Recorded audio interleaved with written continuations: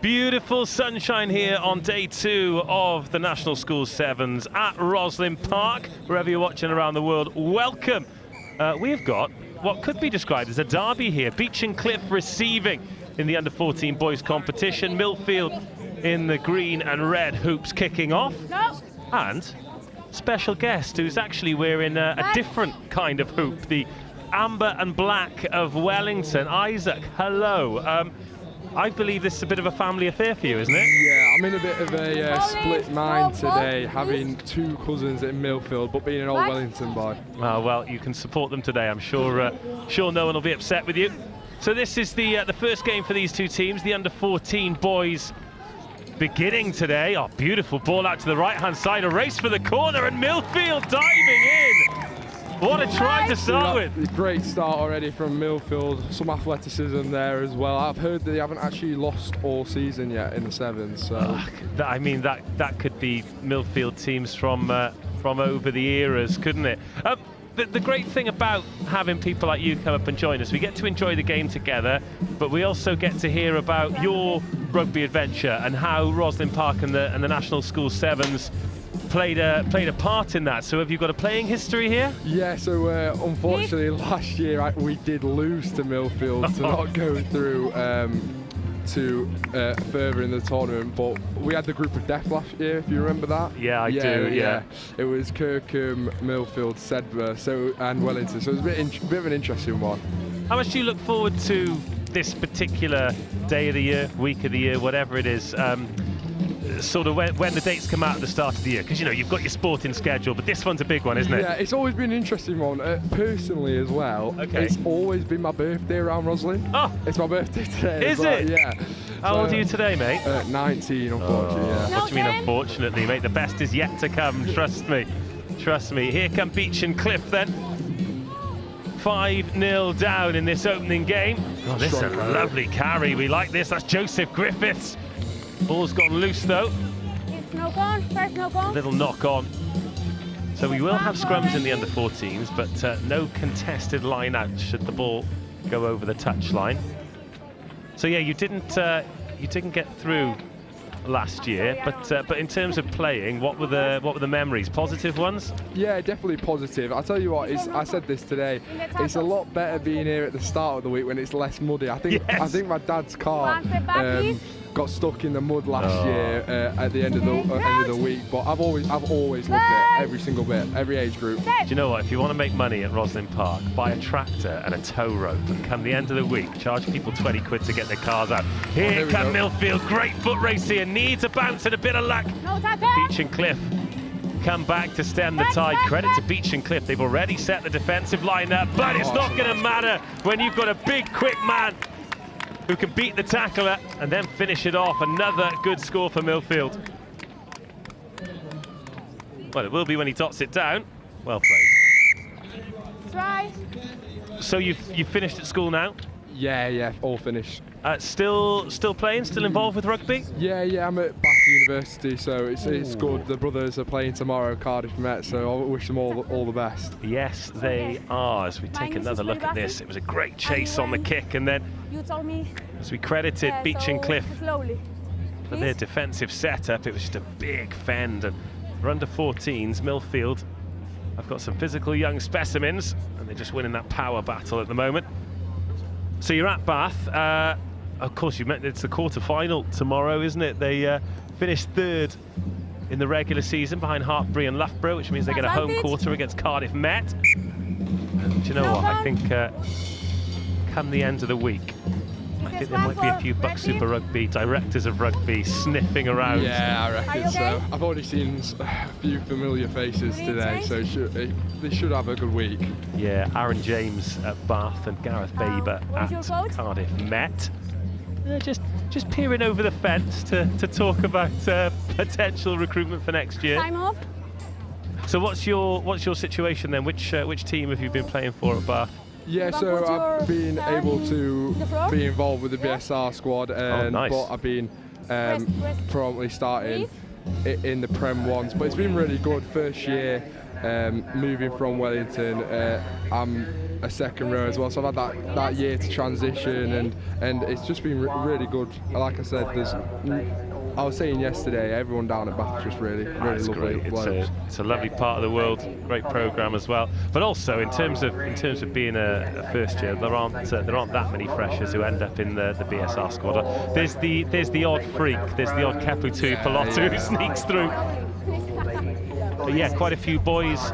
It must be nice to be in that environment as well, where you can, Wednesday is something you really look forward to, but you see progress for lads. Some going on and playing age groups, some go on and play couple Premiership, others, disappearing into the corporate world. But rugby sets you up for whatever you want to pursue. Yeah, it really does. And like you said, I'm excited to even see what my friends in the year below that do at the end of the week as well. So it should be exciting. I'm always watching, always trying to keep up to date with it.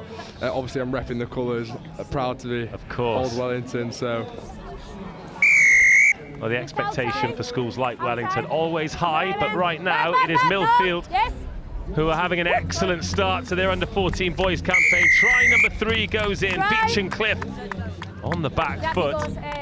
And they look pretty merciless, Millfield, don't they? Yeah, it's very impressive. Very impressive start. Like I said, I think they're strong contenders this year. Haven't lost so far, so it should be good to see a few Sprenger names on the score sheets as well. Absolutely. Well, the conversion, they're in no rush to take it whatsoever, and why would they be? 5 minutes in to this campaign, already 3 tries and 1 conversion to the good. A lovely left peg, and it is just wide. Oh, thought he drained that. Again, it's always really interesting to talk to people like you as we take another look at this try. That was what the penalty was for. Deliberate knock on, and they went quickly and scored it. Beechen defence in retreat. Just see on that replay there the physical difference. Some of these Millfield boys, big old roosters.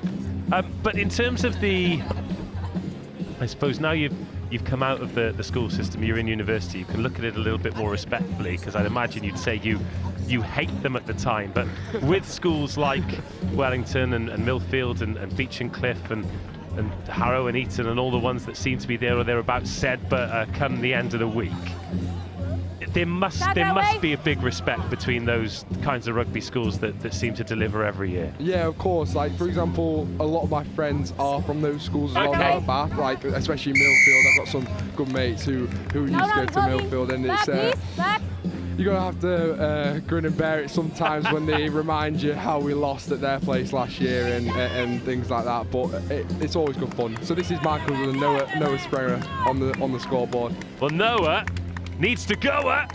He gets in, top man. And that's a 4th score. Out there on the edge, doing the business, and Millfield in cruise control. Say those boys who went to Millfield and then went to Bath, they need to get out of Somerset. That's what they need to do. I do love Bath University. I'm in Big Hill, you've got to get up to get there. Luckily, I'm on campus this year. Half time, and it is smiles on faces for the men in red and green. 4 tries and a tough 7 minutes for Beechen. Seen stranger things happen though, but a comeback means they're going to have to get their hands on the ball. 7 minutes gone. Millfield 24, Beechen 0.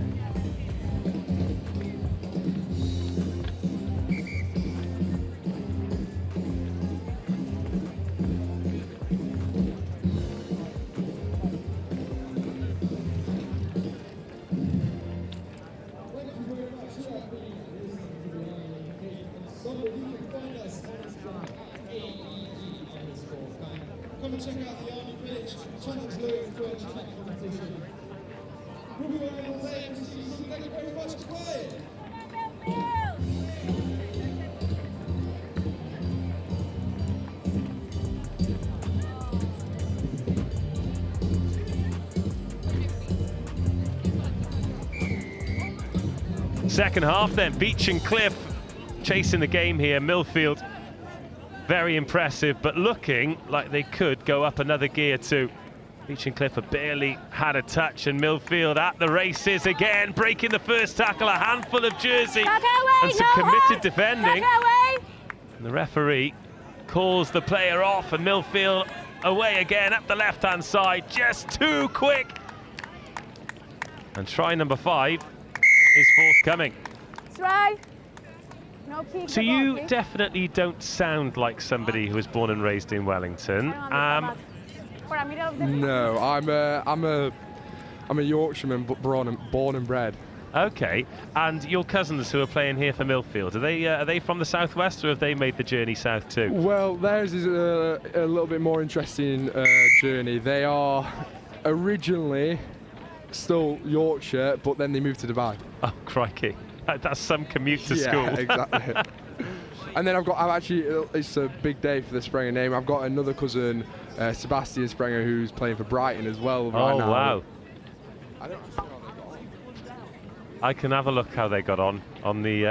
I tell you what, as a family, you've gone to some pretty serious rugby schools, haven't you? Wellington, Millfield, Brighton College. I mean, if I had it my way, I would have sent them all to Wellington, to be honest with you. But yeah, well, you're not picking up the tab. Yeah, exactly. So 90 seconds into this second half. Penalty for Millfield. No nonsense policy from our referee. Doesn't get any easier for Beechen. That's a nice take on the half volley. They've had a lot of joy on the left-hand side of Millfield, and that joy, well, I think he could have made it all the way. Instead, it is a gorgeous finish. Go, go, Gadget Arms. Number 14, please. And they are living the dream on. I think the referee might be about to send a yellow card. You can't give the ball. Okay, no kick the ball. Oh, look at you, celeb spotting. I don't know. Are you pals with Martin Afire? Please. Well, yeah, Tyler and I obviously went to the same school and very good same friends. uni now as well. Yeah, he's uni as well. He's doing really well. Obviously made debut in Prem Corp and England under 20s. Yeah, so it's been a good journey in the 20s. Quick boy. Tell me a bit about Tyler. So start of the season, I went down to Bath to do a Bucks game, and I sent a. Do you know what? It was that unbelievable draw with Hartbury at the Rec. Yeah. I remember it. It was raining so bad that day. But the standard of rugby was amazing, considering. And Tyler played, and he said something. Did he invent a celebration or something? Yeah, I think it's. I don't know how often he's going to use it. He scores a lot, obviously, but yeah, I'm not sure what it's called. If you see it, you're going to have to ask him. Yeah, I will. It's great to see boys and girls, of course, progress. Here come Beechen. They need a try, something to grip onto, and that's a lovely ball. And now a foot race to the line. It is full-blooded defending from Millfield, but not enough to stop Max Stokes. When he's not playing rugby, he's a singer-songwriter. And he's led Millfield a merry dance there. Great finish from young Max Stokes. And Beechen finally showing us what they're all about. But this delay on the pass, the support line. Great, little pump. 3 minutes. Wait till the last minute, and Max Stokes in under the poles.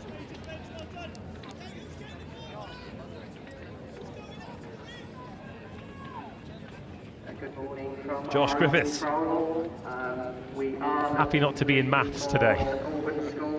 I tell you what, so as we get a little bit later into these boys' school journeys and the 2-day competitions, particularly if you get through to the, here we go, Millfield just bursting through tackles, and we thought Beechen offloading was good.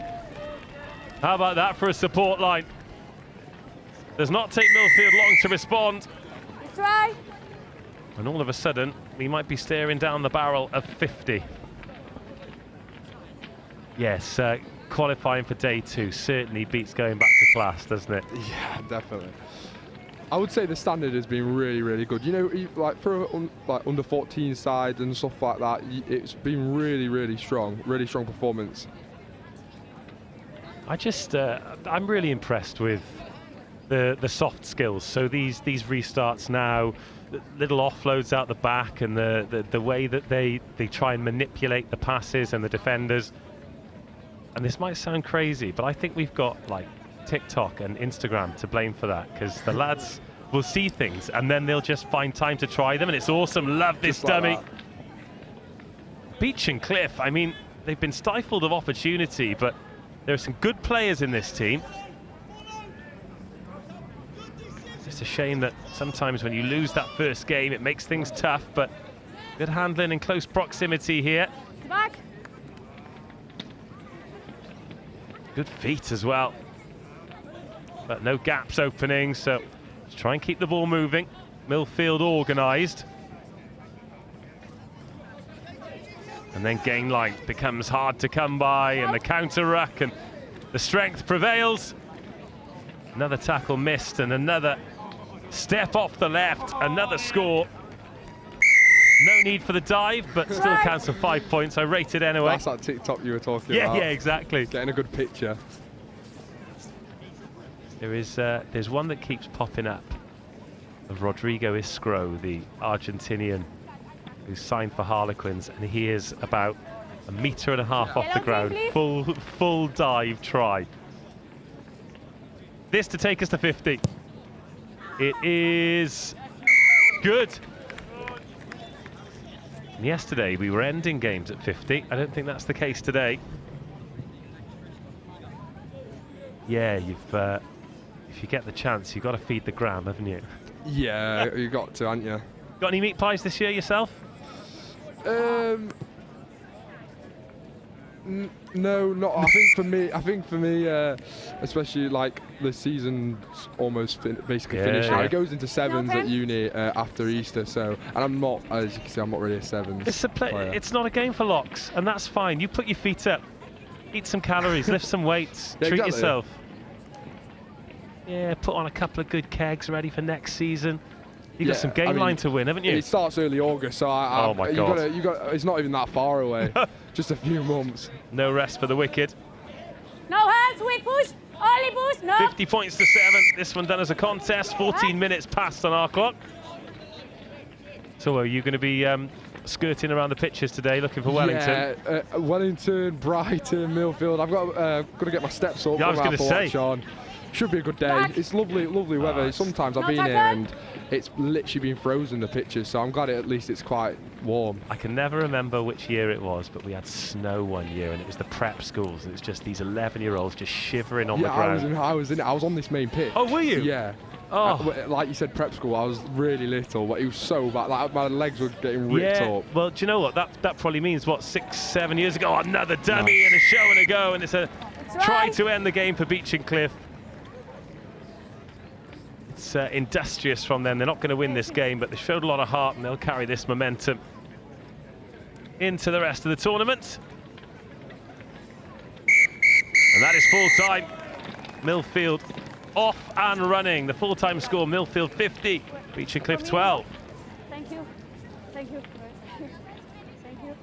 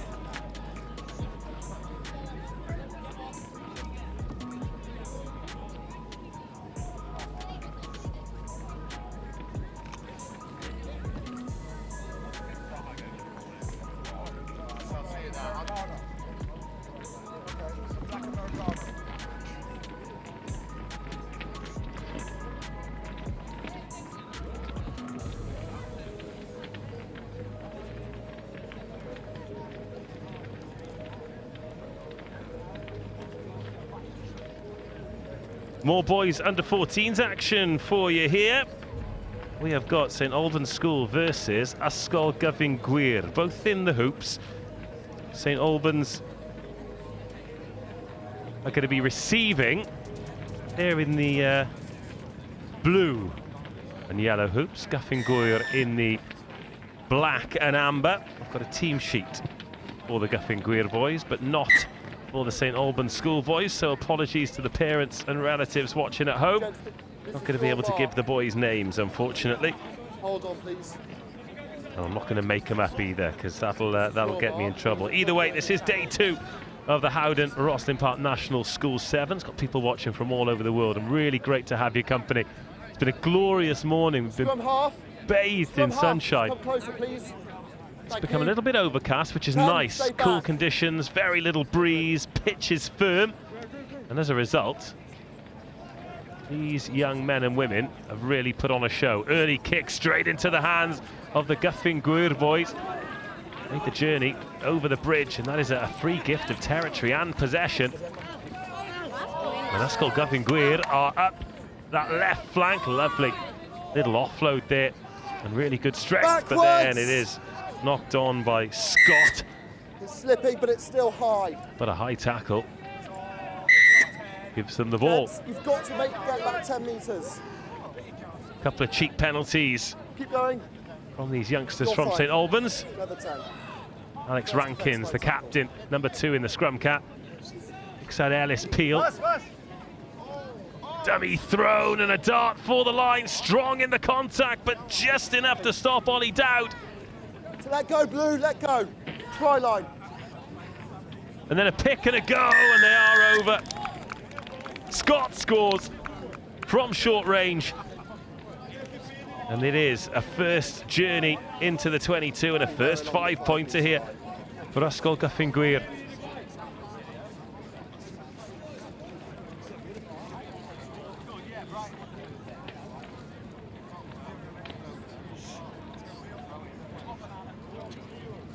Tough conversion, this.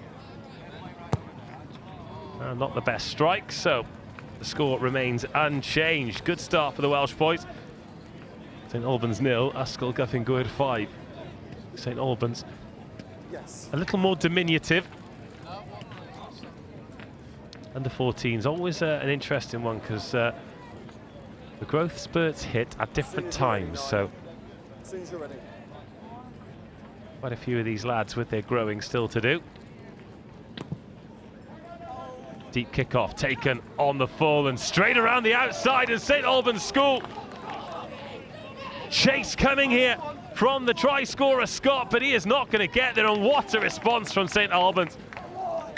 Straight from the kick-off, the catch, the score, and it's 5-5. Oh, some finish that. Just outside the Jet heels.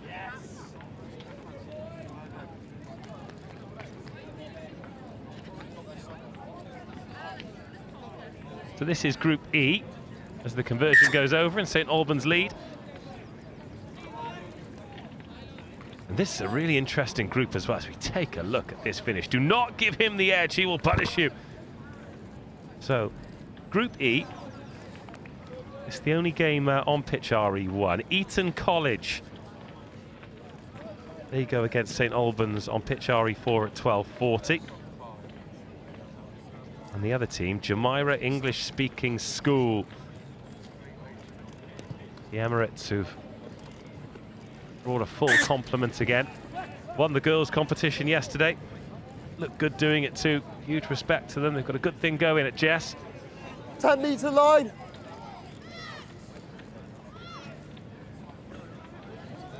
Now Gyfyn Peel in 9. Still Peel gets away.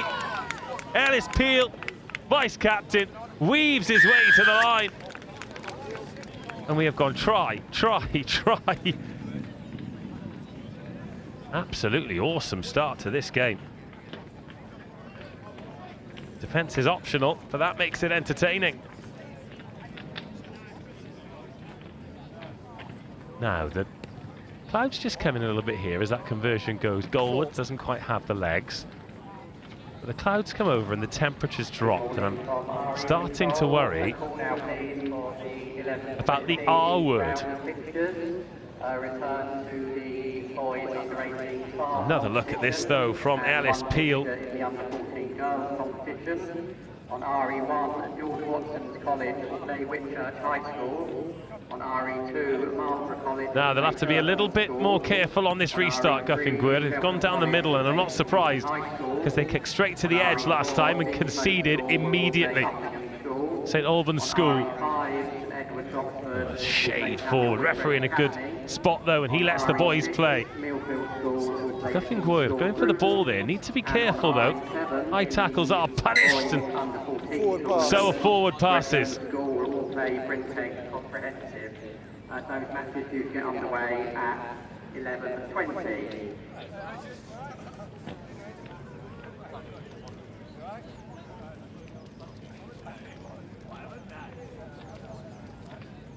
Okay, gents, nice and steady. We keep the balance. Crouch. Come up, gents. Wait for the call, please. Balance. Crouch. Bind. First scrum. Ellis Peel, Set. try scorer, ball in hand, coming into the last minute of this first half. No one on the short side, so they'll attack to the open, and maybe that could have gotten one more, and Zaquin would have been there. Williams. 16.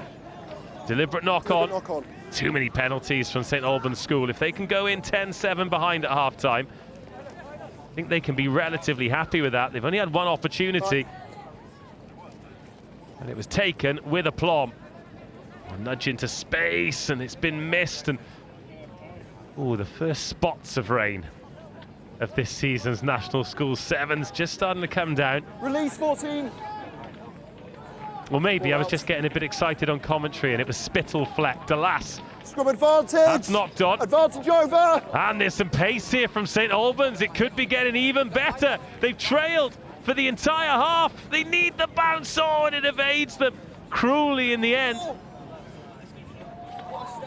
But Ysgol Guffingweir, can they turn defence into attack? The offloads are absolutely fantastic, and now the support arrives. Oh, it's brilliant. Kinnan King is being chased back, but he sends him to the shots once and twice. Surely not. Oh, it's a great response. No hands. Down, then up, then tackling. But Ysgol Guffingweir can walk it over. Oh, lung-busting minute of rugby. Try line to try line.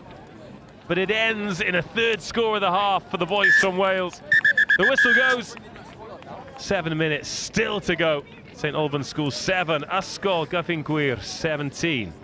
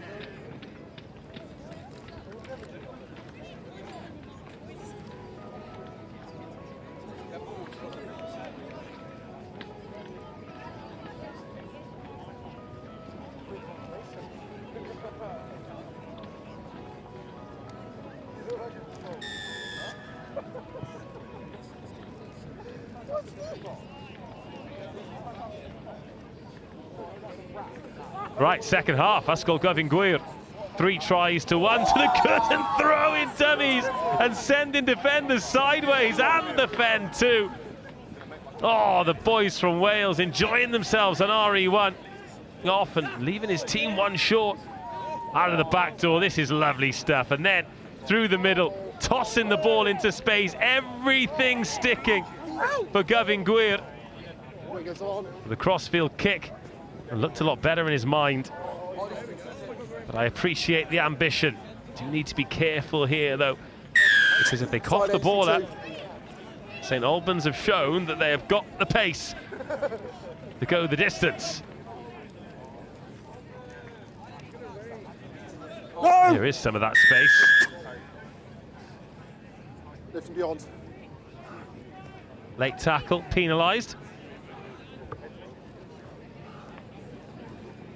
Couple of penalties on a great tackle. Backwards! Ball's gone backwards, says the referee. A Tackle, real contest for it on the ground. Won by Ollie Dowd. Peel, Felstead. Goes himself, Felstead. Open play, backwards. Well recovered. Really good chase on the tackle. Hands off, Black.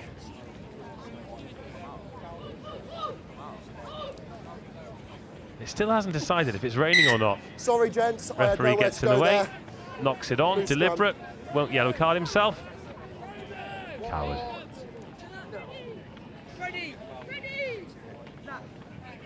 St Albans School ringing the changes 2 minutes into this second half. Another glorious day. The sun might be hiding behind the clouds for now, but there is a lovely buzz. School colours all around pitch RE1. Rugby as far as the eye can see. Crouch. British Army Band have been sparking up. Bit of Daddy Frere, bit of Scandi Pop. Eurovision favourites. If you don't know, then you should. Outstanding stuff. Here come Gwyr. Bullet off the right hand. More space up the middle, more soft shoulders for the likes of Zach Williams to attack. Peel whips it out, little shimmy. Advantage over. And Iestyn Williams finishes the job. 12. Just make sure we're behind the back first of the run. Guernsey will be back soon. Bit early for his burrito,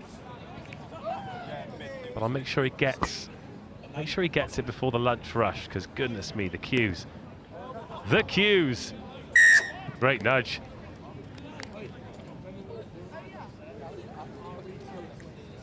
Well, this is good news for Ysgol Gwyr to get this first victory, because it's looking like it could be a tough group in this boys under 14s. Just a reminder, this is the only game on pitch RE1 for these two teams. Jumeirah English Speaking School, better known as JESS, and Eton College, the other two teams in this under 14 boys group E. Massive tournament. Still half of this half to go though. St Albans just starved of opportunity. Might be one here. Through the middle again, a handful of jersey. Doesn't stop the progress, but halts it temporarily up over halfway. Big effort. Now, is there width? Is there space? Is there a try here to give him a glimmer of hope? It's a 3-score game. Great turnover. Holding on. And away he goes. Ollie Dowd. Straight through the middle. Goes Felstead, and now Zach Williams on the edge. And that will extinguish any hope for St Albans School. All came from the turnover though. Ollie Dowd in the middle, gets the jackal, goes quickly. Gives St Albans no time to breathe, let alone think.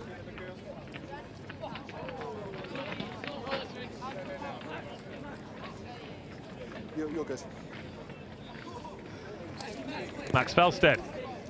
Oh, good strike. He snuck that inside the post too.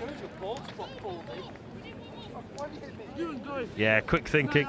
Ollie Dowd knows that St Albans aren't set puts pace on the ball, and then there's a bit of a mismatch in midfield. The pass is good. Zach Williams times his run. Finishes well.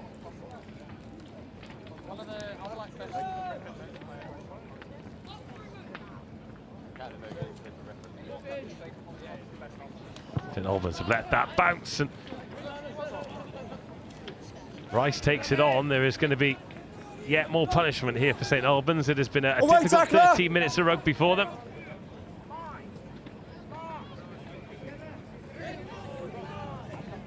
Nice off the floor. Didn't need that from Peel, but he has created space anyway. There was a 4-on-2, but the offload sticking, and just can't stop scoring. We will restart, gents. Well, there's time for the restart, and I'm not sure St Albans would be too keen on that.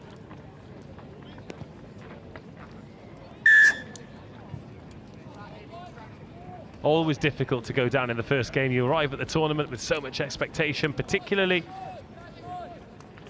these cross-border competitions. St Albans School have had no idea how good Ysgol Gyfyn Gwir would have been, and likewise, same works the other way. A great start for the Welsh boys.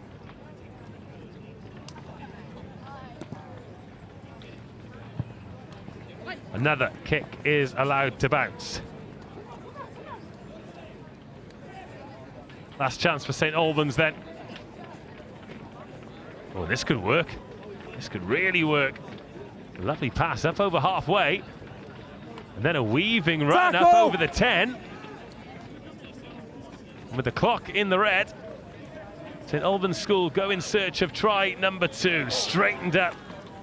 Oh, and then just overrun, and well played, Gyfyn Gwir. Could just kick the ball out to end this game, but they want more. And when you're winning, of course you do. Alex Rankin out to Rice on the edge. High 16. Just trying to rack the points up. They want more than 40, don't they? This is ruthless stuff from these Welsh boys. Peel not under a lot of pressure. Nice stop and go from Peel. And he's got round the outside. And then keeps going, times the pass nicely. Into touch, that's full time. And that will be the end of it. St Albans School 7, Ysgol Gyfyn Gwir 38. And that is a great start to Pool E for the boys from West Wales. Thank you. Good luck for the tournament.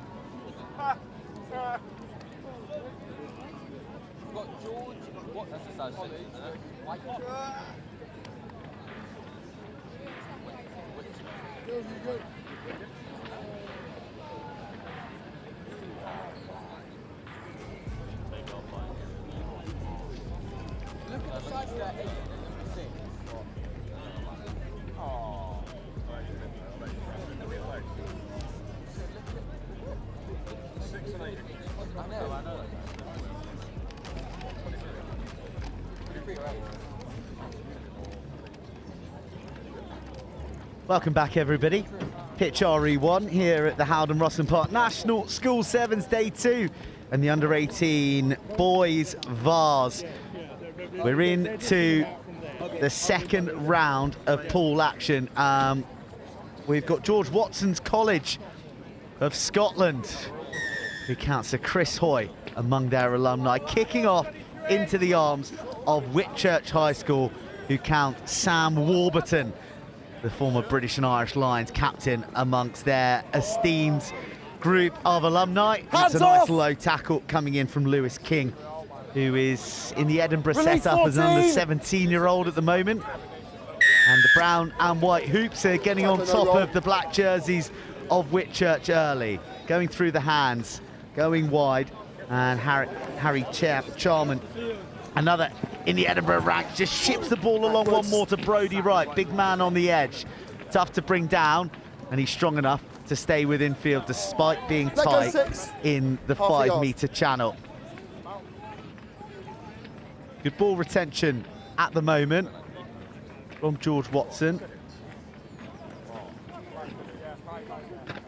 They made their way into the 22. Just the feint of a dummy is enough to deceive the Welsh defence. And it is a fine, fine start in the opening 60 seconds or so from George Watson's. Simple sevens executed well.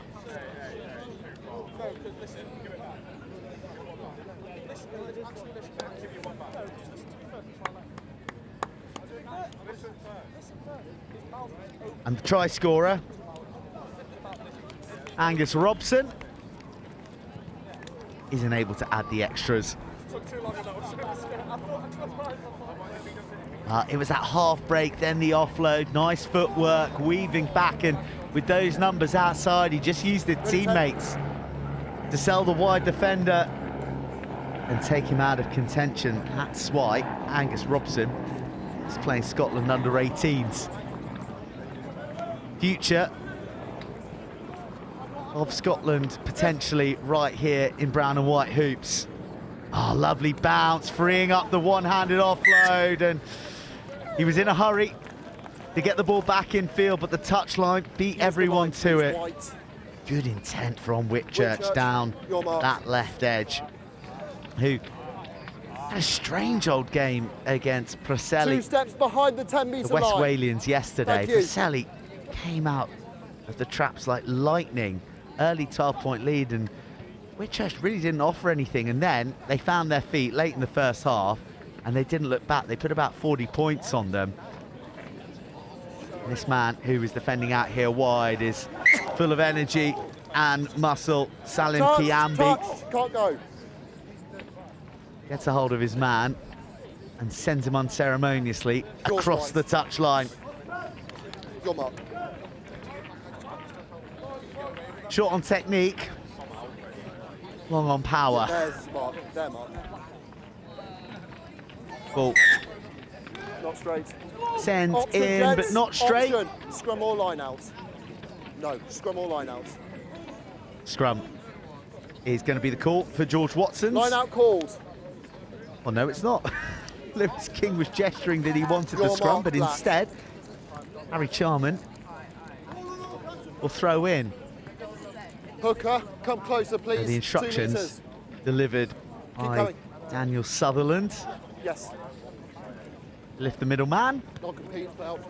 George Watson's are away. There's a finesse to which they play their rugby, this Scottish side, and oh, lovely transfer into the one hand, just scampering free of the clutches of the Whitchurch defence. And that is a fine solo effort from the halfway line, just manipulated the hips of the Welsh defenders, scampered through and then had the pace to finish. They look a classy outfit, don't they? These Scotsmen.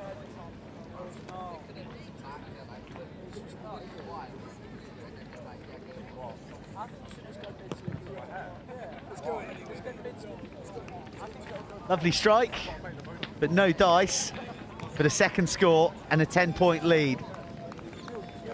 Wasn't a huge amount on balance, strength, and then the acceleration away from Lewis King.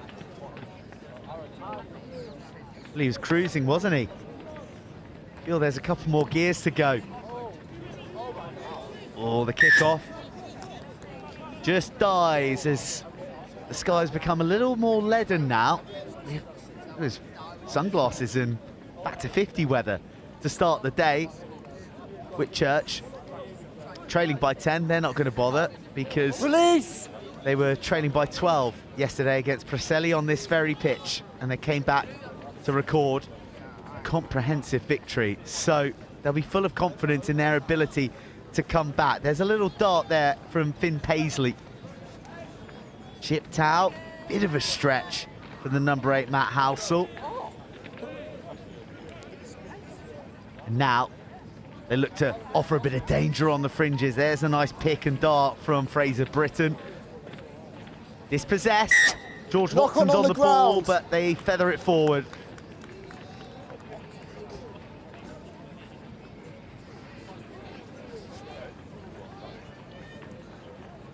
The Whitchurch victorious over Sherborne, 27-14 in their opener. Spined onto your hookers. George Watson got the better of BGS, Bristol Grammar School. That was yesterday, I beg your pardon.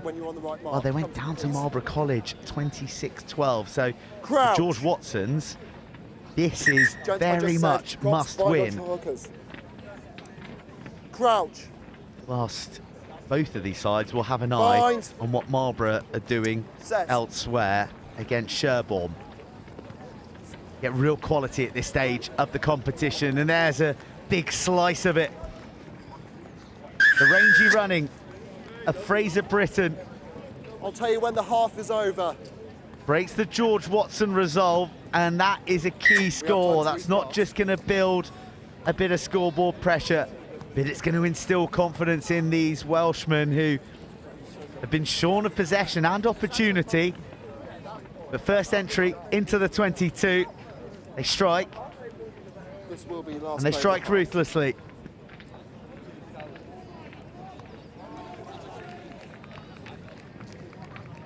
Yes.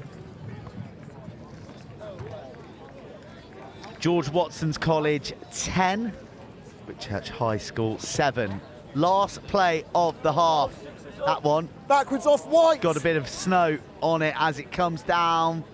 Batted back and to scrabble to keep it in play, unsuccessfully so. And it's half time, and it's a 3-point game. George Watson's 10, Whitchurch 7.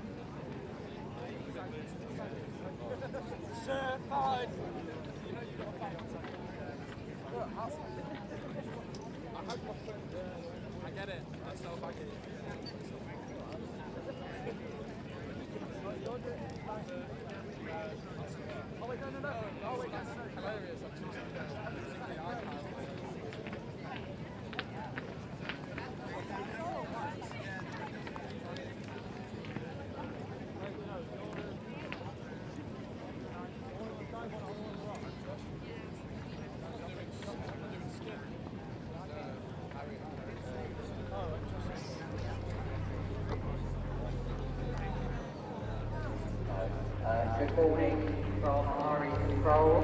The owner of a white Mini Cooper, registration YY69OJ8. All right, guys, we're game on. Back on RE1 as we are fast approaching midday. Boys under 18 Vars action here. George Watson's College leading. Whitchurch High by 3, but it's the Welshmen who get their hands on the ball from the kickoff. Bit of footwork is being offered by the explosive pins. Backwards. Joseph Johnson. The Whitchurch are now in reverse. The loose bouncing ball works in their favour. Offload is backwards, but George Watson's cool as you like. Just collects and dishes it up.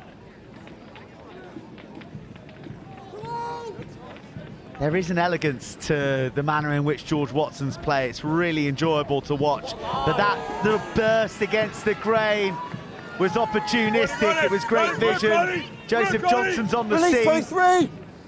He works hard to make it a no score, but the brown and white hoops are pouring forward, and Lewis King is going to be in at the double here in this crucial pool match between two gifted schools vying to go to the knockouts today on day 2. Well, he looked super composed when he scored his try in the first half, but you can see right there the wincing expression of an individual who is having to dig deep. Tiring work out here on RE1, tiring work on all of our 26 pitches here at the Howden Rosslyn Park National School Sevens. Incredible commitment to get back. That's Lewis King there. Gets dragged down, then the recycle.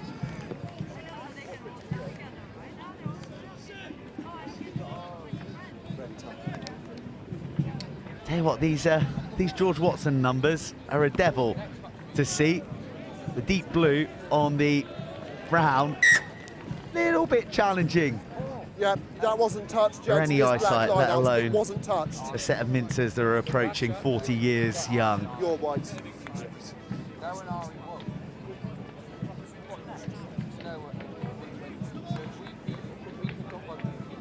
Well, we saw a glimpse of Whitchurch at the back end of that first half. We're not going to get another glimpse of them in attack because the line out isn't straight. So Black on the possession line. is handed over to George Watsons, who again don't want to get embroiled in a clinch scrum fashion. Not 5. Well, Sorry. two line-outs to forget from both parties, and well, good that our referee sees sense and just gets a free kick for the ball not going 5. Whitchurch from range. Whitchurch on the drift. Whitchurch, that's lovely. Just didn't quite have enough toe to go all the way, but it's a key burst. Caden Goff, the man disorganising the George Watson's defence. Now they go edge to edge, almost run out of room, but there's no roll. And Whitchurch have got a bit of tempo in the game. Number 1 white. Hands, double pump. Let's get it wide. Let's see what Kiambi can do. That's what he can do. 2 defenders brushed off. Away tackler! They both team up to drag him down on the outskirts of the 22. Penalties mounting up now against George Watsons, who aren't back 10 there. Kiambi doesn't have the measure of his man on this occasion, but Whitchurch are building nicely. Jack Ellis at first receiver. Now the ball's out to the edge. Oh, chalk on the boots of Joseph Johnson. He can't pouch the final pass, and George Watson are going to try and go the length. Well, they had 6 for a moment as an injury was dusted down, but back on their feet, they're at the full complement. 2.5 minutes on the clock. A try now kills the game. Oh, that is speculative. That is risky. Tackle! It's one that didn't need to be taken. Whitchurch not only have a penalty, they're going to have a man advantage for not rolling away. The penalties are mounted up, and Harry Charman is paying the consequence for overall team indiscretion. Oh, my goodness. The tumbling finish from Jack Morris is going to be chalked off. Back 10. Now the tap. Oh, to the side where there's no one there. Kiambi threatening. Kiambi backing his physicality, draws in 3 defenders. Surely now for Whitchurch, the pass had to go. Instead he ducks down, he's slammed to the ground. Kiambi knocks on with the line begging. Number 10. Number 21, White. I mean, George Watson's got to be careful not to be reduced to 5. A tap, back in, underneath the sticks. Game on. Just shy of 90 seconds to go. This conversion will make it a 1-point game. 1.5. And George Watson's still with a minute to serve off that yellow card. It's unlikely that they'll get him back on the pitch before the game is done. This kickoff is massive. I've got it.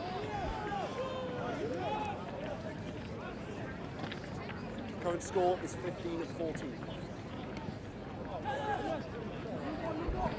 Clarification of the score. Well, there's no contest on the kickoff. Daniel Sutherland, without a Welshman anywhere near him. They tried to battle out of the 22. Hands off now. The jackling jaws of the Welshman look to clamp down. George Watson's. What can they do here? Bouncing feet. Tackle, slips high. They need to cool their jets here. They don't need to be in a hurry. Finley Blackstock taps, goes. There's still 20 seconds left according to our clock. Are they going to finish with a flourish? Are they going to bulldoze their way? Put the game before any doubt. The counter-rucking intent is fierce. That tap is nowhere near the mark. And they may just find out now that if they get the ball off the field, that's the game.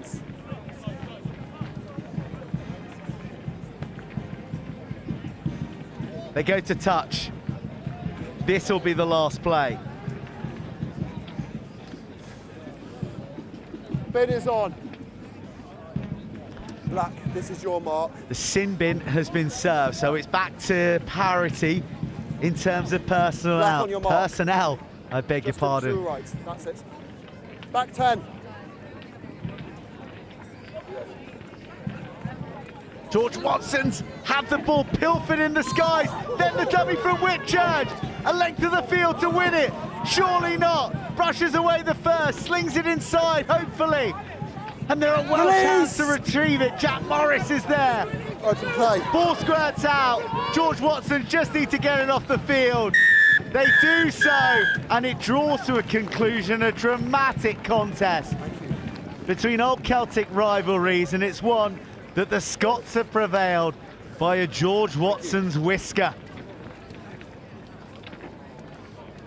Final score here on RE1, George Watson's College 15, Whitchurch High School 14. And that opens up this Group VB in the under-18s boys Vars.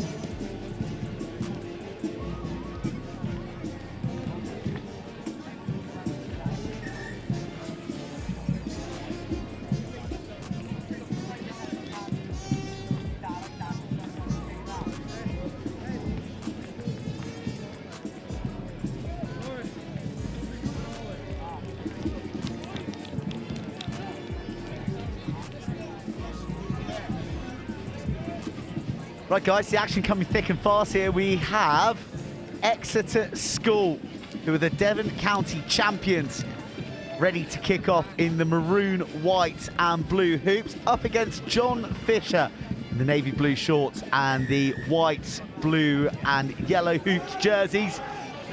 John Fisher, who launched their 15-a-side competition, their festival competition this year on the same weekend as St. Joe's. A huge success and one that's going to continue to grow. Back down, guys. I know that Next Gen are looking forward to delivering that action. Exeter School, though, nice arresting footwork. They bring in the big frame of Bo Piggott-Gill.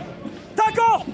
Draws in a couple of Croydonites, if that is indeed a word or a way to describe those who hail from where John Fisher do. And lovely hands, again the footwork on demonstration. What about that for attack? Oh, utter determination from Ollie Batson. The Exeter Chief, under 18, battling his way to the paint. Lovely score from the Devonians.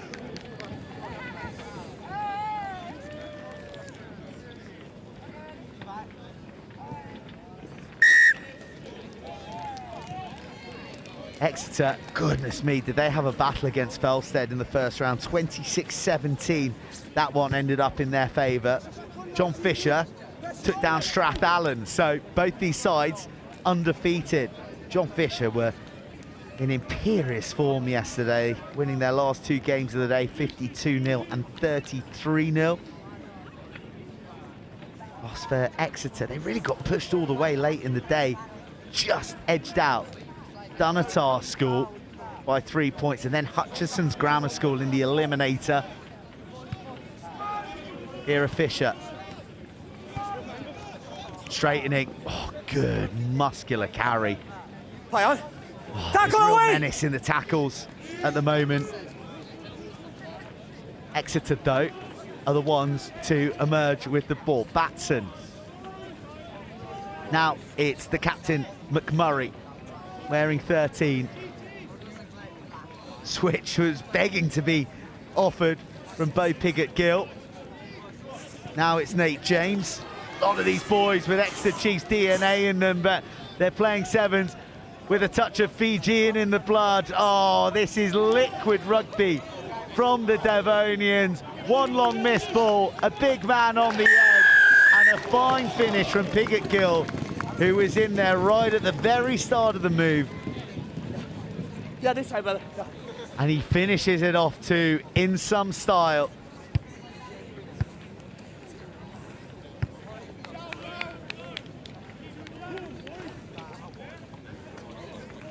Shout out to the many teachers, parents and diligent pupils who are getting in team sheets to us today.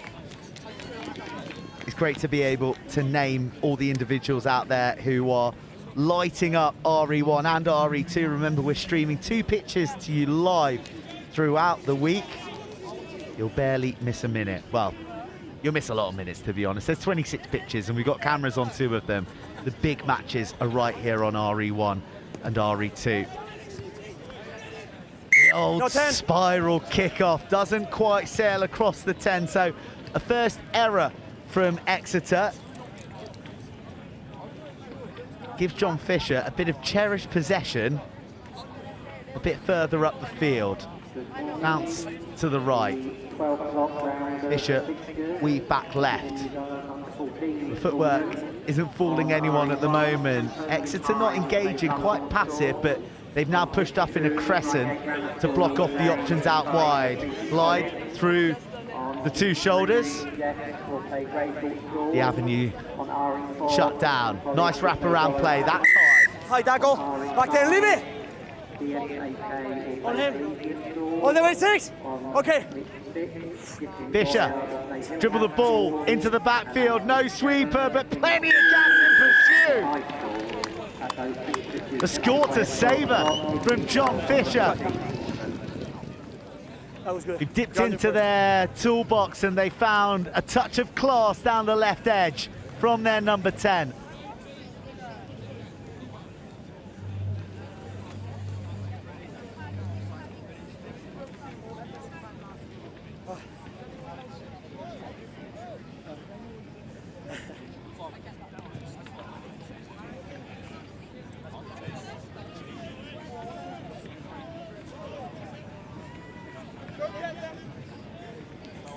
There's a lot of work to do, wasn't there? There was the tap. Had a look. No one at home. I got the wheels. See you later. God, that was a finish though, wasn't it? Fender clinging round his waist. Fisher properly stacked this right-hand side. There's going to be a big compete here, and why not when you've got a winger that tall and rangy? Oh, big tackle into touch, and the hoardings in play too. Oh, tangled up in the guide rope.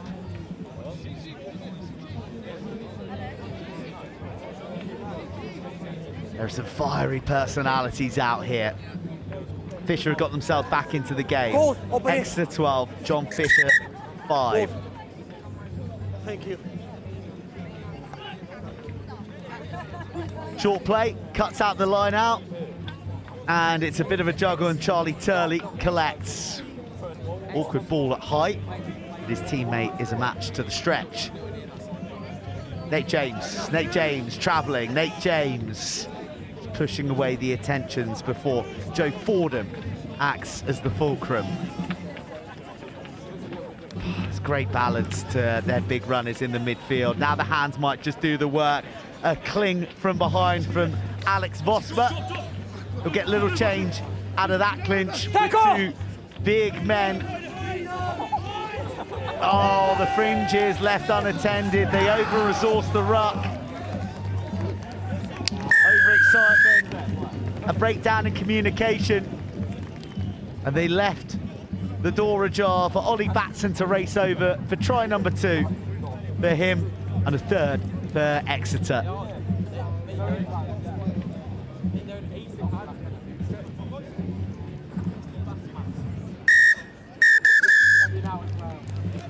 Successful conversion. Half time here on pitch RE1. Exeter College. Exeter School 21. John Fisher 5.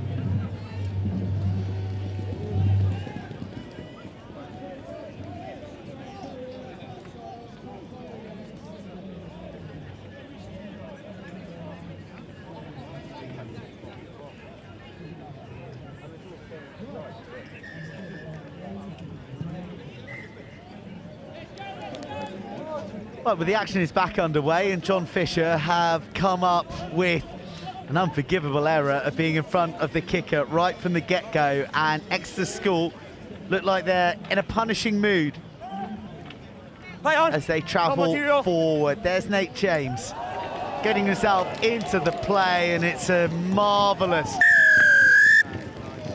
bit of manipulation of defence to open up the left flank. And that is just the start that Exeter would have wanted. And it makes it such a tall task for John Fisher to come back from now.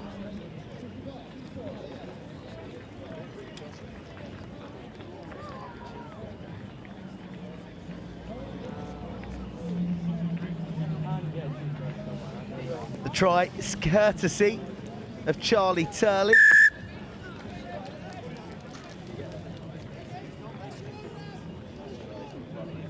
Just travelling from Jamie McMurray. Offloads it, didn't look like anything was on. Oh, Charlie Turley. Well, in the comment section on the team sheet, in inverted commas, it says, "Here comes the hot stepper." Well, it was a combination of that and being a dummy salesman that undid John Fisher there.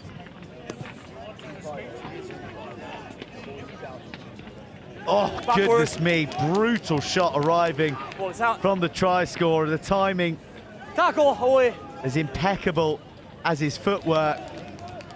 To Barbara down there. Fisher come away with it. Determined, dogged, desperate to make the offload. He was offering the ball.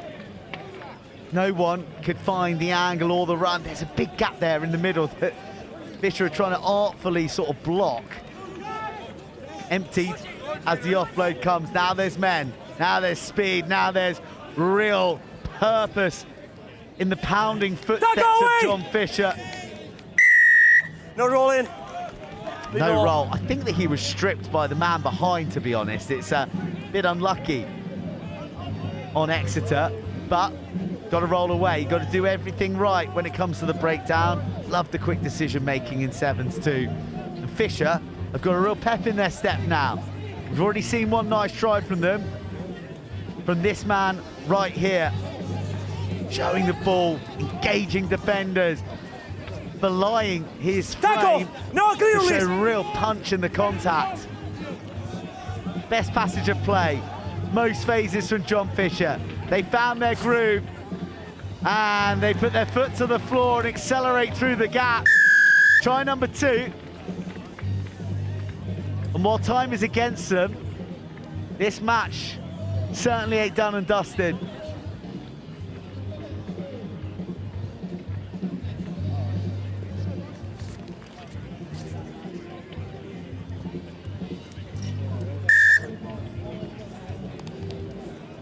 Another pair of points to the John Fisher cause. Replacements are stripping off and they've got big 3 minutes or so to try and turn this around for the South Londoners.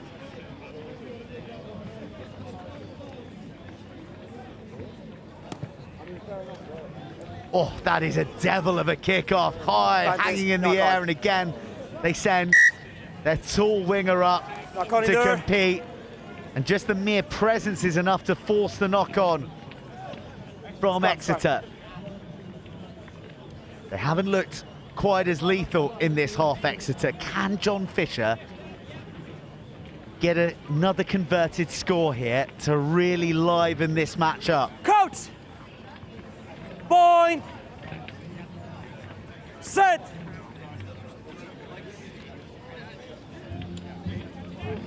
Ball zipped away. Oh, the gap almost opened up, but then the Red Sea quickly unparted. Bit of fending going off, a little bit of bruising in the carry. John Fisher now to the middle. We've seen this man's got pace and he's got real desire to make things happen. Oh, it's an incredibly dangerous tackle. It is outstanding advantage from the referee, who allows play to continue. He allows the try to be scored. I wonder, will there be any more retribution for the tackle? John Fisher have a third. Have they got the conversion? Yeah, that was right. He jumped a little bit, that's right, the tackle. They do not. Yeah. They do not, so they need 2 scores still. Have a look at this. They found their form. They had no rhythm in the first half. Oh, that is an ugly one. It was a bit about the dynamics of the pace, but you've got to look after the man if you're hoisting him over your shoulder. But fabulous advantage. The point's more important. Everyone will safe and well, and knocked on by Exeter School. every bounce of the ball, every rub of the green going the way of the South Londoners. There's a minute on the clock. They need to score, and they need to score quick. Last one was very poor. Crouch! Point! Set! Going up. Penalty to John Fisher. Can they strike? Jerseys pouring forward with yellow hoops on them. There is reinvigorated menace in the way that they're engaging the opposition. Short side running out of room. Does his best to not touch the paint. There's hands all over that breakdown. And it's another penalty to John Fisher. Can they blast their way over from long range? The bounce pass gives Exeter an opportunity to come up and shut down the hope. Oh, but a bit of muscle. The Pistons pumping to the 5 metre. The jackling jaws of Exeter School locked down on the prone body of the John Fisher man who made the break. And that turnover has sealed the deal.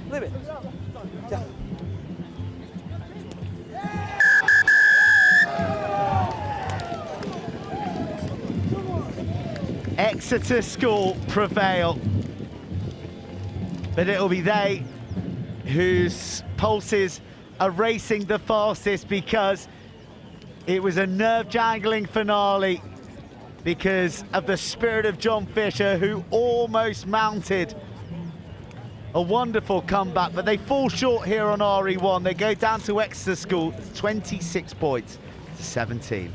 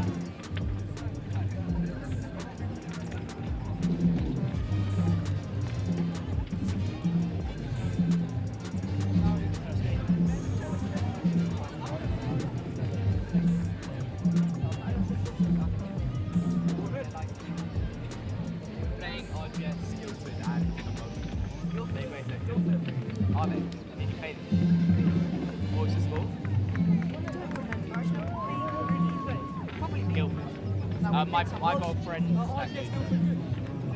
I've got a friend that goes there. John Fisher. I wonder what John Fisher's shit. John Fisher. Yeah, another kid. Perfect. Play on backwards. One try. You can be there after the tackle. You must roll away. Yeah, we should have. Yeah, on her.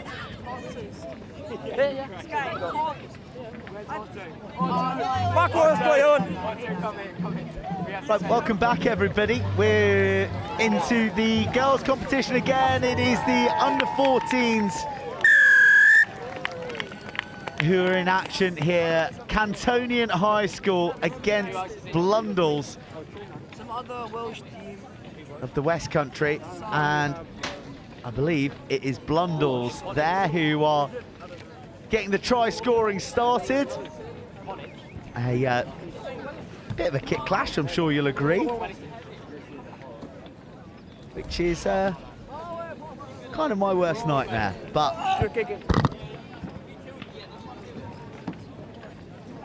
hopefully someone said Blundells are in white, and Cantonian are in red, but I'd say that they're both in red. Hello. Blundells, they get the opening score, coached by Mr. Ed Sanders. And it's the first time that we are enjoying Cantonian High School in action as well. Great to see them. Sosia Derby does really well, doesn't she? It evaded her first up, but then shows unbelievable power. In fact, that's Bibioli Latties.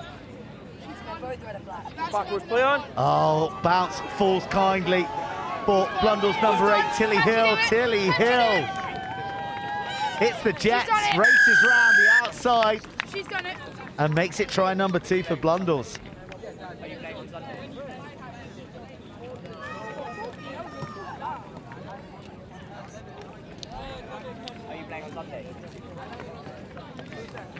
Yes, hi camera. Okay, why not? 2 quick fire tries from Blundells. 10 seconds for the kick. Why are you on this pitch? Okay, cool. Can I run on? Dumb, Jesus Christ.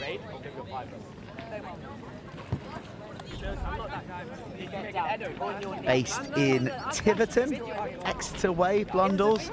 A few of their young boys have gone on to have involvement with Exeter Chiefs and Exeter University, and for these young girls, the pathway is probably looking pretty similar. Exeter Chiefs women, a PWR side, and their women's university side in the semi-finals of the Women's Bucks Super Rugby as well. They're coming up against Loughborough to try and book a place in the final, which will take place at Rodney Parade, home of the Dragons, in a few weeks. And they started at a lick here. Ruby Williams, the latest try scorer for the girls from Tiverton. And it's tough going early here for Cantonian High School. We play as far as you can get that. Huh? Sorry, who lost? Sorry, do you want me to pull the video out of you raging again after I scored? There we go. I don't think you do. No extras to add, but the Welsh women just in search of a bit of quality time on the ball. They haven't had a concerted period of possession just yet. And that time, the ball awkwardly bouncing, and a little gift there for Blundells, who chased hard.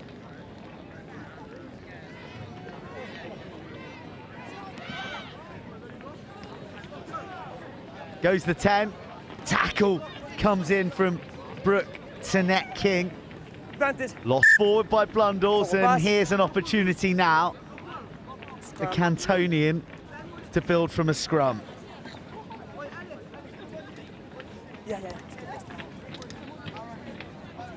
Yeah, of course.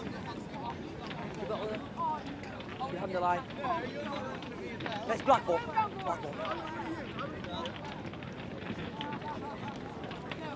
Huh? Oh, yeah. Ready? Crouch! Point! Set! Ball's out. Ball is out. Cantonian. Oh, it's a bit ponderous, and they wear a shoulder from the West Country women for their troubles. Molly Muir, the beneficiary, skating across from the 22. It was a really big hit as Cantonian were looking for options outside them.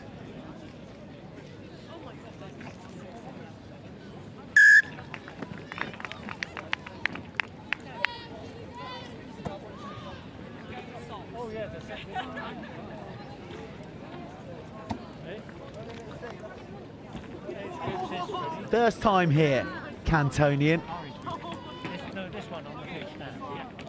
And it is tough going at the moment, but these are the experiences that put a bit of fire in the belly to come back for more.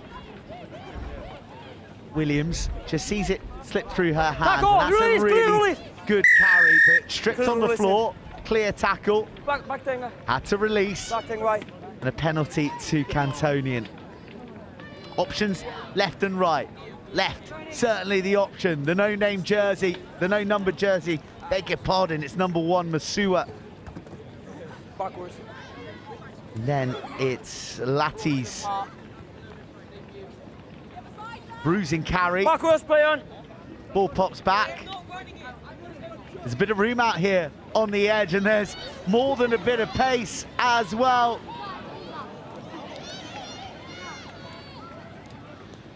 Lovely footwork. Still she's going, can't be stopped. You're onside, you're onside. Not enough Blundells girls on the field to drag her down. Now the offload. Now Latties. First man. But it's a great jackal just as Cantonian were beginning to threaten the paint. Now it's time for them to defend. The clasp of the jersey, good drag down from Lila Davies. Half time. And the ensuing error draws a close to the first half, and it's one that Blundells are in control of. They're leading 22 points to 0 at half-time.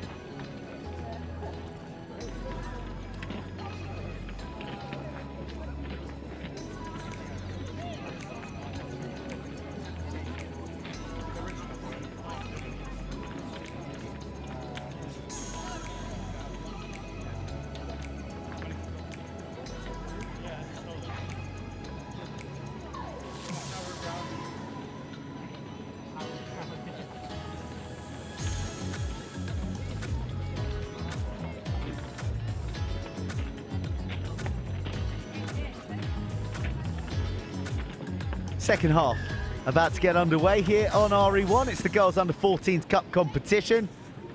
And a nice strike and a long kickoff asks Blundells to go the distance from range, and they say, yeah, we'll have a piece of that. It's a brilliant tackle out on the edge just as Muir was beginning to stretch her legs.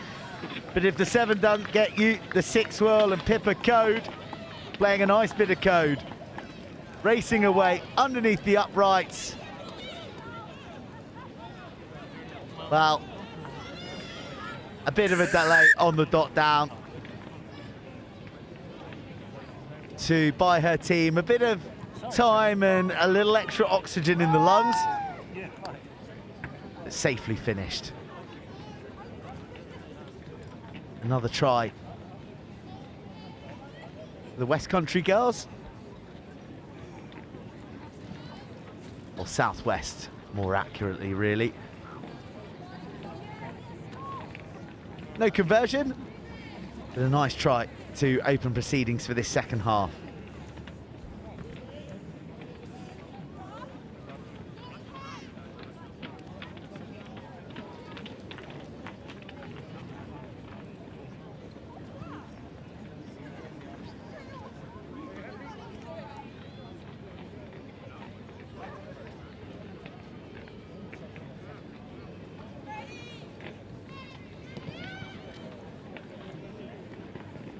trickle along the ground. It's a really good pickup there from Latties.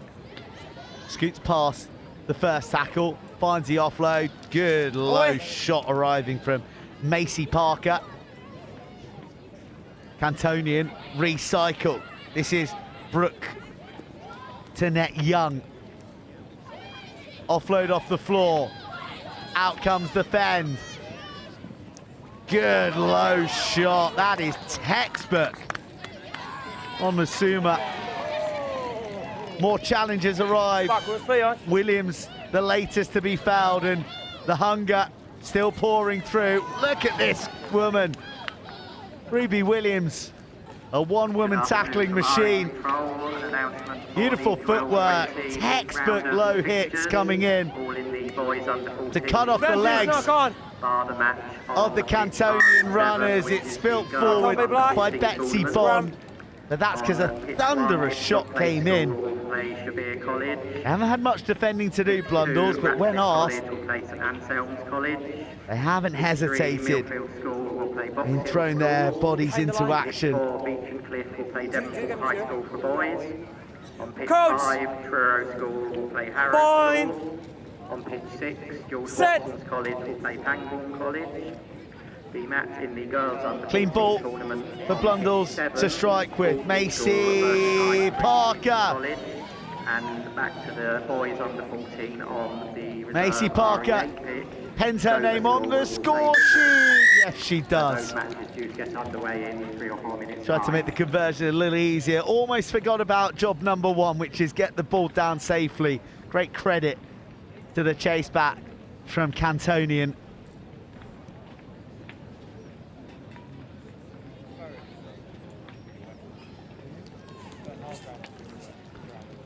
Another 5-pointer, and Blundells lead 32 points to 0. Parker going from 60 metres.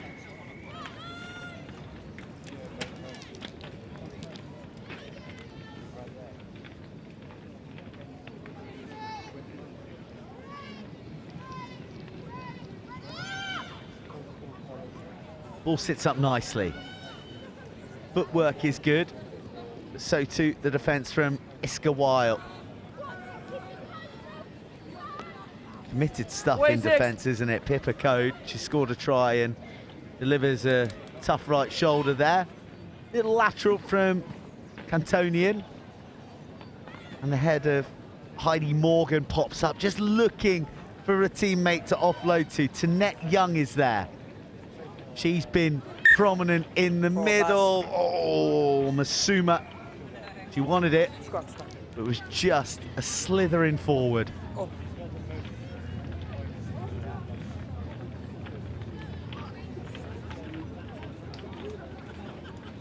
Crouch. Point. Set. 2 minutes remaining.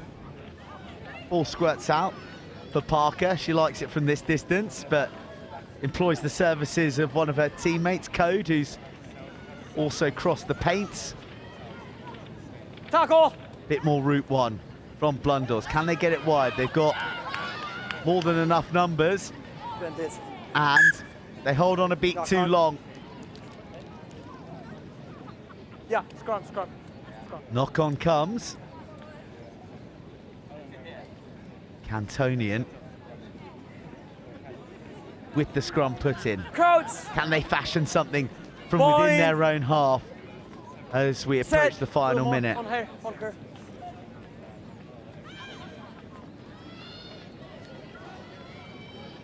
They may just, you know, it's a good burst, it's a great burst. It is pure pace and power, but ultimate commitment arriving from the shoulder of Ruby Williams, who has been taking names out there.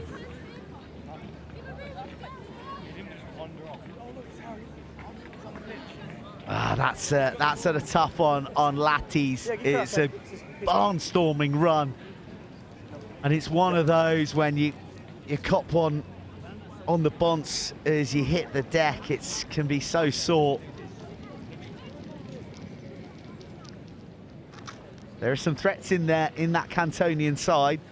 just haven't quite been able to string them all together in one fluid passage to go the distance to the try line. Blundells, though, you must doff your cap to the defensive display. They scored a lot of tries, but they haven't shirked any defensive responsibility. Ruby Williams, it's a force of nature.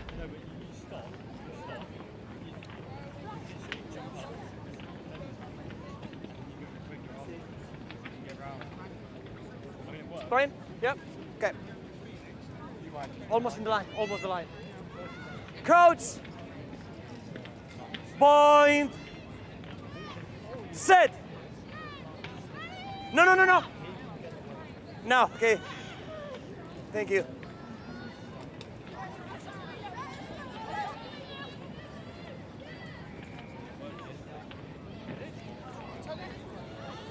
Guess who? Ruby Williams. She just loves hitting humans. But Cantonian are dogged and determined. That's, yeah? It's gone back, so it is play on. Cantonian, still there for Cantonian. What a moment this would be for the Welsh women. One offload, a drop of the shoulder, and another dart from Morgan. Ball squirts free. Derby gets wrapped up by Williams. Playing on the ground. Ruby, the defensive gem of Blundells, Back then. is easily double figures. She's tackled every girl on the opposition 7 times over this match. And it'll be a last blast from Blundells.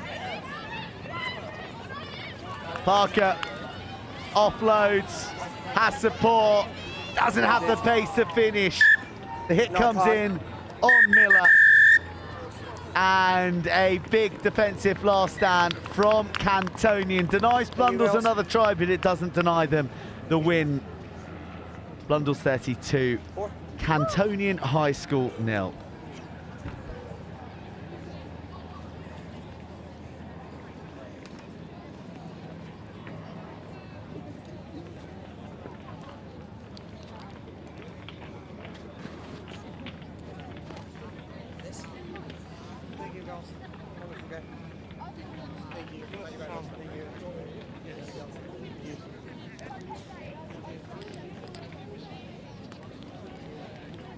Hello?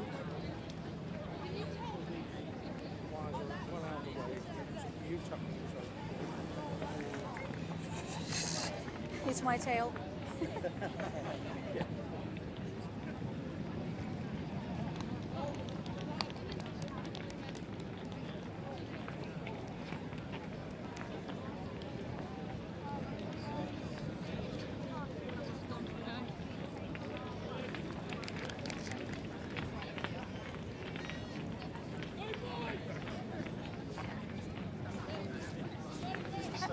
To go all the way to half.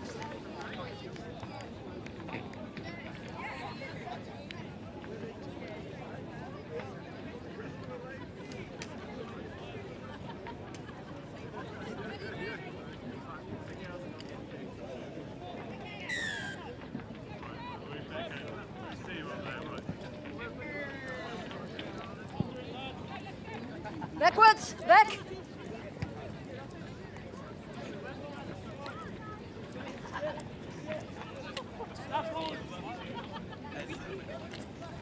We continue. Lower tackles. In the boys Yes, run, under no hands. 14s. For those of you who've been with us all day, great to have your company. For those of you who are joining us for the first time, where have you been? Settle down, get comfortable. We've got a long day of rugby here at the Rosslyn Park. High National tackle, School lower Sevens, tackles.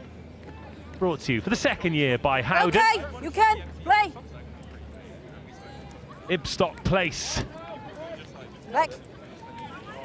and Sheerbeer. No, come on. Scrum. Ipstock Place in the Barbarian hoops.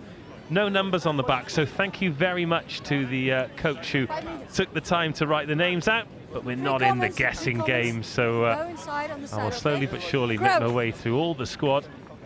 However, Sheerbeer College from down in Devon are named and numbered. So best of luck to them, but it is the Ipstock Place boys into the 22 first up and fumbled and coughed up. And the Devonians from down near Exeter slinging that ball in, but just running out of real estate over on the far side, so there's a good chance for Ipstock Place. Stay here. In the middle. Okay. 10, 10, 10. Inside the goal. Yes, play. Uncontested restarts from the touchline in this under-14, so Ipstock Place surging into the 22. Good pace, beautifully timed pass, and that's an excellent score. Attacking the ball at pace, attacking the line at pace, and planting enough seeds of doubt in the Sherbia College team to score the first try.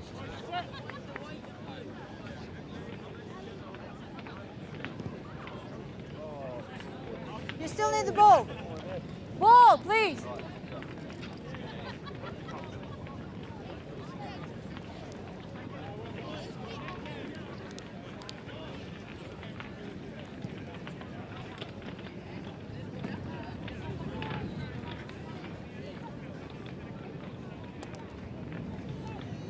Sherbia College trailing by 5 points to 0 against Ipstock Place. So the Ipstock squad: George Bruno, Ed Castle, Ali Chashavshi, Felix Ingham, Lucian Marinoff, Logan Morris, Rintaro Nakamaru, Charlie Turner, Bruno Zabierski, Gaspar Velasco, Will Lambert, and Tom Progley. I hope I got Gaspar's name pronounced correctly. I met a Gaspar in Slovenia recently. He's a good guy. Filmmaker. Scrum, scrum. You know what they say about Gaspars? They're like London buses. You wait for one, then two come along at the same time. But good luck, young Gaspar Velasco. Well, here's Ipstock Place team. Going very well here. Halfway through the first half.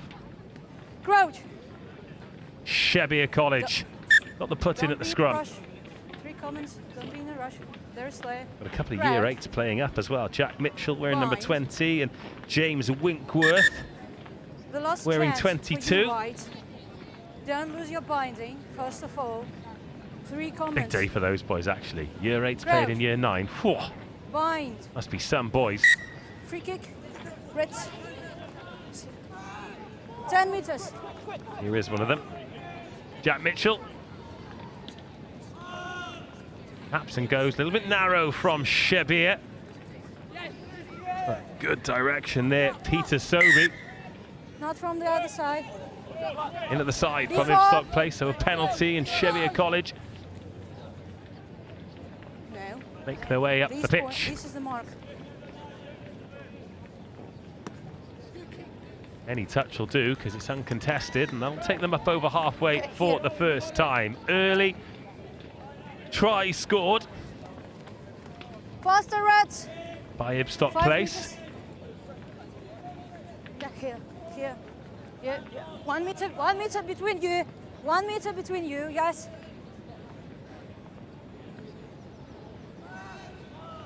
And here come Sherbia. Oh, good bend, and Peter Sobey again. Do it with the right hand and the left hand. Nearly has his jersey pulled off his back, but still going forward is Peter. Touch. Oh, but into touch. Line up for white.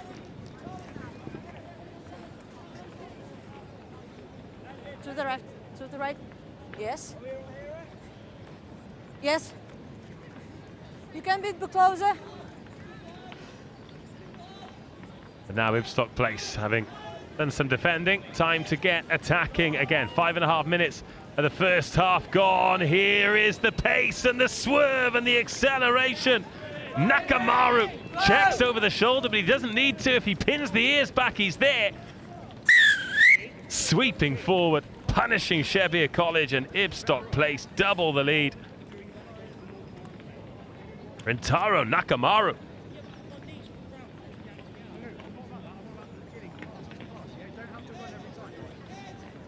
Conversion's good this time. Ipstock plays 12, Shebbear College 0. This is a really good finish, and we see this with some of the really good edge players. They're not out there getting paint on the boots. Take the ball infield to give them options, give them space to run into, both outside and in.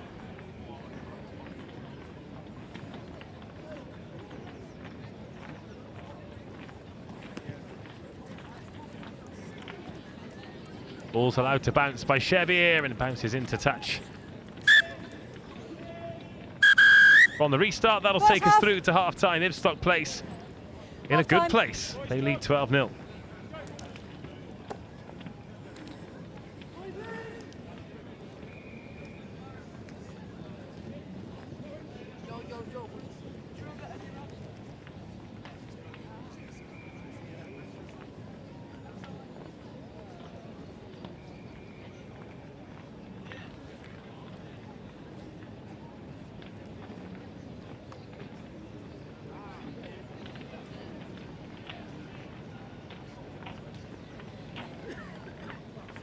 Thank you.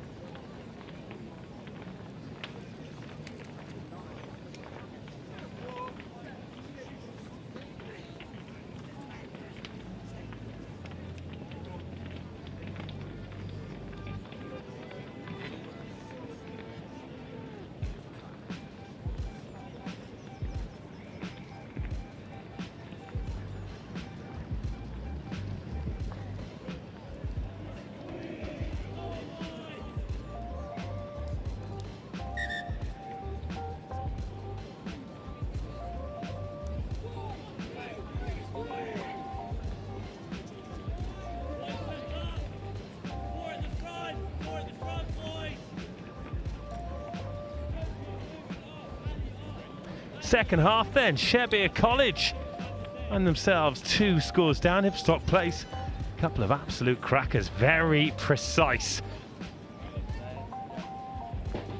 Day 2 of this great competition. Wherever you're watching around the world, great to have you on board. Lovely take just outside the 22. And Ipstock places real confidence on the ball in this young team. Backwards! Everyone comfortable. Not even halfway through the day, so much great rugby. Incredibly, Ipstock place, they are 12-0 up here, but Radcliffe College, who we've not seen yet, they beat them 34-5, so that is proof of their quality, because we're seeing Ipstock place's quality here, a march to the try line, and perfect start to the second half for Ipstock place, 17-0. versus JESS. Second game of the tournament as well for Shebbear College. They played St Anselm's of Birkenhead first up, and big win for the Birkenhead boys, making the journey down from Merseyside. Any rugby up on the Wirral. Of course, Caldy. Those matches due to get underway. They've had a great few years that now sees them in the championship, the second tier. But a quick tap and go, and Your player making these decisions, making them well, making them quickly, planting seeds of doubt in Shebbear College. Was not fast enough. That's a long way back here now from 3 scores down. So he began to jackal. Then the rug performed. He left him, and then again began to play with the rug in the hands. With the hands in the rug.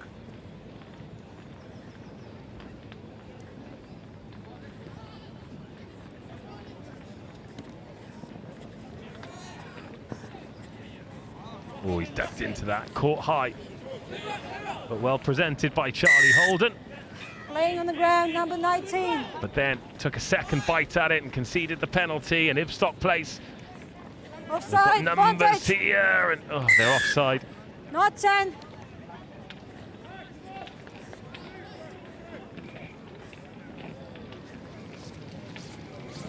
meters to the line.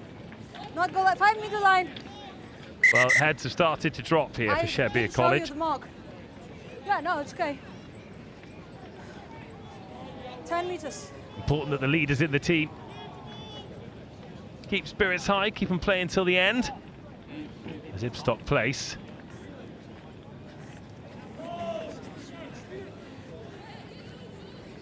Can go again. Not That's gone forward. Good advantage. defensive pressure. James Winkworth involved. Breck Fernley involved. No advantage. Knock on. Scrum. Scrum. Not Peter Sobey. Right, He's scrum. worn that. Sub. Sub. Sobying, as it were. Oh, as Ipstock place. Roll the changes. 4 sets of fresh legs coming on to close this one out. Hurry up to the scrum, please, boys. Referee realises we're in a hurry. There is a schedule. 3 comments. Crowd. Bind. Yeah, set. Yeah, good. Oh. Shebbear College. No way through this resolute Ipstock place defence Roll away. yet. Yeah, good.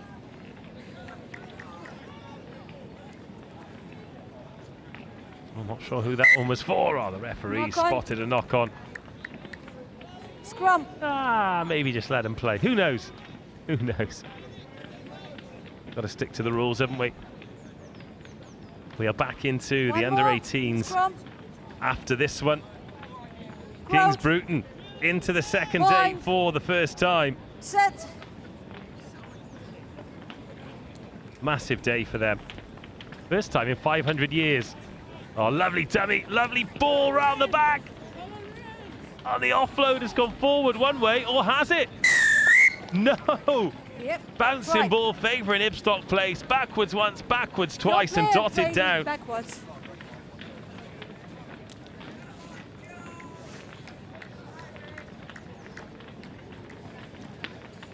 In fact, it's got ahead of myself. It's under 14s next. British school. Al-Kabairat against Grey Court. Then it is into the under-18 boys Vars. Oh, Kingsbridge against Teddy's Oxford. Now then, that's a contest.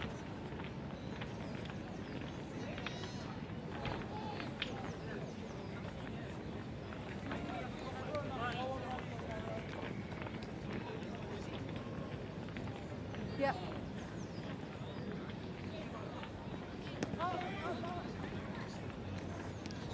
Oh, another bouncing ball, and Shebbear College take it, and now they just cannot get away. And huge credit away. here to Ipstock Place, because they are 4 scores up. There's 90 seconds to go, and they do not want to concede a try. You're in front of the mark. You can't do this.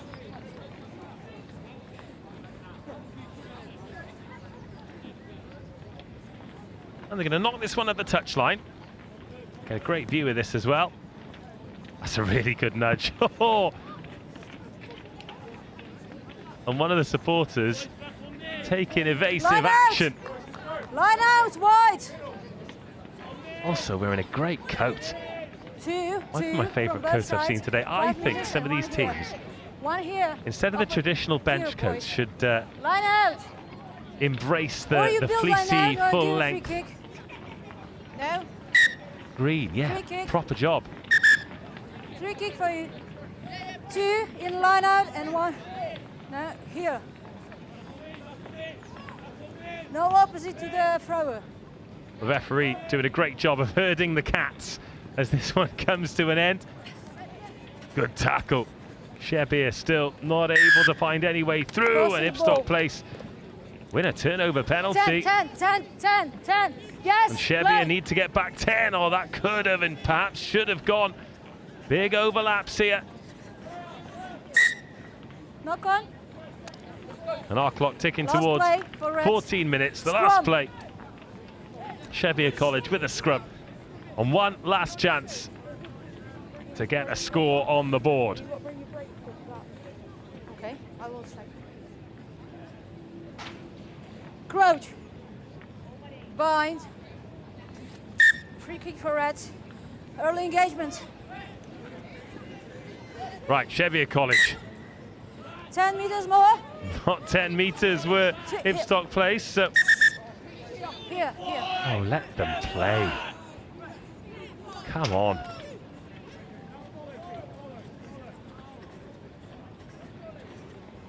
Now, nice step in field. Charlie Holden gets that ball away. Cheviot College, we don't like teams ending on nil. Rock, no hands. So we're going fully in Off feet. on Cheviot College to get the victory here. Yes, 10. No, 10. Another penalty advantage, Ipstock Place. And the referee has decided enough's enough, but Ipstock Place will end the game with 6 on the pitch. Yep, play.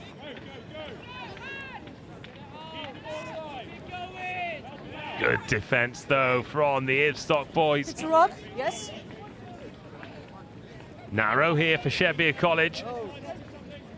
Little turn of pace is a good one. And Winkworth scores the try to finish the game under the post. The Year 8 boy playing a year up shows exactly why. It's a lovely finish and a high for Cheviot College to end on.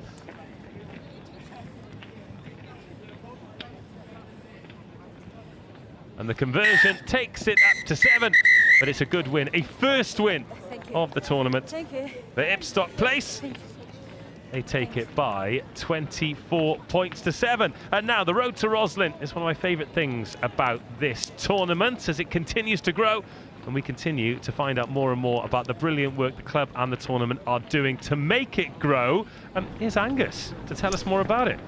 Thank you very much, Dave. What a game that was. Went on and on because what a fantastic finish from Cheviot College. But we're here to talk about the road to Rosslyn and in particular Grey Court. I've got the under 16 boys, under 14 boys coach Carl Hode with me and the girls coach Esme Newton.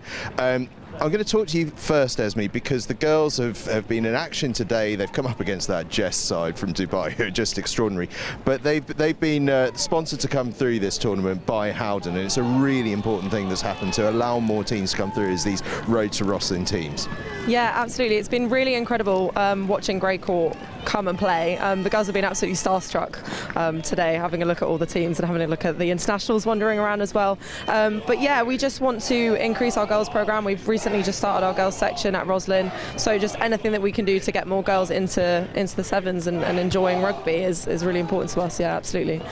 And it's a massive part of this tournament as a whole, actually, isn't it? There are some girls, Jess being one of them, that have been coming here for years and have been fantastic, but actually getting the opportunity to play for some of these girls, maybe for the first time. Yeah, absolutely. I think, this tournament is brilliant, but there are a lot of private schools, so, for a state school to come in and be able to perform against other private schools and to play at, the largest sevens tournament in the world for schools is just absolutely incredible. And it's all different steps in increasing the game of rugby and getting more girls involved and getting more schools involved, and it's really important.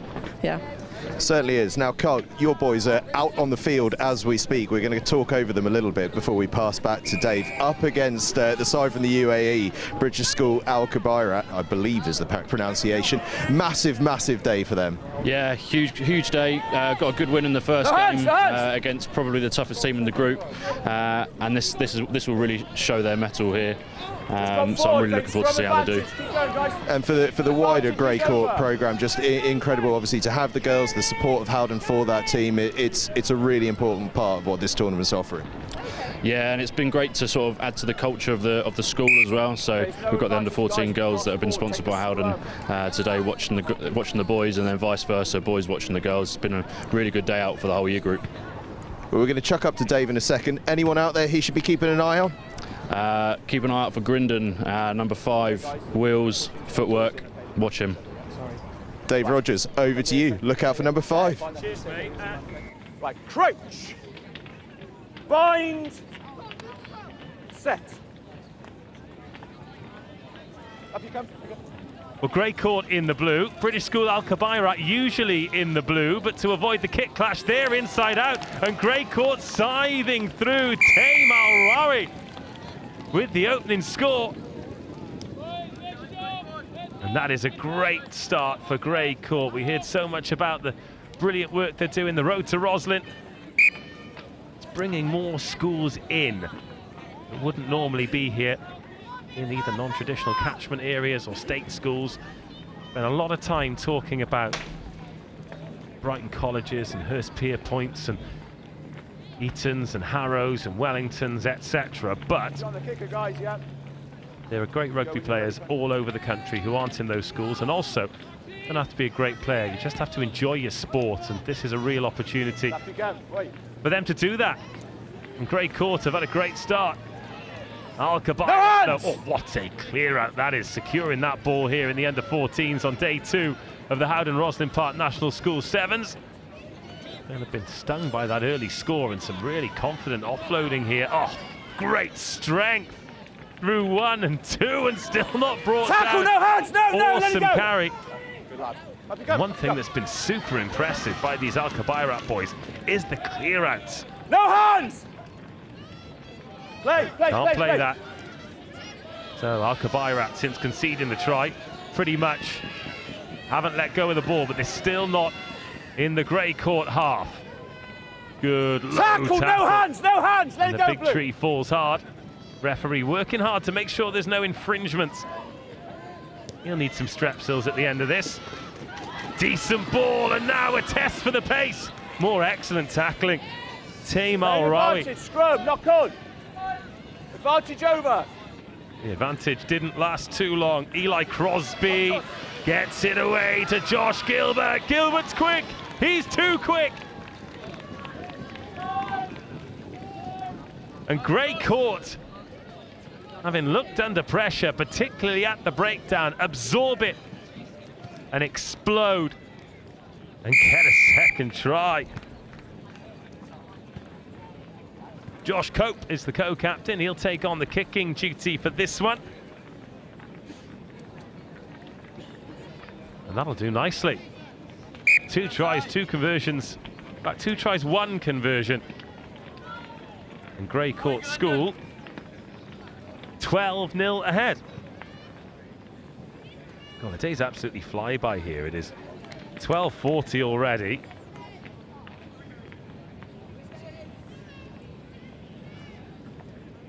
Wind the kicker, guys, yeah? Go when you're ready.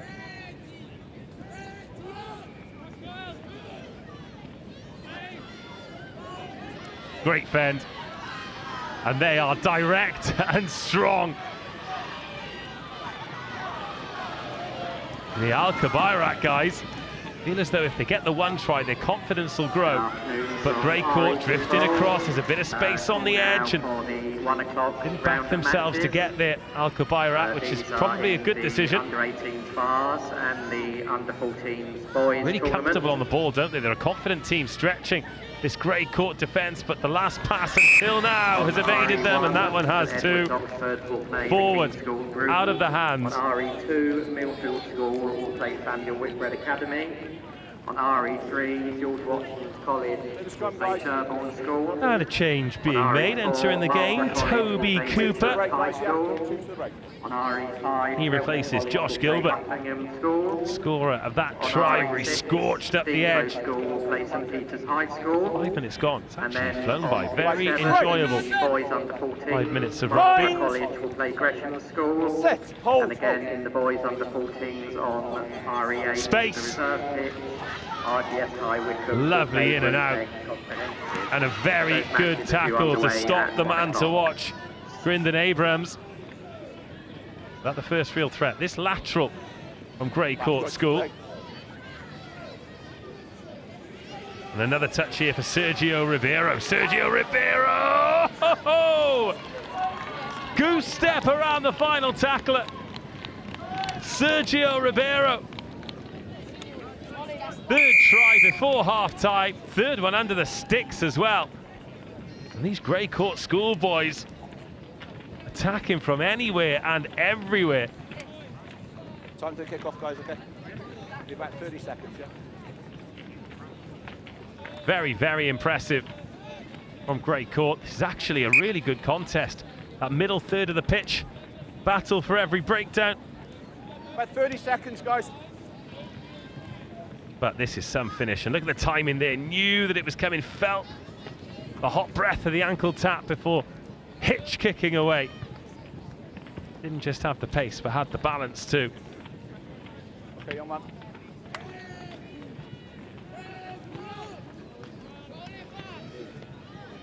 And they've won that ball back. A 4th try before half-time would surely seal this game. Can't miss those tackles.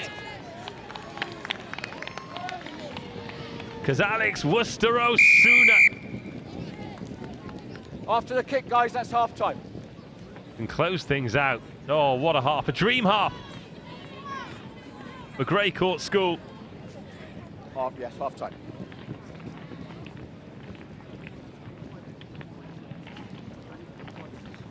Pretty much a perfect half of rugby from them. Al-Kabairat, strong but not clinical. And Grey Court School, the epitome of clinical. They've only really had 4 chances and they've scored 4 tries. 28-0 at the half.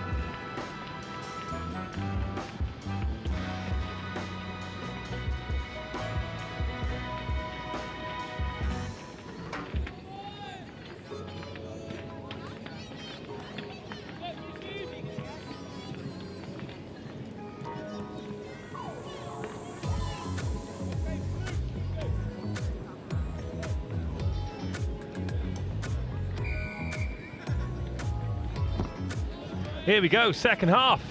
Al-Kabairat kicking off, and Grey Court School, who've had a great game. Right there, please, young man.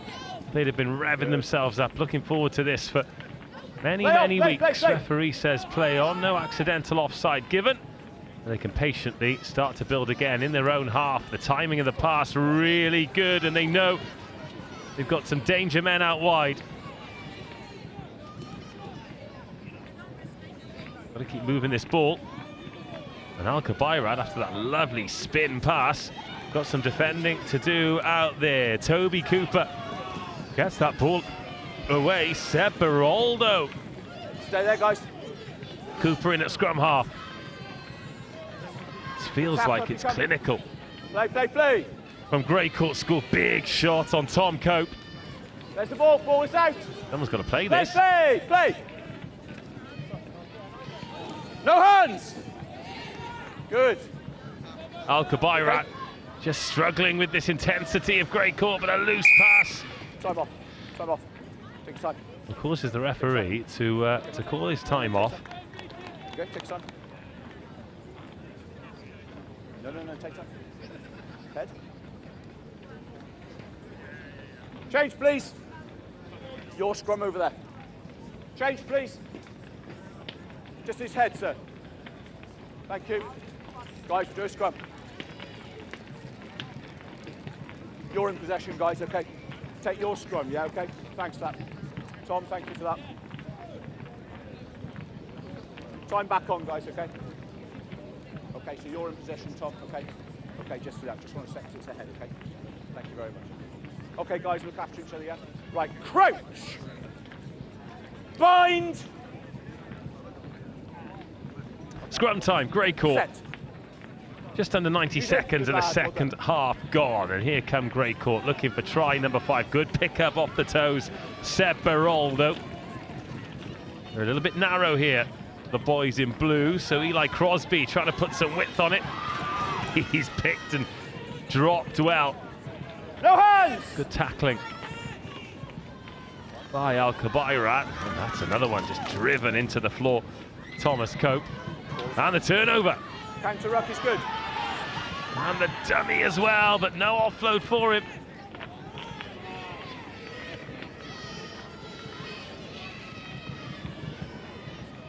Play on, guys, keep going.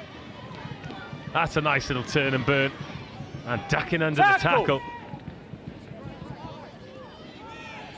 Alas, no way through yet for Al-Kabairat. Greycourt School, resolute in defence. Playing with 6 up and a sweeper. We've not seen the sweeper a huge amount so far in this tournament.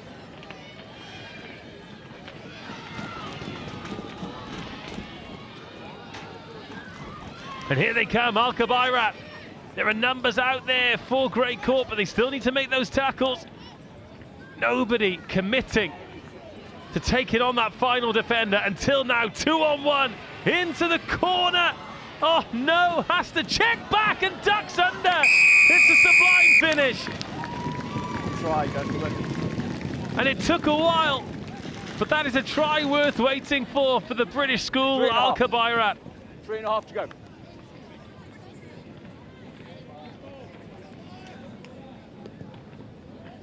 Kick looks good. Referee says no, must have got under the bar. Oh, what a finish. Absolutely awesome. No, just under the bar, just under the bar. Look at this, ball in 2 hands and sends his man to the corner. Steps once, steps twice, and then just thinks, do you know what? I'm going underneath you. Guys. Boop. And then a bit of strength to get there. Love to see it. Short kick behind the kicker, lads.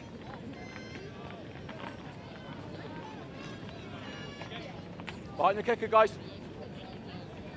3 to go, guys. 3 to go.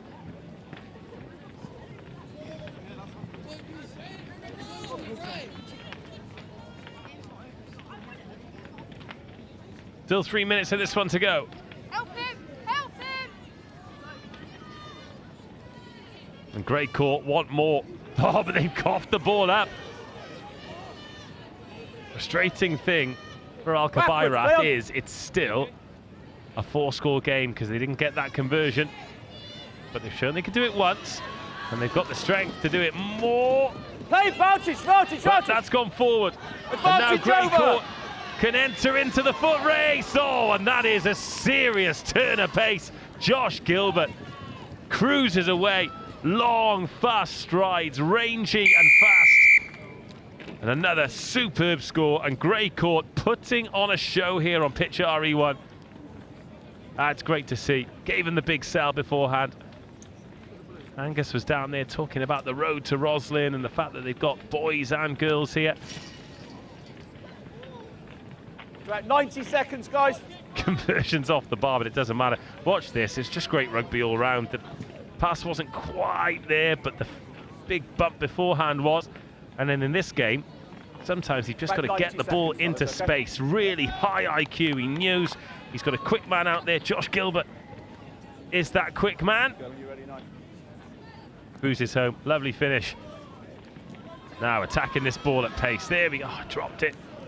Good pressure in defence, and Greycourt. No hands! Want to play, of course they do. Advantage is over.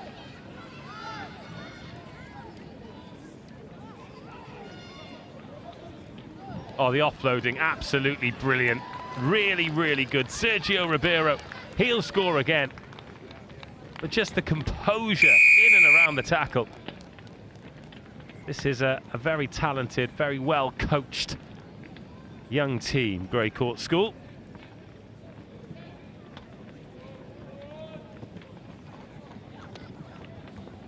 Time for the restart, guys. I mean, they need to work on the conversions in the second half, perhaps. Just look at this. First of all, it's Ribeiro checking back and then making himself available for the second touch. And the second touch yields a try. 30 seconds.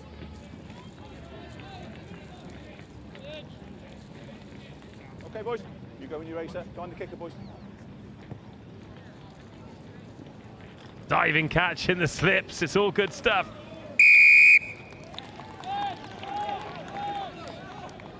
Oh, great court. Going after another back, one. Okay, come here. Back 10. You need to go away. Okay, wait, move off your foot. Move off your foot.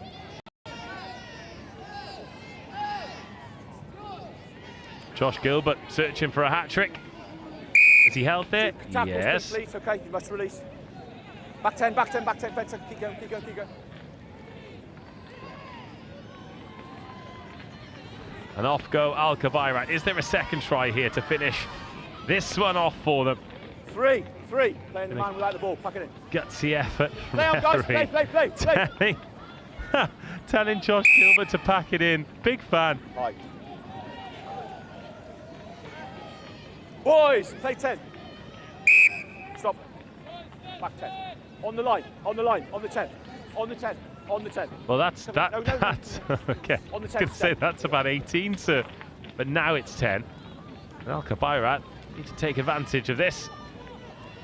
Whoa, yes, there we go. Big No hands, bump. no hands, no hands. Good lad, well done. No hands, rock. Good. 38-5. Just running out of room, railroading himself, but a lovely pass to run onto.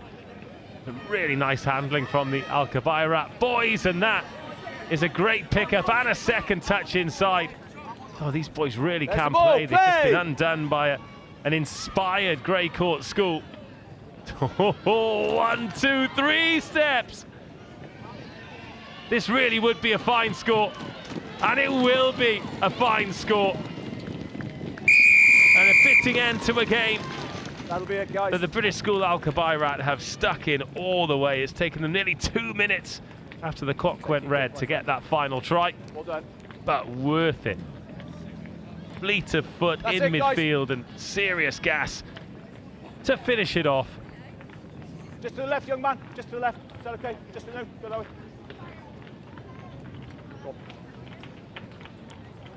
And it finishes. Grey Court 38, British school Al-Kabairat 10.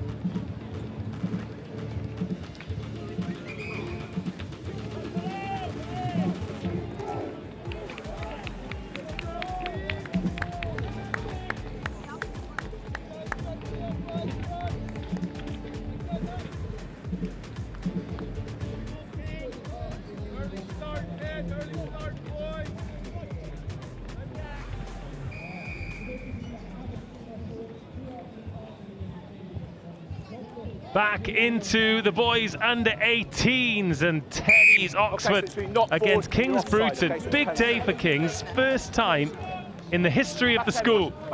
And if you listen to the lads, first time in 500 years. They're not lying that they've made it through to day number 2. And now they get to try and put on a show here on pitch RE1, but it's Teddies who are off to the lightning start, gassing around the outside. And getting the first score. Now, there's a bit of a kick clash, hence the reason Teddies have got their jerseys inside out. I mean, this works twofold. Number one, we identify the players by the numbers as the drop kick goes up. Oh, it's hit the beans on toast and it's dropped over the bar. How important could that extra 2 points be? So Kingsbridge have given us a team sheet. Teddies haven't, but it's a stay of execution for them because they haven't got the numbers on the backs anyway. But a brilliant start. When you're ready. Absolutely rapid.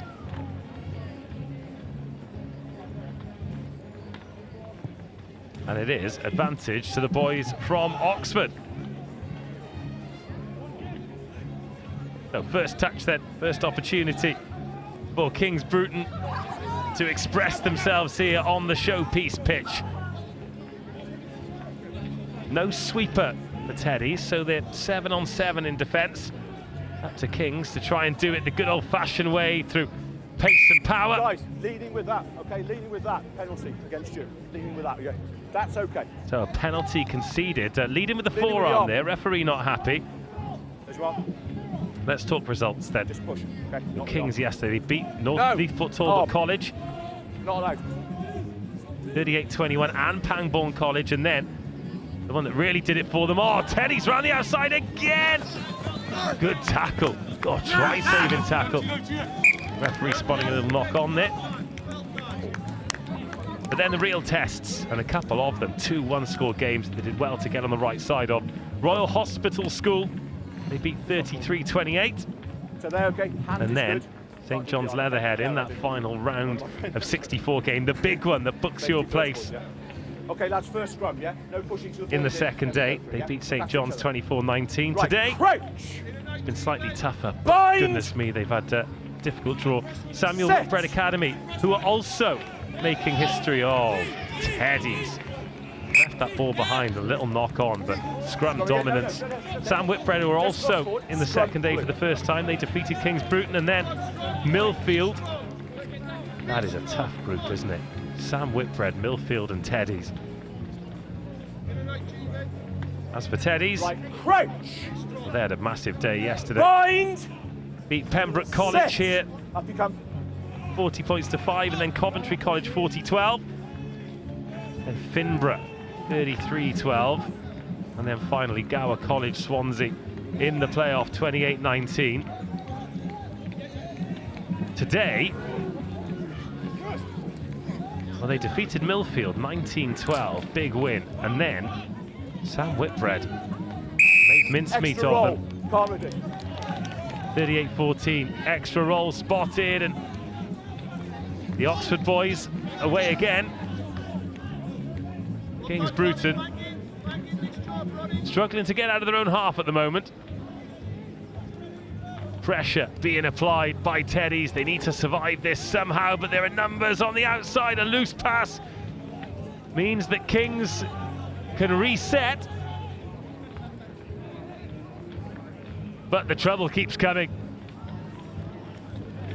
JESS making meters and then getting the ball to the middle, giving themselves options both ways. Important not to empty your lungs defensively here and to win those collisions. Oh, high tackle. The penalties mounting up, the minutes mounting up. Will the points mount up? Lovely dummy and the finish to match. And the wherewithal to beat the final defender and pop it down under the poles.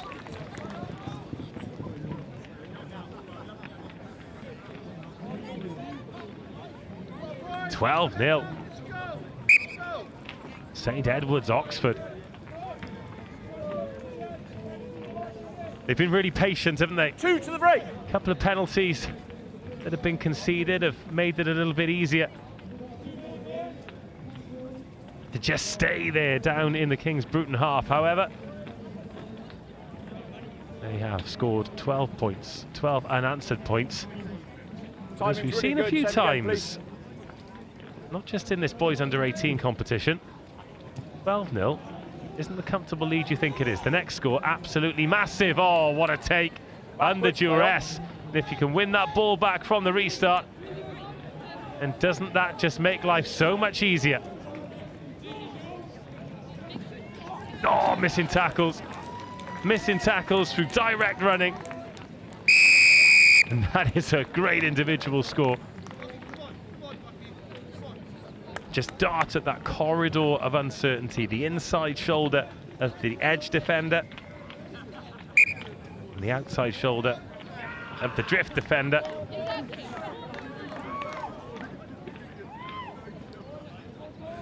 Perfect start, or a perfect half, really.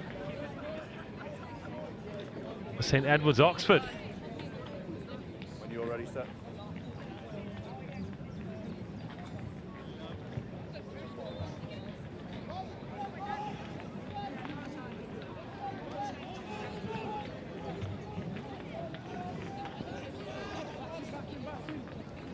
Now Kingsbridge, can they get a score before half-time? Give themselves a little bit of hope. Sweeper goes across. Where's the bounce going? Into the hands. Great way to make some meters.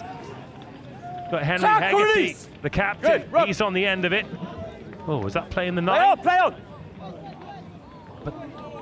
So the referee was about to blow the whistle then for a Kingsbridge penalty, but then he says play on, and it ends up advantage over with a Teddy's try. I think Kingsbridge can feel particularly hard done by there. I think the 9 was played. He had his whistle in his mouth, the pass went away, then there was a knock on, and all of a sudden it's advantage St Edward's. Fine, who am I to judge? But I saw it with my eyes, the whistle was in his mouth. But it is what it is. What it is now is 26-0. On pitch 2, St Albans School will play Caterham School. On pitch 3, Exeter School will play Strathallan School. On pitch 4, Felsted School will play John Fisher School. Conversion missed. That should take us through to half-time. Windsor Boys School. St Edward's Oxford lead Kingsbridge School. 26 points to 0.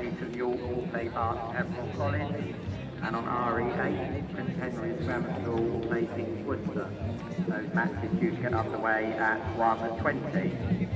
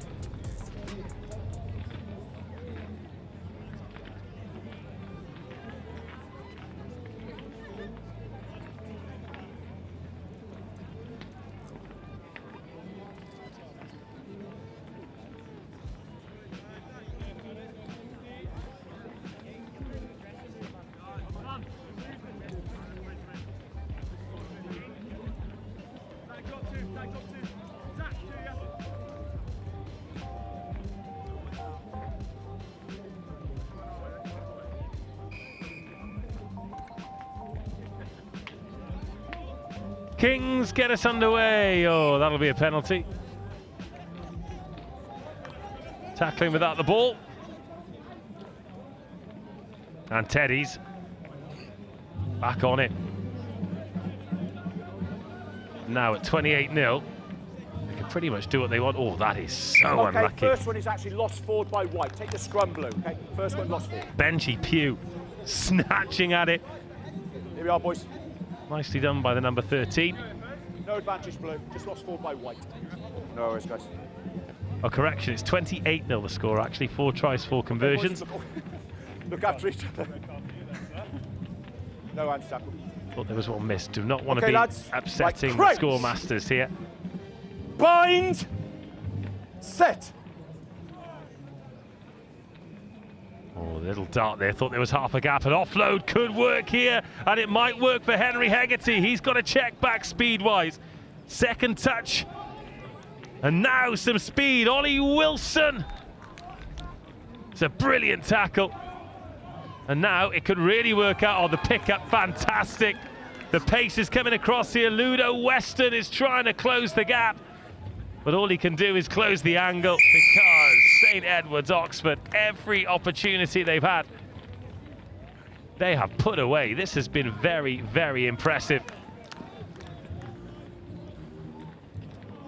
They have punished Kingsbridge, who haven't done an awful lot wrong.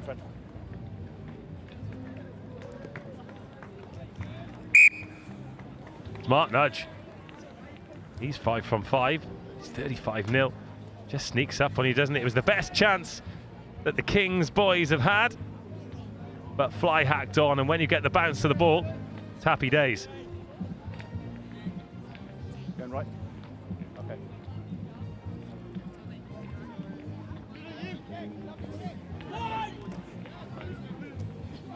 Oh, picked up on the break, and they just can't stop going forward. What a take. The sticky mitts are out here. Couple more passes could do it. They're crying for it on the left edge. Fine, play. And there are no defenders between the man and the line. It is try number 6. And Teddies are up to 40.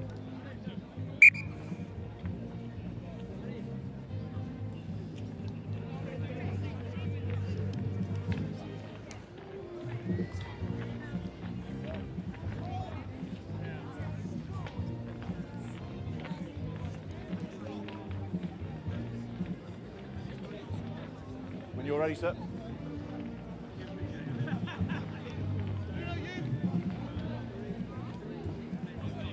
Play advantage. Advantage is over.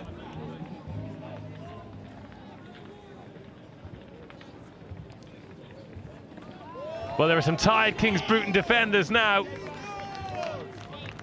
And the Oxford boys are having none of it. They just keep accelerating, keep scoring. A magnificent 7 tries. Might not be enough with that one defeat on their record.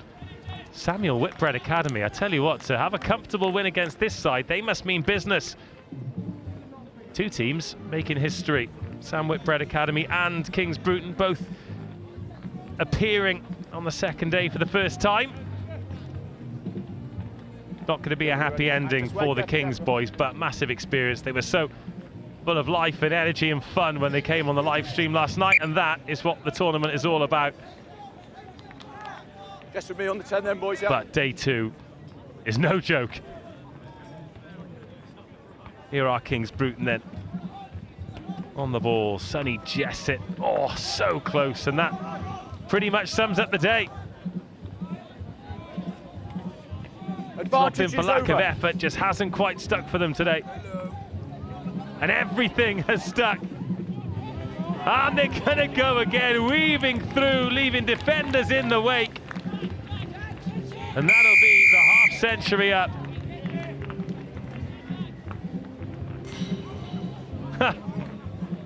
Not everything's gone well today, but 54-0. Well, some referees have decided that mercy is the way to go when we hit 50. But this man in orange is a sucker for punishment. That's mine! Right, I'm going all in on Kingsbridge here. They need to get a meat pie. Some good players out there. You don't win all your games on day 1 without being a quality outfit. Oh, but 1 pass too many. An advantage, guys. There's no advantage, guys. We're going to come back, okay? Take the scrum. White.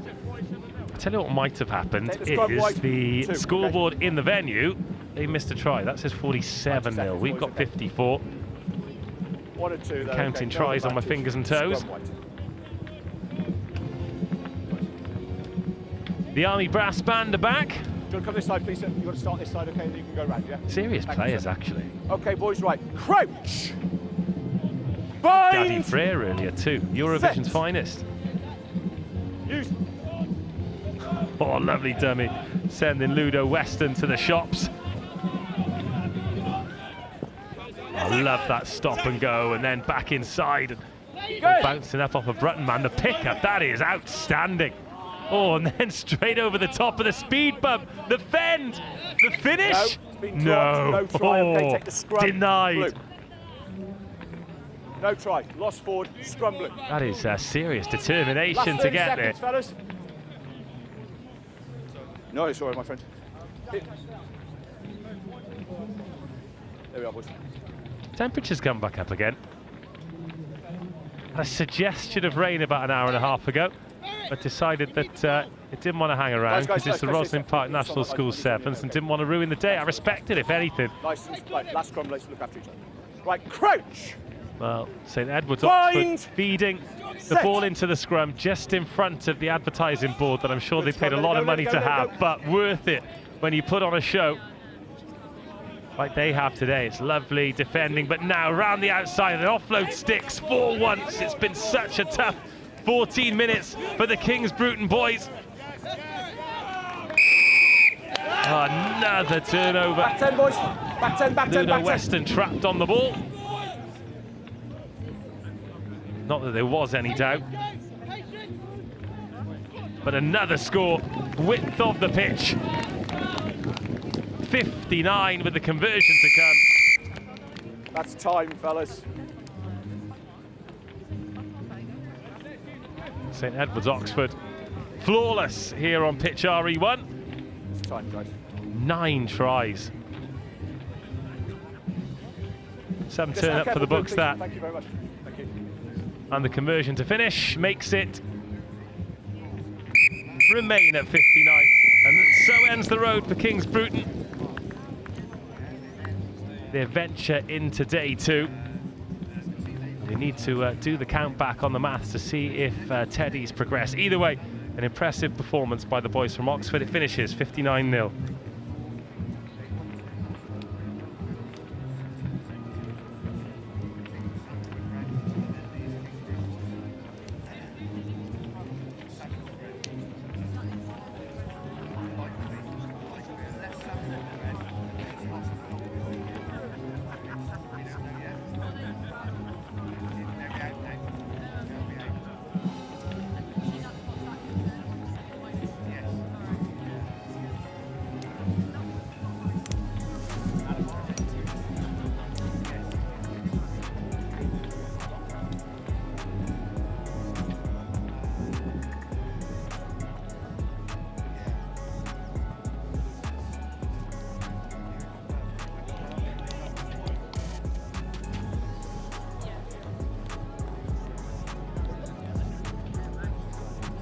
Let's go, Wycliffe.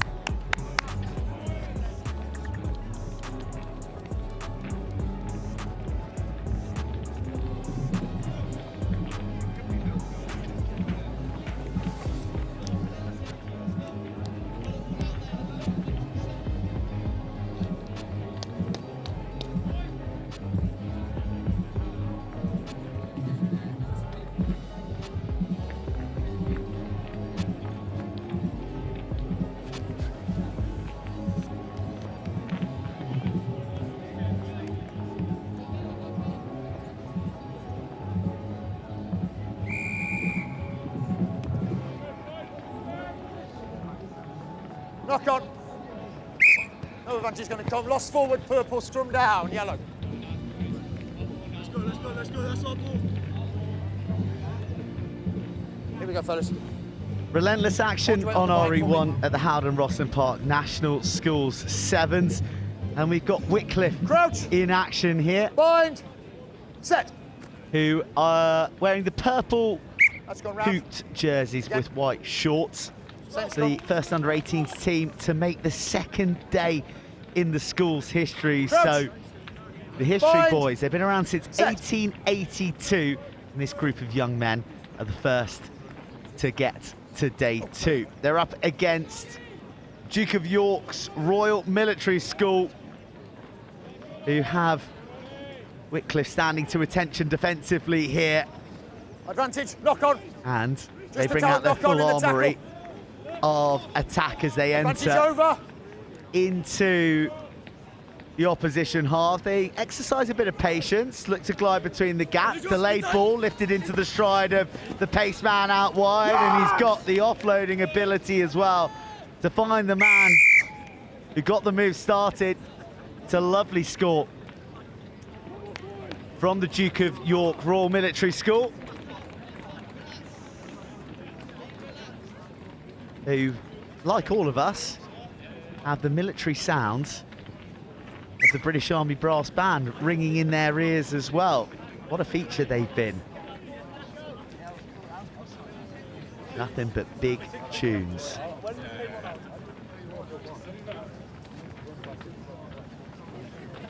Extra large jacket. No whistle, just when you're ready. Make sure you're behind you, gents.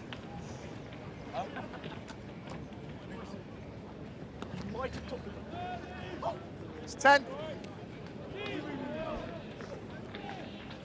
Here come Wycliffe, putting it through the hands, looking to move to the left edge. There was a clap of the hands, really demanding the ball out there in the 15-metre channel, and it's a nice offload off the floor and a release of the 15. Harry talks. Beautiful play. Carves out the opportunity for Will Davidson to screech across, and the response immediate from Wycliffe College.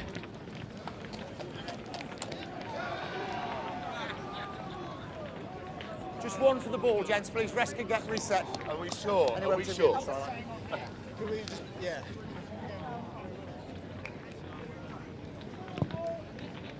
No. Duke of York Royal Military School. They've come unstuck against Caterham and St Albans today,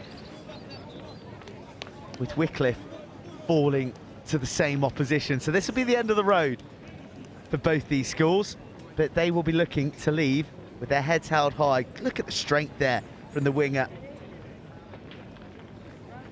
Yeah, whenever you're ready. Conal Norris. If I've read that handwriting correctly. It's always a bit of a challenge. We love the team sheets, but sometimes it really makes us have our work cut out to read them correctly. Here come the military school. Duke of York firing across the halfway line. Other way, purple. Quick recycle in the end. Unusually, the man who was in the ruck then extricates himself to turn scrum half. Back to the left, they weave. Dummy footwork, love that, but you're not getting away from the grip of Xander Gray that easily. Yeah, ball was out. Beautiful slink of the hips. It's a hurried and forced offload. Still there for Duke of York, who by hook or by crook are keeping this ball in their grip. Right, now to the same pair who created their first. This time they switch, and the provider is taken out with a good hit. Back to the left they move. This is outstanding defence from Wycliffe. No meters made, so Duke of York go route one. Take it to the line, maybe that's what was needed. And the directness pays dividends, but it's a brilliant chase back from the winger of Wycliffe. Touch. Committed defence all the way back to the 22. And it remains a 2-point game with the boys in yellow and maroon hoops Numbers. with the 2-point advantage.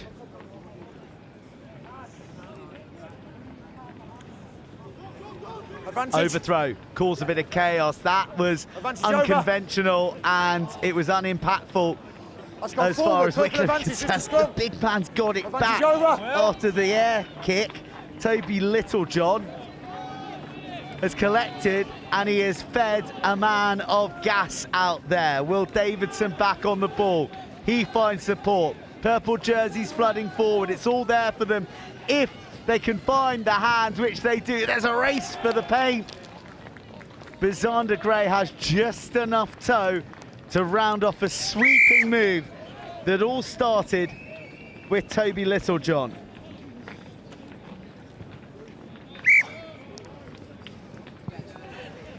Duke of York, having taken the early lead, find themselves trailing 7 points to 12. Just under a minute.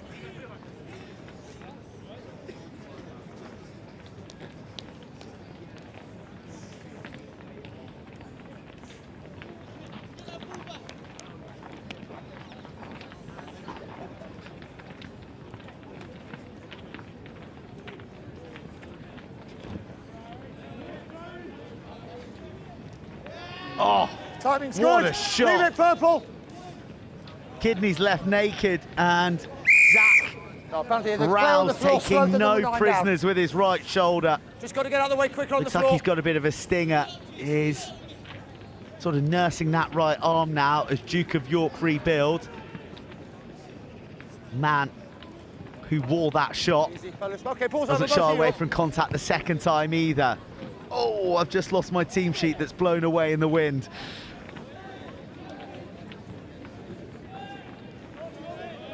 Whitcliffe, attack again. Working their way down the short side. And now they're moving to the left. Looking for the 15-metre channel. They've had so much joy down this left wing. No hands! A wrestle free. Big thank you. Oh, and now just about escaping the clutches once again. Joy down the left.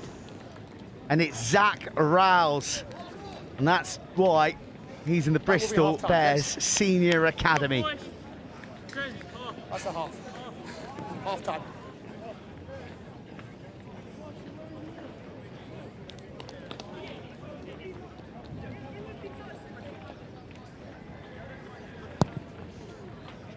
No. Well, they took a bit of time to get going, but Whitcliffe have found their groove late in the first half, and they carry a 10-point lead into half-time over Duke of York Military School.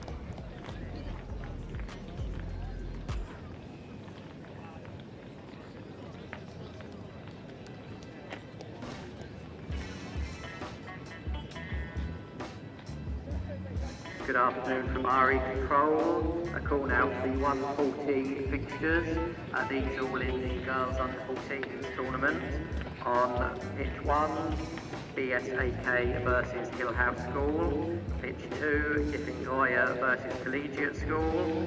RE3, JESS versus Dollar Academy.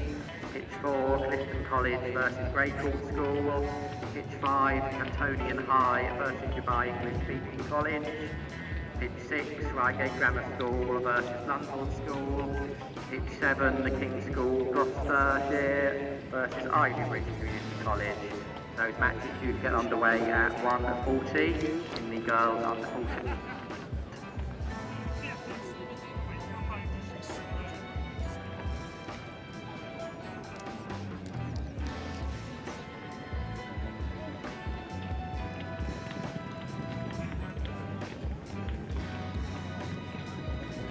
It's a fearsome competition, the boys under 18s Vars. The amount of rugby matches you have to win to lift the trophy is quite remarkable. 4 yesterday, 3 group games, then an eliminator, before finding their way into the next tranche of the pool. This is the 3rd match of today, so they're 7th in all. Blood, sweat, and endeavour poured out of the jerseys and on to the blades of grass here at the Richard Evans Memorial. Whitcliffe get going, and they get going quick. Return to your car. That's registration number W. Left wing is their happy place, that's for sure. And they again target that channel. Beautiful shape on that pass. Not held! Bit of a judo throw to the ground, not held, and the recycle is quick. Little John, not much little about Little John. Oh, when have you ever seen that? Your ball, straight at me. I've got to be somewhere on the pitch. Referee calls for the mark. Scrum down. And awards the scrum to Whitcliffe. Here we go. Little John runs down an alley, Toblerone off the shin, right into the bread basket. Beautiful take, a former fullback clearly in his pomp.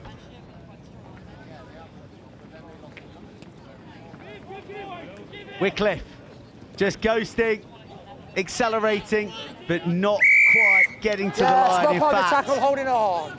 The breakdown steal is phenomenal. All the direction of travel was towards the Duke of York try line, but they came up with the big play on the floor. This chap here has shown a real sense of creation all match, but he can't get through 3 Wycliffe defenders, and the quick throw has opened up the Duke of York defence. Try that. Prized apart by the quick thinking of Wycliffe and emphatically punished. First try of the second half, Wycliffe with a handsome lead now.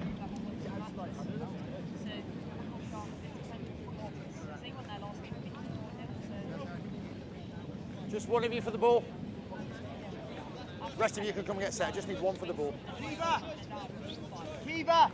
You have 30 from when he scored, so it's not a massive amount of time.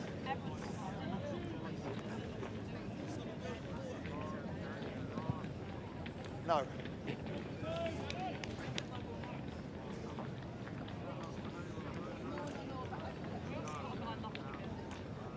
Score remains. Stop the Duke clock, of fellas. York 7. Just while we wait for the ball. Wycliffe 22.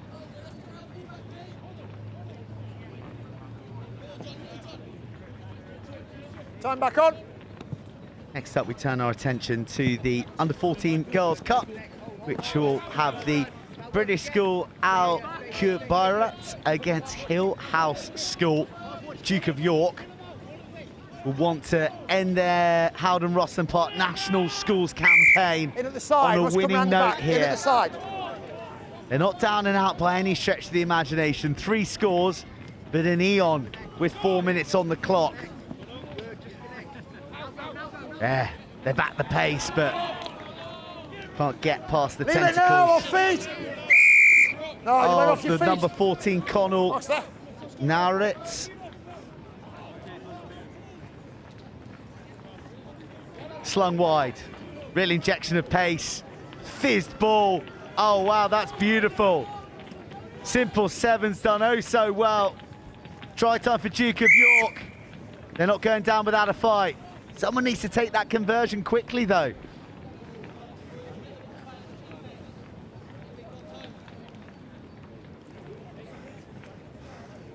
What's 17-7? You scored, Dave scored.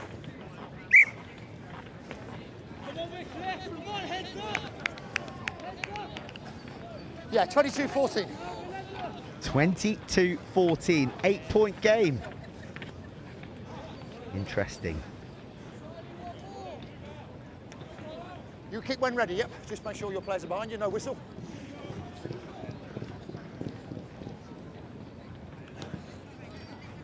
Game poised.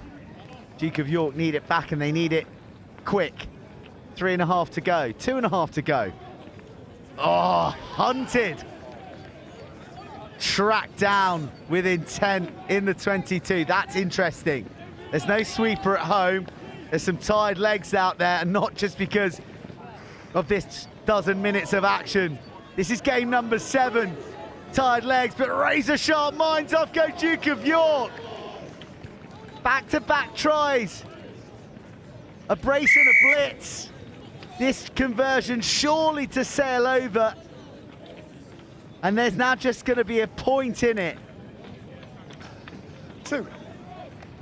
With just shy of 2 minutes to go.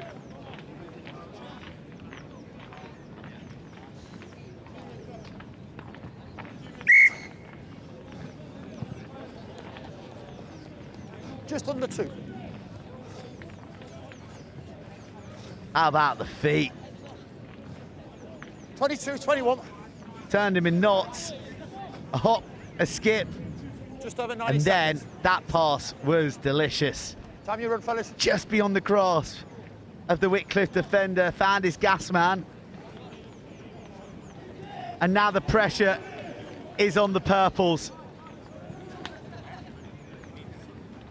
First time ever in the school's history making day 2. They're without a win.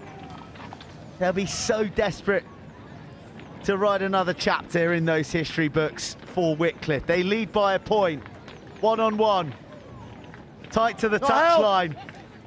Dispenses with the attentions of the defender, goes off the feet, a fly hack through. It's all getting a bit frantic and frenetic. Hey, both of you walk away.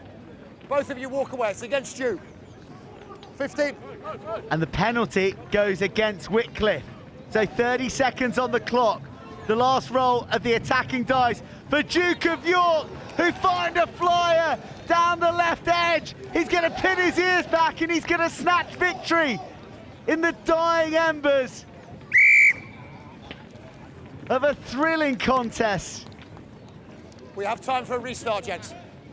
That time for the restart. Isn't done just yet. Time for the restart, according to Sir in the middle. Duke of York have come back from 22-7 down to now lead 28-22. We've got time for the restart. And there's nothing left on the clock. This is our it was last play, beautifully gentlemen. Last worked. play. They're playing to their strengths. It's such high rugby sevens IQ. Calm heads, gents, please. Stay behind the ball. But the comeback isn't complete just yet. Is there a sting in the Whitcliffe tail? Claimed by the big man in purple, and he is slotted the second it hits his fingertips.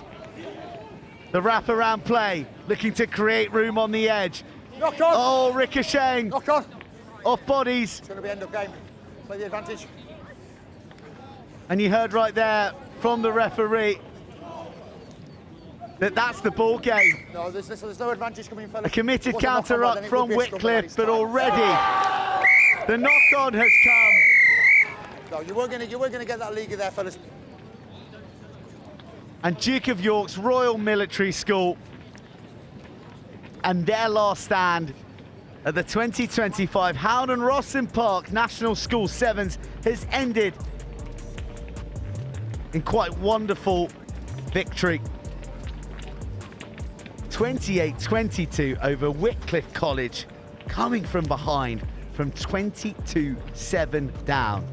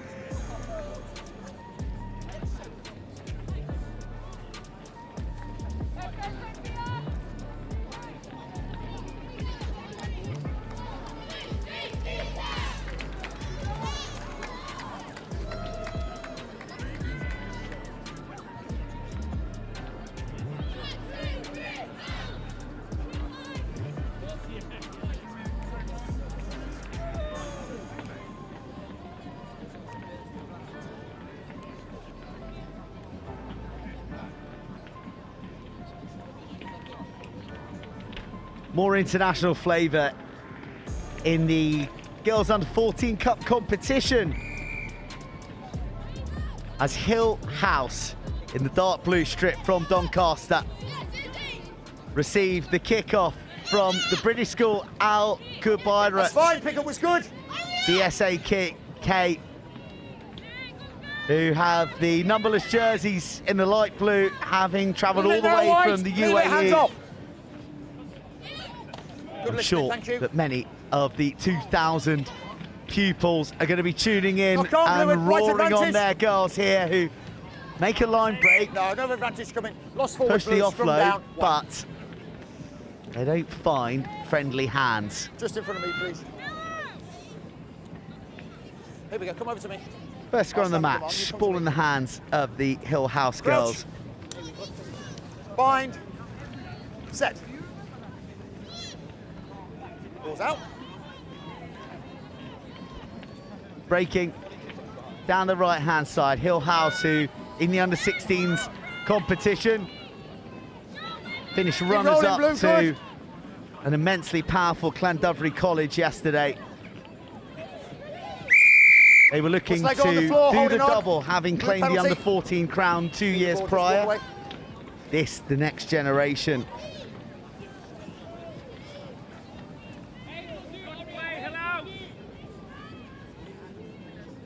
Let's go, Blue.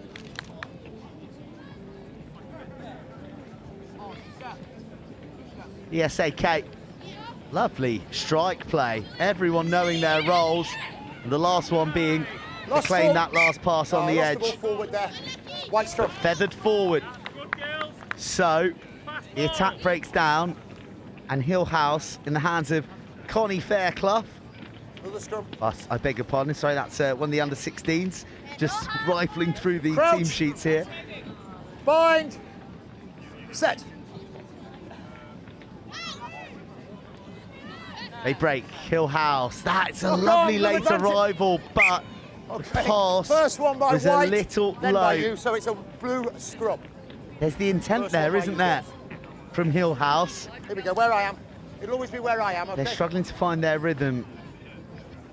You stay there. Good confidence. Just take a step for me, just take your winger one step. Crouch. Bind. Doncaster, one of the great rugby towns of the north. You're going early, White. Free kick, Blue. Cracking cow pie at Castle Park. If you ever go and watch the Knights in the Championship. But it's the British school Al Kurbai It's this White who are celebrating. White, we just need one of you to First try of the match get reset goes to the tourists. Fine solo effort from the tap. Sharpness of mind, even sharper feet. No extras to add. Always facing.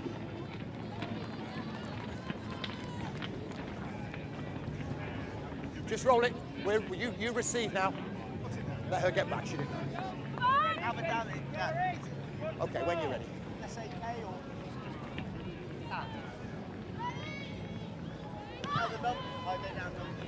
So Bisak in the lead, leading by 5. The tourists from Abu Dhabi, who were being vociferously supported on the touchlines, and now hunting the deep blue jerseys off Hill House. There was a massive shot arriving, but the offload was timely. And how about that for a set of wheels out wide? Chasing Vapors, try time for Hill House, and that's the equaliser. Take it from behind, please.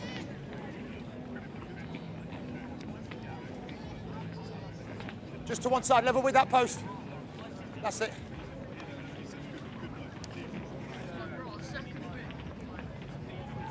No. 5 all. Well done, Hill out. Always facing that ball. So it's your kick-off. Blue receiving, White kick-off. Here we go from the centre. You kick when you're ready. Just make sure your players are behind you.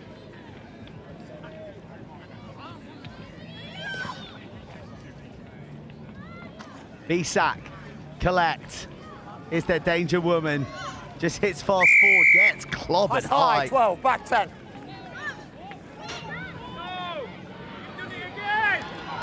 Oh, here she goes. Breaking through the middle, then drops the anchors.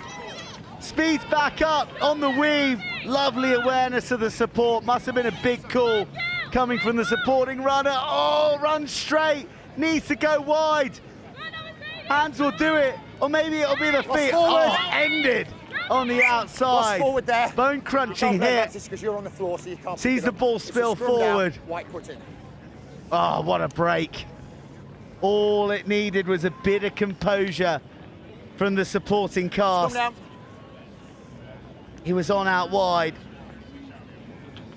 but laboured to get it there, and by the time they did, bind. There was the big don't argue out there saying no way through. Pick from the base, a dart round the fringe. This girl's full of tries today on RE1.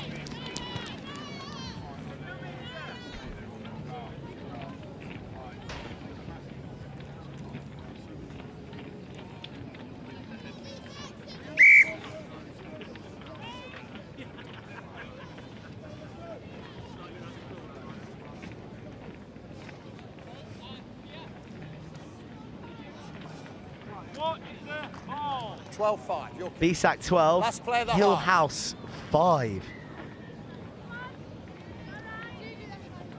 Now these girls from the UAE, they know how to play. We've seen JESS in action with a really fluid style of rugby.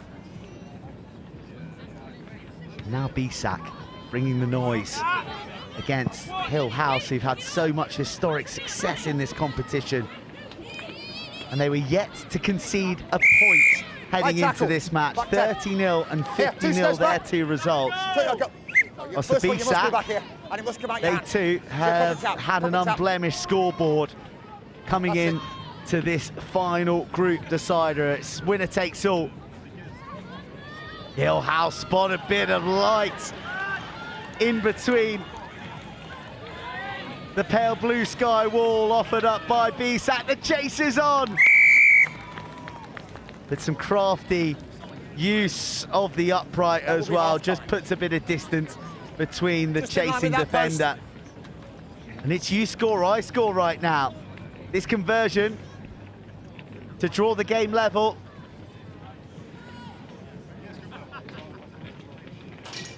No. Cannons off the upright. So BSAC maintain their lead.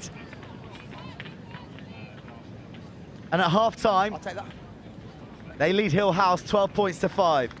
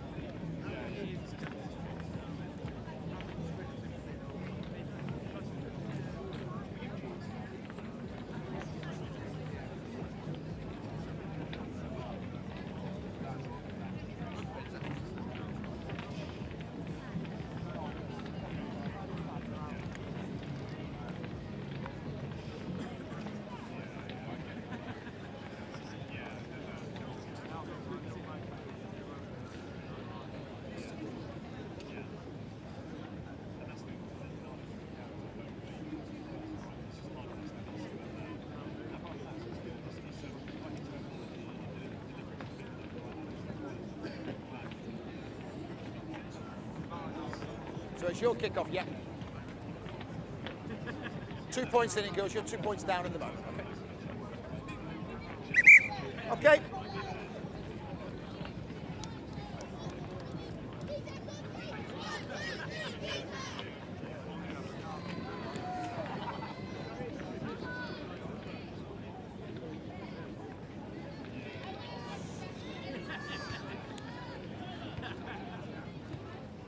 Just wait for the whistle on this one, okay? Okay, Blue, are we ready, Captain? Yes. 1 sec. Second half, ready to commence. Hill House trailing backwards by a pair of points to the tourists from Abu Dhabi. It's their danger woman right here. All the good play going through the middle and the offload into the hands of one of the flyers who pirouettes out. Lost forward, white advantage. And then gets a skeleton rearranged by the big right shoulder of Hill House. Advantage over. Goodness me, a jolting hit, and now she's on the ball, looking to strike in attack. She's cut in half.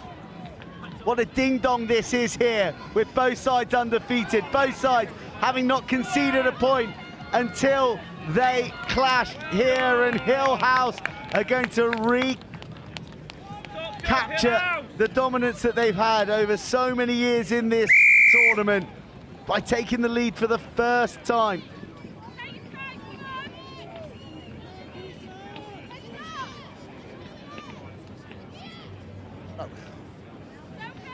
Just the 5 for Hill House.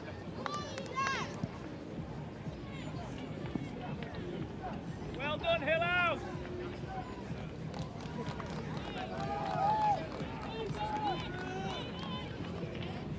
Just have your doors, make sure you're behind the ball.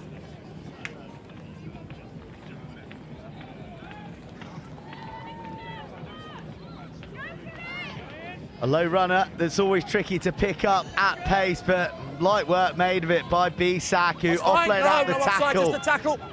The Lost forward, advantage blue. Wasn't there, not quite sure. Okay, girls, it wasn't offside, so we play What was going through the mind there? You go, she thought she was offside, but open play because there wasn't a breakdown. It's a tackle, there's no offside. If the ball is thrown back, she's onside. A real shame there. Make the calls, don't shout out, confuse everybody then. Could have worked out nicely for Hill House, and Beechen get away with one. The offload was a delight, actually. Bind! Just one of her teammates hadn't quite read her intentions. Oh, against the head, and the blind side left unguarded. Back-to-back quick-fire tries have changed the complexion of this contest, and now it's Hill House in the driving seat.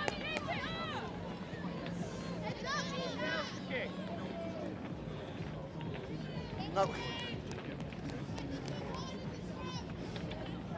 No, she didn't, no.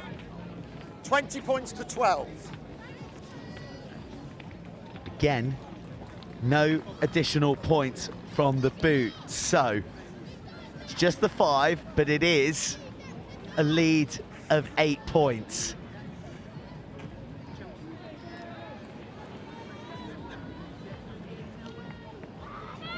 Beechen, what are you made of? Can they mount a comeback? Good take and a strong carry. Loads of room out left. Can they let the hands do the talking? Gathered backwards. That looked like it may have drifted forward. And the referee agrees. Scrum down. Passes forward. Well, I think everybody who's loving this contest sort of wanted that to be let go so that we could be back to within a score of one another. But if you're tuning in from Donny, you'd be relieved to hear the blast of the whistle. This 8-point lead, so precious now. Bind. Set. Balls away, up we get.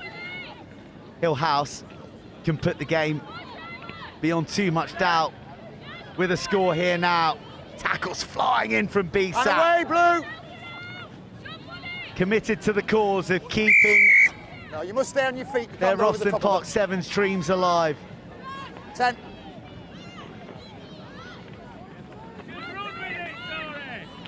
Nice footwork. Tackles a little bit high, but swung to ground, off the deck, back into the fog of war. Another bone-crunching shot, this time from the Beechen shoulders. Lovely, in and out.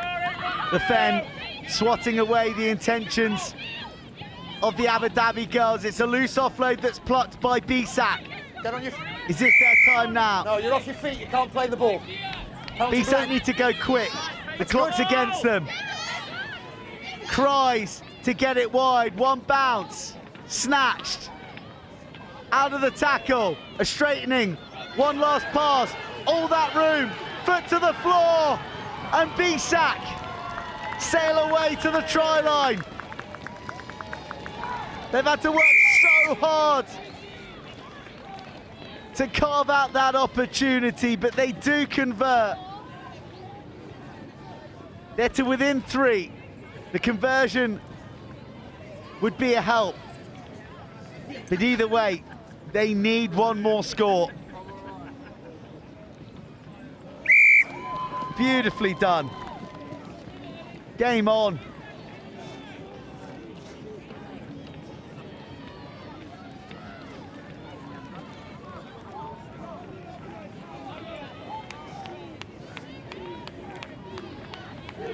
Make sure you're behind her when she kicks. Whenever you're ready, Blue. Hang on. Hang on. Time off. I've stopped the clock, okay, so don't panic. Okay, time back on. A minute.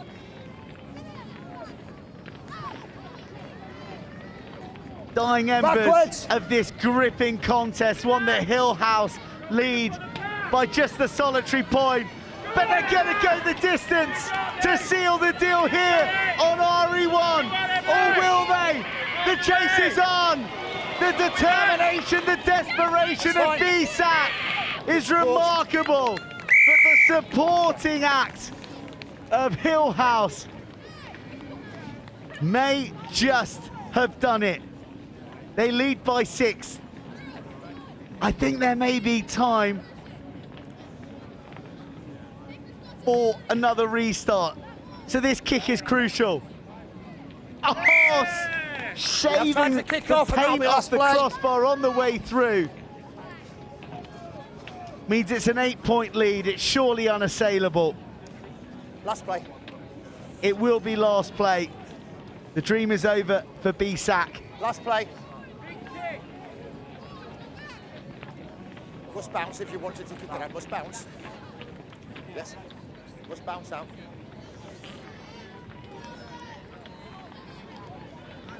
What a treat it's been to watch this girls under 14 cup contest, and a bit of backspin that wouldn't look out of place on one of the greens of Augusta. Just creeping beyond the 10. Hill House have had their nerves shredded. Well played, girls. They've been involved in a final pool match that's gone down to the wire. No problems. Great credit to British school Al Kubayrat BSAC of Abu Dhabi, who almost opposed mighty Hill House School, but it is they who emerged from the pool undefeated with victory 27-19.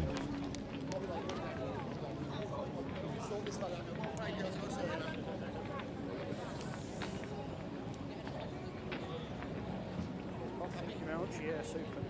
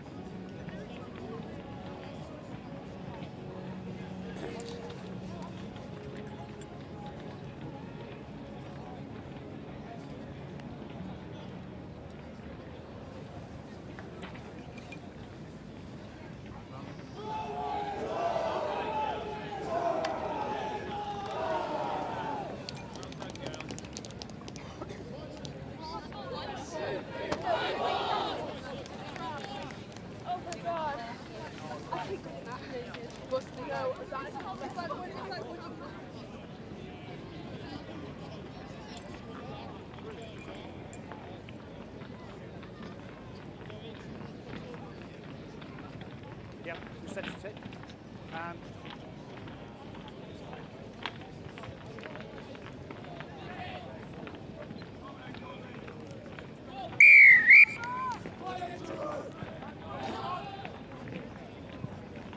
backwards. The Under-14 Boys Cup continues here with the meeting of Pangbourne and Truro. Both these sides looking for their first wins of the competition. And it is a break from Truro, who missed out so narrowly against Harrow. And they put in a good fight against George Watson's College. They do deliver the first points of the match. So the Cornish lads doing the business early here against Pangbourne. Just opened up, didn't it? Bounced off that right foot. And he didn't hesitate.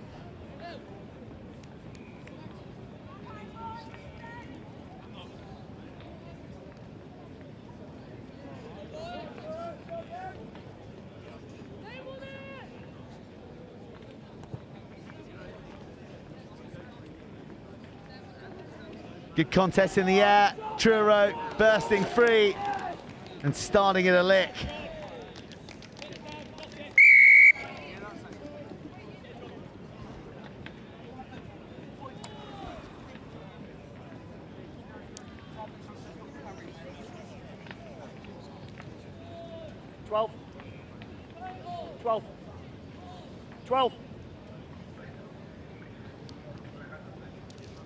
Good afternoon from RE Control. So we do now have the results of the Vars 8th round calls.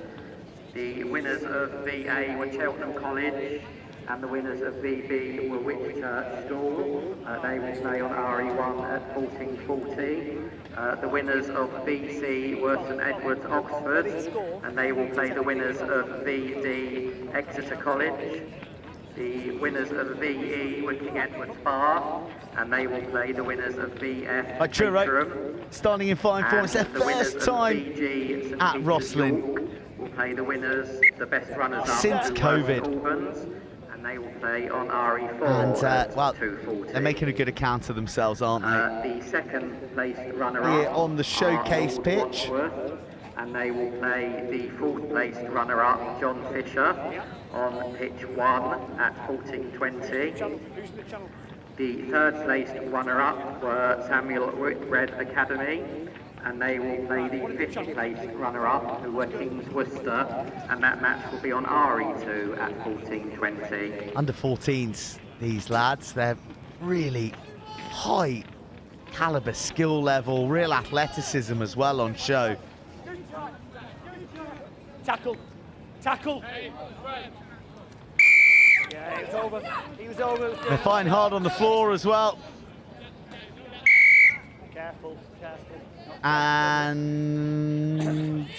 well, there was a reach to the pocket there, wasn't there? I thought the Pangbourne were going to see one sent marching, but they just about emerge with all 7 still on their feet. Here go Truro. Nice show of the ball in 2 hands. Quite elusive running, good balanced play. A handful of jersey isn't going to do the job. Travels back into heavy traffic, but picks a way through and races across. Try number 3 for Truro.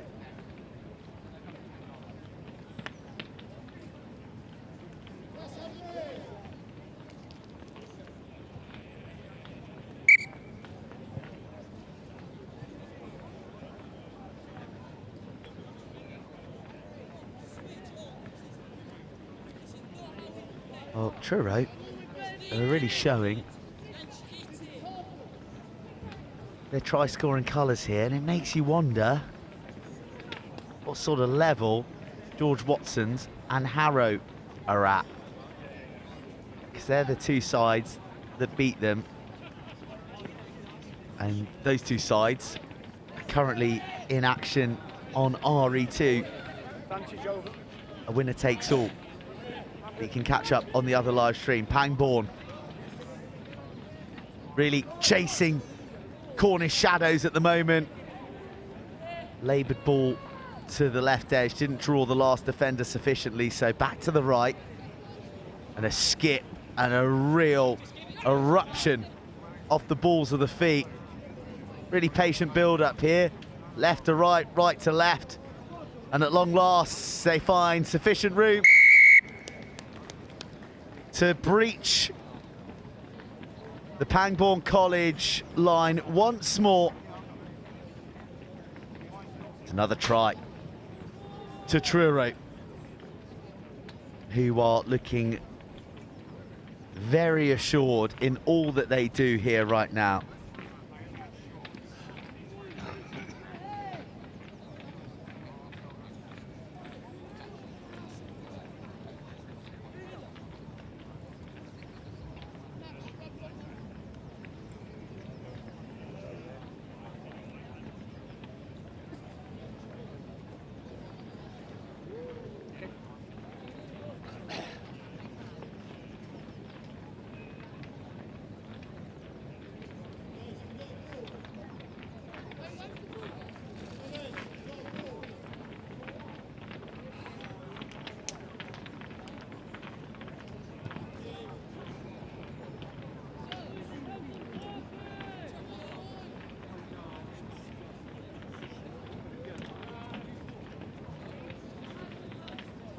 Okay, clock back on.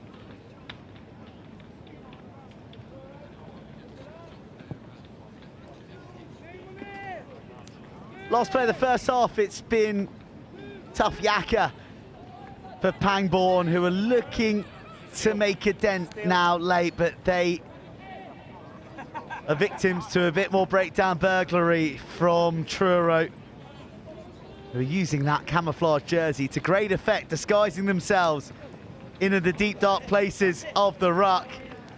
And from the stolen ball in transition, it is just so deadly difficult to defend. The young lads from Cornwall help themselves to a 5th, and this conversion might just carry them across the 30-point mark.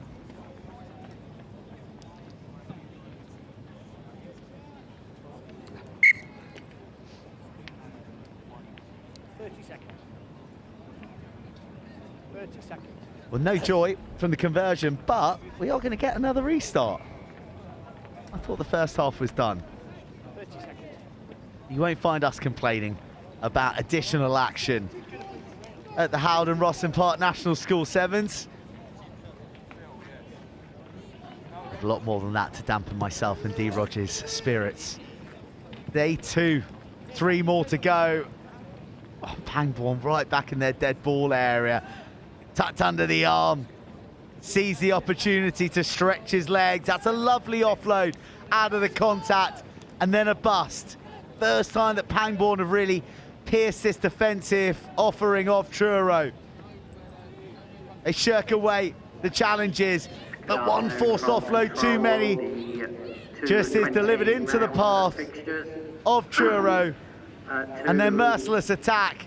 There were 2 laissez-faire out wide. They get the last offload, and oh my goodness. They are uncompromising in the manner with which they finish. And on pitch 2, Samuel Whitbread versus Kings Worcester. A bulldozing last few steps. On pitch 3, Stover School versus Wellington College. And Truro have 34 and the chance to make it 36 before the half-time huddles. On pitch 6, St Albans School versus JESS. And on pitch 7, BSAK versus Woodhouse Grove. That's the break. Those matches And Truro are well on top against Pangbourne. 2:20.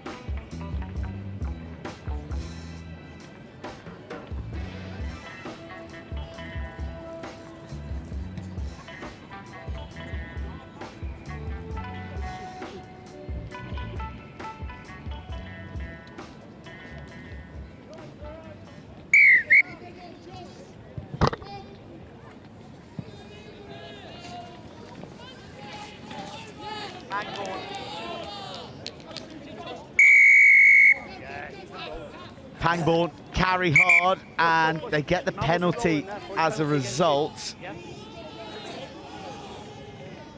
And, well, Truro thought it was theirs, but sorry, lads.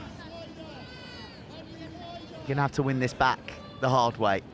Oh, goodness me.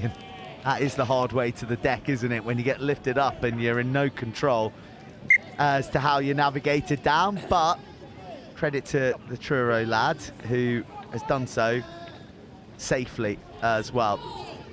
Bit of whip being offered by the Cornishman. A bounce back inside. A lot of jerseys to pick your way through. Then the straightening. And, oh, wow. Dancing, tiptoeing the final few steps and powering the way home underneath the uprights. Dave Rogers is back. Yeah, hello. What have I missed? A few good scores from Truro, who hadn't won a game until this point, and it makes you wonder how good are George Watson's and Harrow. Well, they've saved their best for the cameras, haven't they? The Truro boys. How was your burrito? Well, class as always. Yeah, it's top drawer stuff, isn't it? Yeah, it's a gastronomic experience as well as a Rugby Sevens one down here at the Rosslyn Park National School Sevens, sponsored by Howden. Yeah, have you managed to take down that mac and cheese you've been threatening? I had a little, it was, do you know what? It was worth it. I've heard big thing. Oh, you tried it? Yeah, tried it. Yeah? With the teriyaki beef on top. Oh. Oh, now that changes That's different. things. So you've now got that changes things. Decent bowl of mac and cheese, teriyaki beef on top, and a sprinkling of those crispy onions that enhance any meal. Lovely. Yeah. So Okay. I might go back to the tried and tested tomorrow. That's a kick into space with no sweeper. It's a good play, but no sweeper. Sorry, no chase on the kick. Sorry, I think the snooziness of the mac and cheese has kicked in, mate. The old carb coma, worth it. Oh, it's all right. We've got a few cup finals and plate finals and silverware to perk you back up. Oh, that late burst. He sort of hit the treacle, hadn't he, as he entered the 22, but found a second lease of try-scoring life. There's a glance at the watch by the referee.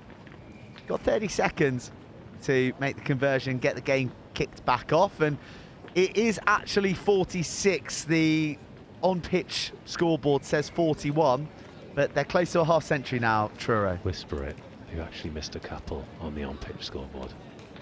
But our guys in the production van never miss a beat. They do never miss a beat.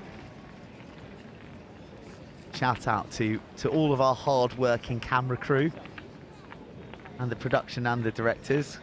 Thought I might even raise a smile from our camera crew there, They're not but listening. clearly they've switched off our commentary. Yeah. So they are sick of us already, and we're not even through day 2. What I really want is when one of these lads does break through and just hit the travelator, then for the army band to play the Gladiators theme tune. Yeah, the Eliminator music. Here come Pangbourne. Oh, they are just running into Cornish forged brick walls today. Look to go wide, but they've got so tight that they're all within one hemisphere of the field. Off go Truro. They've got so much spring in their step, having plundered plenty of tries in this final outing for them on RE1. The finishing touch applied. The 50 brought up. And, well, who's going to take this conversion? Well, the referee's checked the watch there, so I think he's going to play on. No mercy from the man in the middle. 12, 12, 12. He's just been asked to make that angle, one that you wouldn't like to see on a GCSE maths paper. Almost slotted it. No joy. Well, the referee is checking the scoreboard in the corner, and if that tallies with his little black book, and we'll get a bit more action. Oh. It is what it is.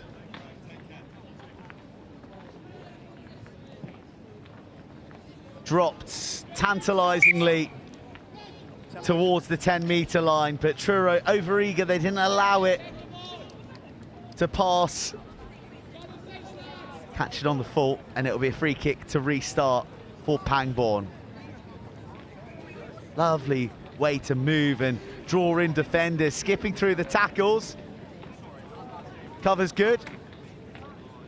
Someone getting in a few reps in the background there. And Pangbourne are getting some reps in the Truro 22, but not for much longer. And Truro, such is their way in transition. Sharp of mind, flight of foot, an insatiable appetite for tries on the showcase pitch. They're going to go from distance.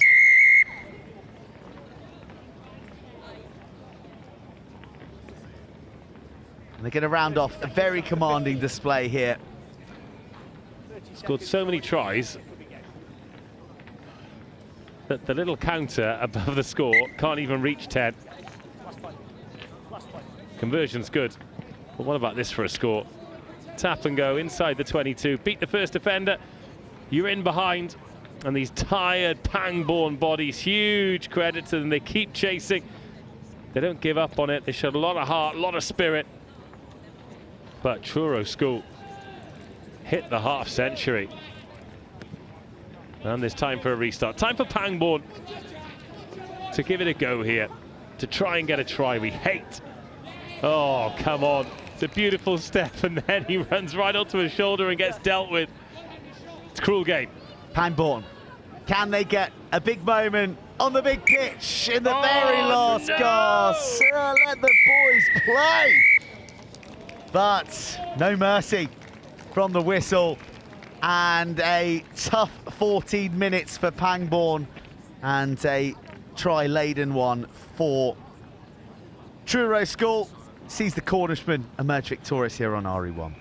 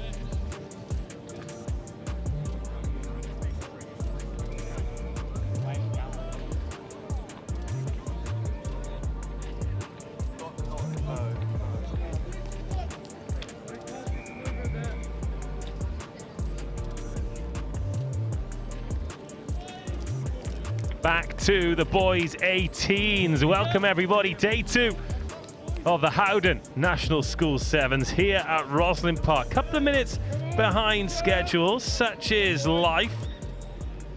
Such is the schedule here in this brilliant tournament. Lord Wandsworth College, they're in the thicker hoops kicking off. John Fisher not receiving that. Oh, that is a great start for Lord Wandsworth College. Came through yesterday with 4 wins from 4 and ghosting through early on here. A little race for the corner to start with, and a diving finish. Lord Wandsworth with a beauty. Oh, what a score. What a score. Need this win today, or need this win here. Do Lord Wandsworth, because they've got victories over Reeds and Windsor boys on day 2, but came second against King Edward's Bath. 27-21. That needs to go. John Fisher wins yesterday over Haberdashers Elstree, Malvern College, Llanishen High School and Reading Bluecoat.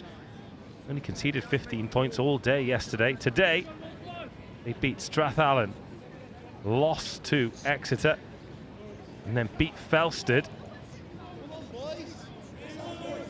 So very much all to play for.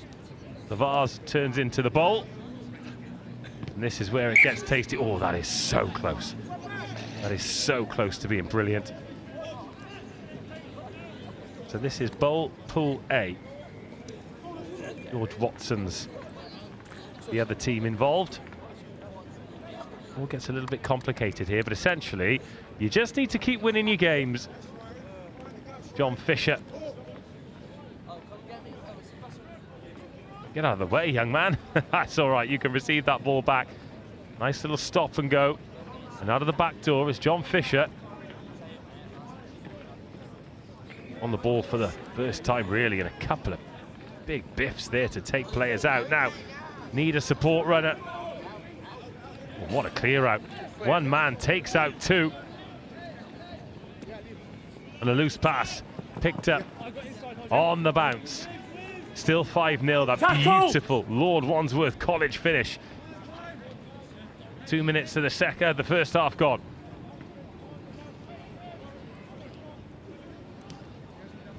You're in defend as well, John Fisher.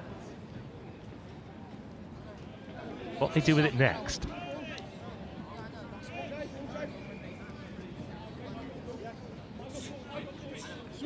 Now a bit of direction, looking for an inside option. There it is.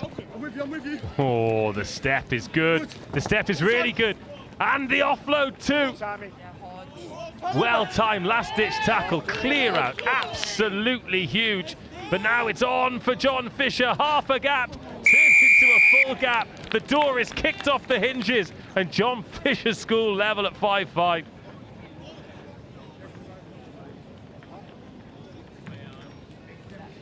Wow. Can't wait to see that finish again. Looked like it was going to be worked up the right-hand side. That conversion is missed. But that is Sam's score.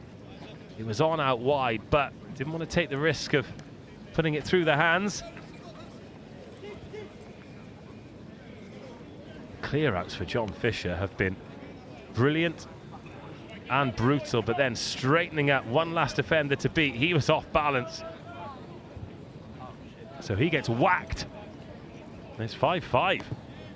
Great contest. Big chase on this one, and the takers. It's gone backwards, but into John Fisher hands, and the opportunity to make hay. Three defenders come across. Another stop and go, and very strong in contact. Well lined up, but the offload is good, and now John Fisher with some space. A 2-on-1 up the left-hand side. The pass delayed. The finish good. And back-to-back scores for John Fisher. Put them ahead for the first time. And Lord Wandsworth College tracking across, but too much strength on the edge.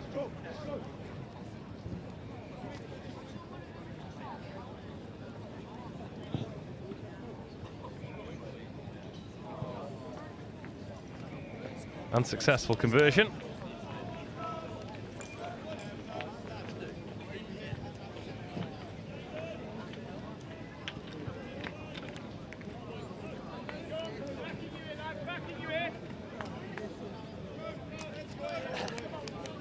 Block off, block off.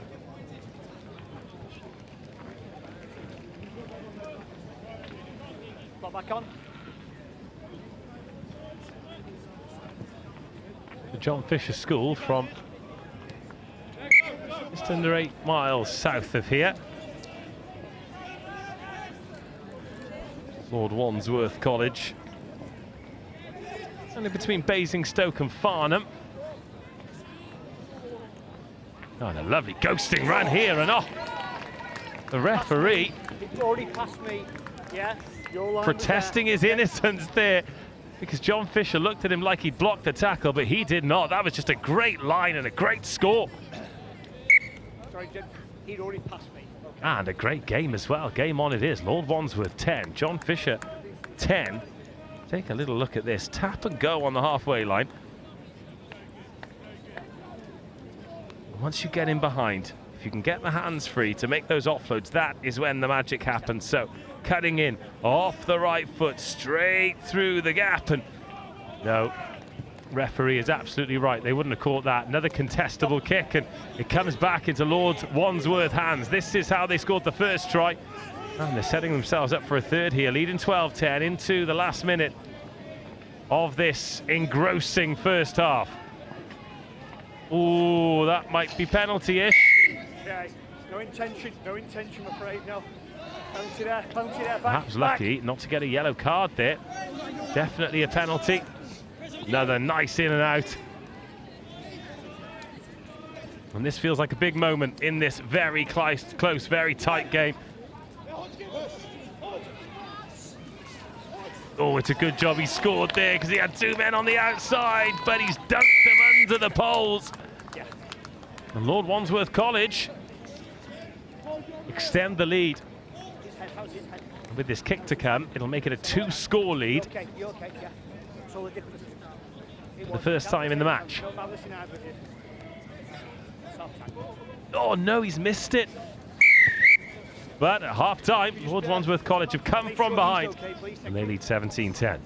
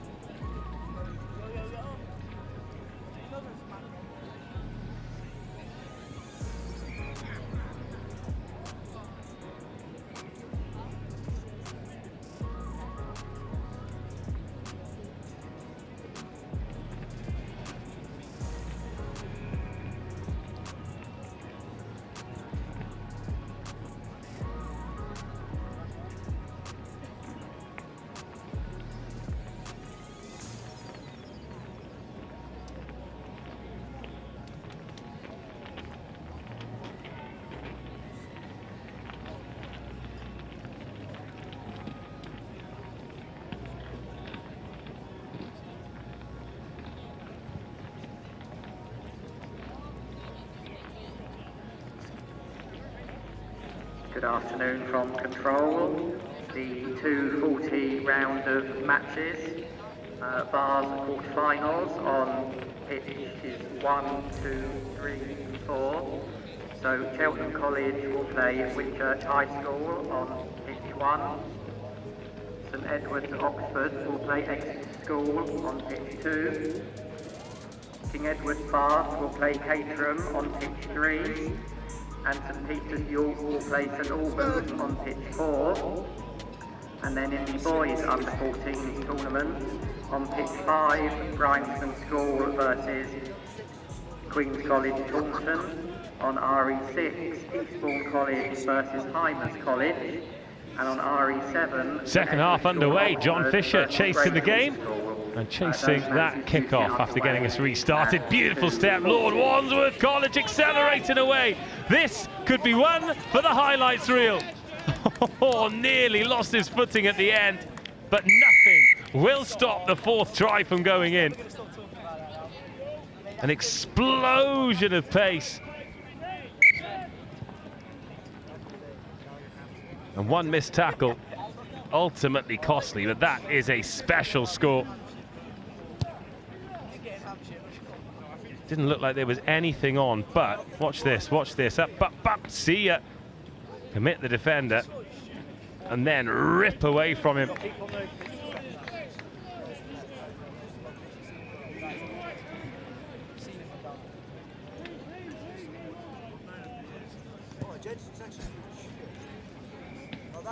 £24-10, and the restart could end up being where this game is won and lost. The Lord Wandsworth restarts have been awesome And getting the ball back as a high tackle there from John Fisher. Good, thank you. Starting to get a bit tough out there for Fisher. Again, they're high on the tackle. The offload is out of the back door. The ball is over the try line. And it is 2 attacks and 2 tries, 90 seconds. Where Lord Wandsworth College have completely changed the complexion of this game.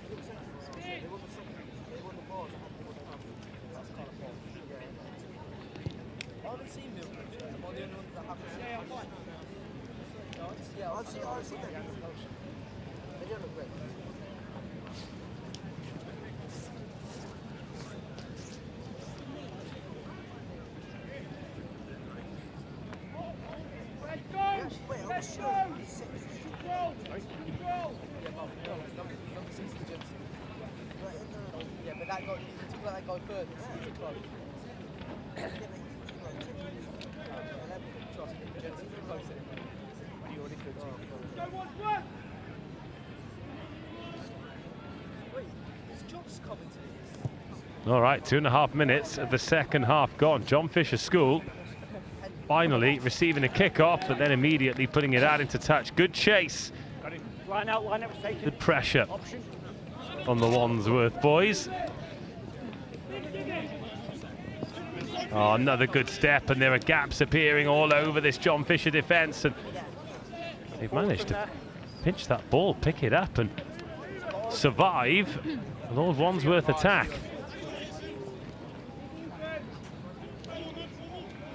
Good tackle, but the offload just as good, and now it is foot race time, and John Fisher have got the edge, found the edge, and they're going to find themselves with another 5 points on the board. They could really do with it being 7 points.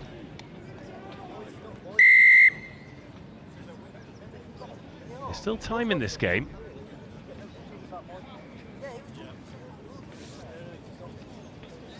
Kick this and you're within 2 scores. Feels like it's been so incredibly one-sided, but... Oh no, don't miss that. Oh wow, 15-29, so they still need 2 converted scores to draw level John Fisher.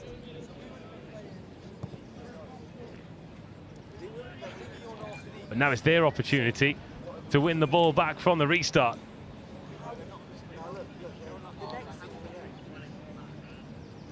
Eager on the chase. Oh, lovely catch. And overcommitted on the chase means that Lord Wandsworth College are going to strike straight back. That is the beauty and the cruelty of rugby sevens.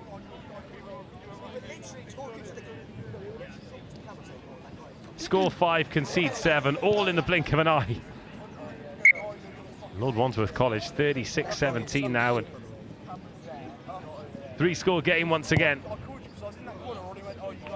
And it's a great take when you do commit to that on the off chance that you overrun it, which, you know, you'll be given plenty of permission to do. There needs to be some cover. Lord Wandsworth are actually shit, by the way.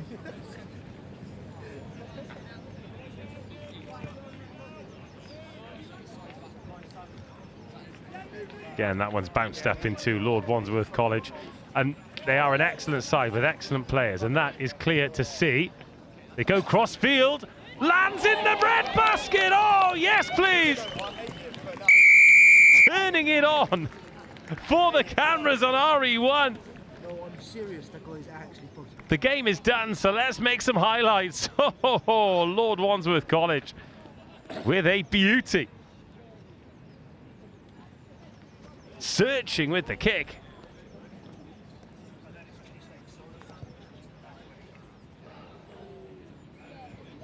Conversion no good, which is a shame. To try like that deserves 7 points.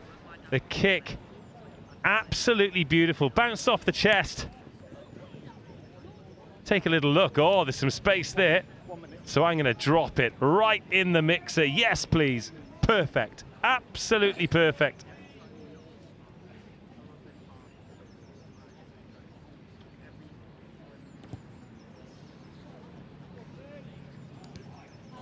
Another kick-off.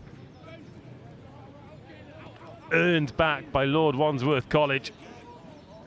Little Goosey, the ball sticks, and the tackle into touch is a big one. Heavy collision. Just give two. Two. There's my mark there. You've got to play it from the touch line. It's a line out, okay? There's your mark there. Yeah? How many in, boys? How many in? You in the channel or are you in the line? As our clock ticks towards 14 minutes. Position, please. Thank you. Come on. Could be the final attack. That's time. And that is full time. A convincing victory for Lord Wandsworth College. John Fisher gave themselves a chance in the first half, but Lord Wandsworth College, competitive kickoffs, clinical try scoring, and a little bit of magic dust at the end. It finishes John Fisher 15, Lord Wandsworth College 41.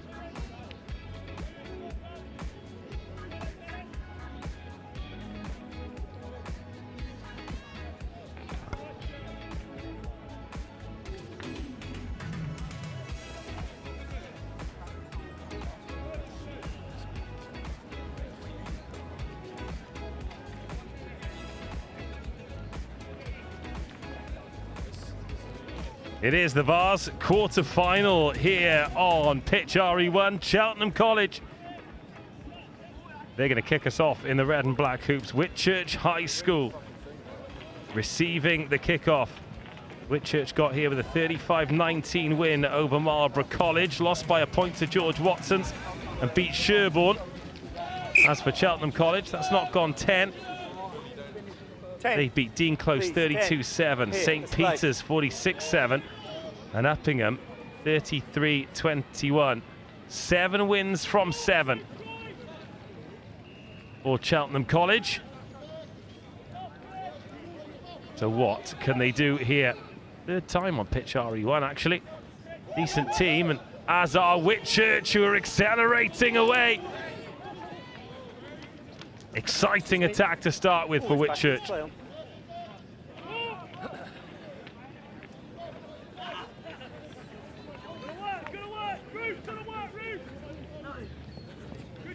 Now into the 22, Matt Holsall. Release, move. Last feet. Wearing number 8. Will Davis, 21, and now Fraser Britton. Weaving run, needs an end point though, and that end point is to find the ball. Cheltenham defending well, forcing the knock on. Really strong tackle.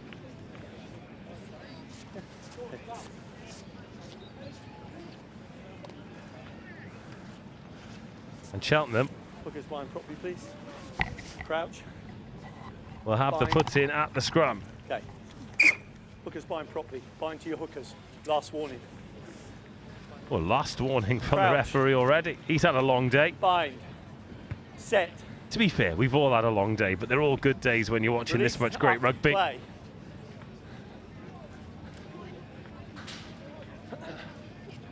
Oh, nearly getting away up the edge. Last feet, play.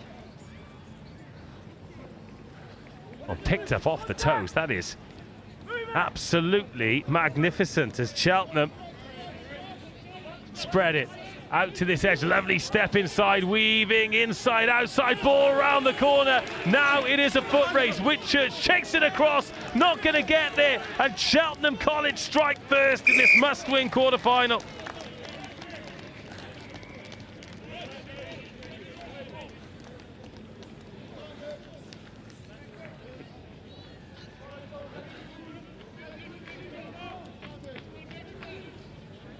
Out of his way, please. Thank you.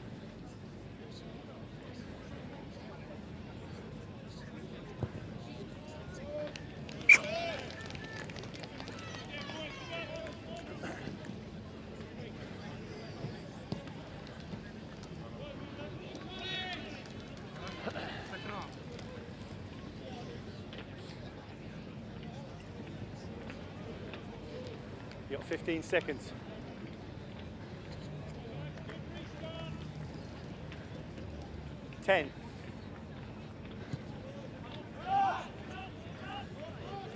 Knock on. In front, put the ball down. Jack Shave with the opening try. Conversion was missed, but now Whitchurch's chance to come back. Ah, this is a great contest, isn't it? Two good rugby schools. They're not too far from one another either. Option. Geographically, just either side of the bridge. Scrum called. Two lovely parts of the world as well, Cheltenham and Whitchurch. Scrum called. Option, knock on into touch. Competition. On pitch 1, JESS will play Rugby English-speaking college. On pitch So in the scrum half, Jack Savage plays anywhere across the backs. More of a winger in terms of 15s, and he's thought he saw his space down the blind side there, but Whitchurch over the ball. He's on the floor as you held on. On pitch 5, Marlborough College will play Brintec Comprehensive. 4 minutes gone. And on RE6, tense quarter-final, isn't it? Very often these games decided by a score either way. You've got to take your chances, and it's Jack Shave who took his chance. Oh, acceleration away, that's off the boot. You can play on from that, but broken field might work out here for Cheltenham. Oh, is there a knock on there? Knock on in the tackle. Just a knock on, just in the tackle. Only scrum. Here. Nothing more serious than that. Here's a mark. Let's go. Let's build the scrum, please. Crouch. Bind. Set. And the referee. There we go, we're playing. Yeah, says we're playing. 2 right. And more of that, please. Lovely little wraparound play. Rufus Hankin is quick. And so is Charlie Hatton. Every game here on RE1 puts on a show and gets on the end of a great move. Charlie Hatton scores again, and Cheltenham College are in business, doubling the lead. Obviously they're scoring the tries, but defending well too. Edry Daunter, oh, that one drifts wide. But at the moment, conversion's not coming into it. It is. Great score. And a great position for them to be in here. 15 seconds when you get hold of it. Let's play. Thank you. Let's go. Right then, Whitchurch need to get some ball, need to get some opportunity. It's a clean take. Chase was good by Ed Critchley, captain of this team.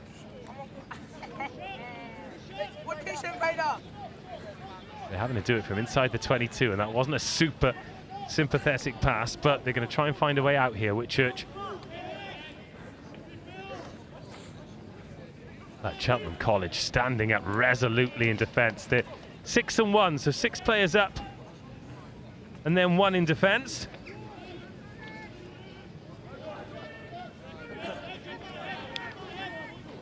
Is there a way out now for the boys in black and blue? suggestion of that Cardiff blue, isn't there? Although with a touch of gold, and now there is space to attack. Seb Antonio, shimmy one way, then the other, still going. Has he got the acceleration to finish it? Oh boy, yes he has. One of the scores of the tournament to get Whitchurch back in business just before half-time. This way, kicker. Half-time. Just when we thought it was over, the half and the attack. A moment of magic, followed by another. A special score worthy of a quarter-final, and having spent a lot of time on the back foot, Whitchurch are in business, and Finn Paisley splits the uprights at half-time. Cheltenham College 10, Whitchurch High School 7.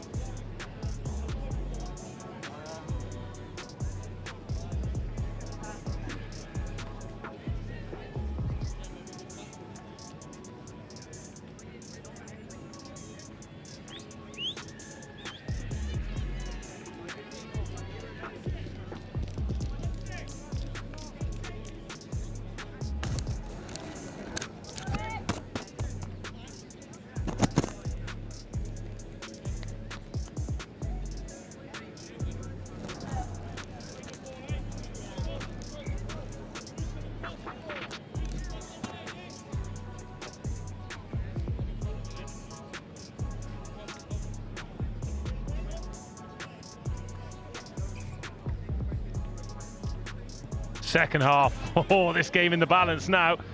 Whitchurch High School just reminding Cheltenham that there are two teams in this, but these Cheltenham boys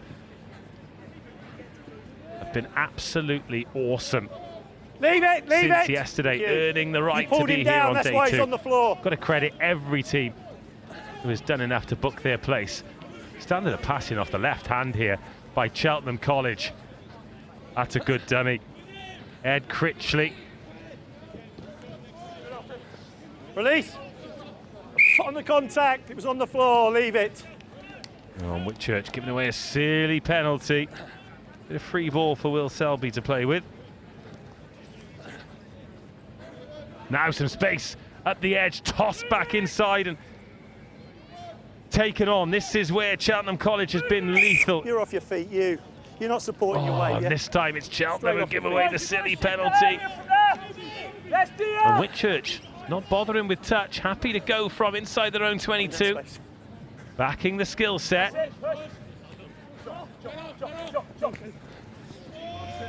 Well wrestled. Touch. Really good defense. Jack Shea, try scorer.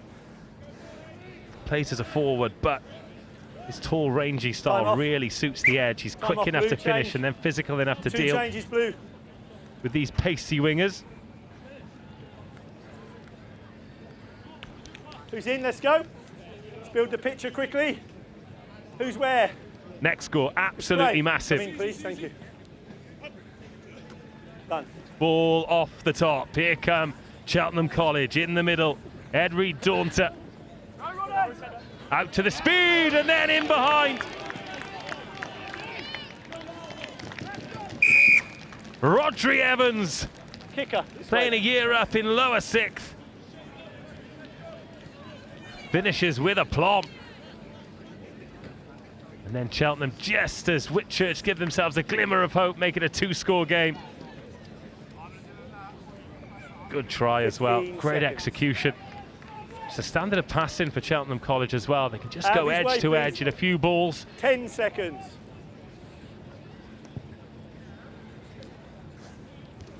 Unsuccessful conversion into the Edwin Doran tent. Rumbling the teachers who are enjoying an afternoon brew. Just another look at this on the first phase. To the line, which is just a little bit deep in defence, and then just a shimmy and a fend. And all he does is get rid of the hands. And that is enough to restore this 2-score lead. Away! First person lift, what are you shouting at me for? And Cheltenham have turned this ball over. Another ball, and it's Rodri again. Rodri Evans scrambles over. Oh, he nearly rued the opportunity.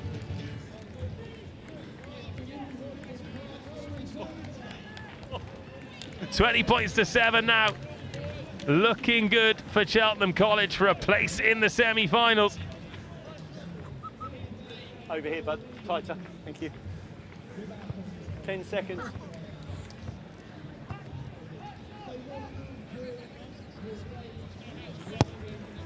Another great strike. Doesn't quite have the direction. But it doesn't matter. Cheltenham College just look like they can score from anywhere and everywhere. And what they've done really well is take advantage of turnover ball. As soon as they get the ball, turn it over, they just move it away from the point of contact. They don't give Whitchurch time to defend and to set the defence.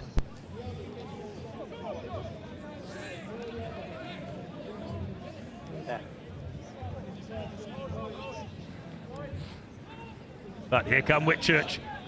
Oh, a little hand on that, back once, back twice. But into Cheltenham hands and back into Whitchurch hands. This could be what the Cardiff boys need. Even though they've conceded 4 tries, they still only need 2 converted tries. And there's a bit of time on the clock here. They just haven't had the ball, but they look dangerous when they do. No! 2 in the side! Back, back, back! You. The Army brass band are back, which is great news for everyone. Lovely offload. This is really nice from Whitchurch. A little stop and go, but a good tackle. Last feet. Man handball. 2 minutes left. Oh, the dummy and the gap. Does it open up? They've got to come back left here, Whitchurch. Oh, now then. The referee's going under the poles. It's a penalty try. Off you go. The line break was on. Penalty try, yellow card, 2014, 90 seconds to go in the quarter-final. Now, the referee's made a good decision here. We'll get the replay, and let's see if there's any cover. He's obviously confident that there was no one on the outside and they were walking it in. So here's the pass, whipped off. Oh, he knew. Hands on head straight away. Look on, scrum advantage. Who's it come off? Oh, it's come off Cheltenham. Oh, a tasty finish incoming.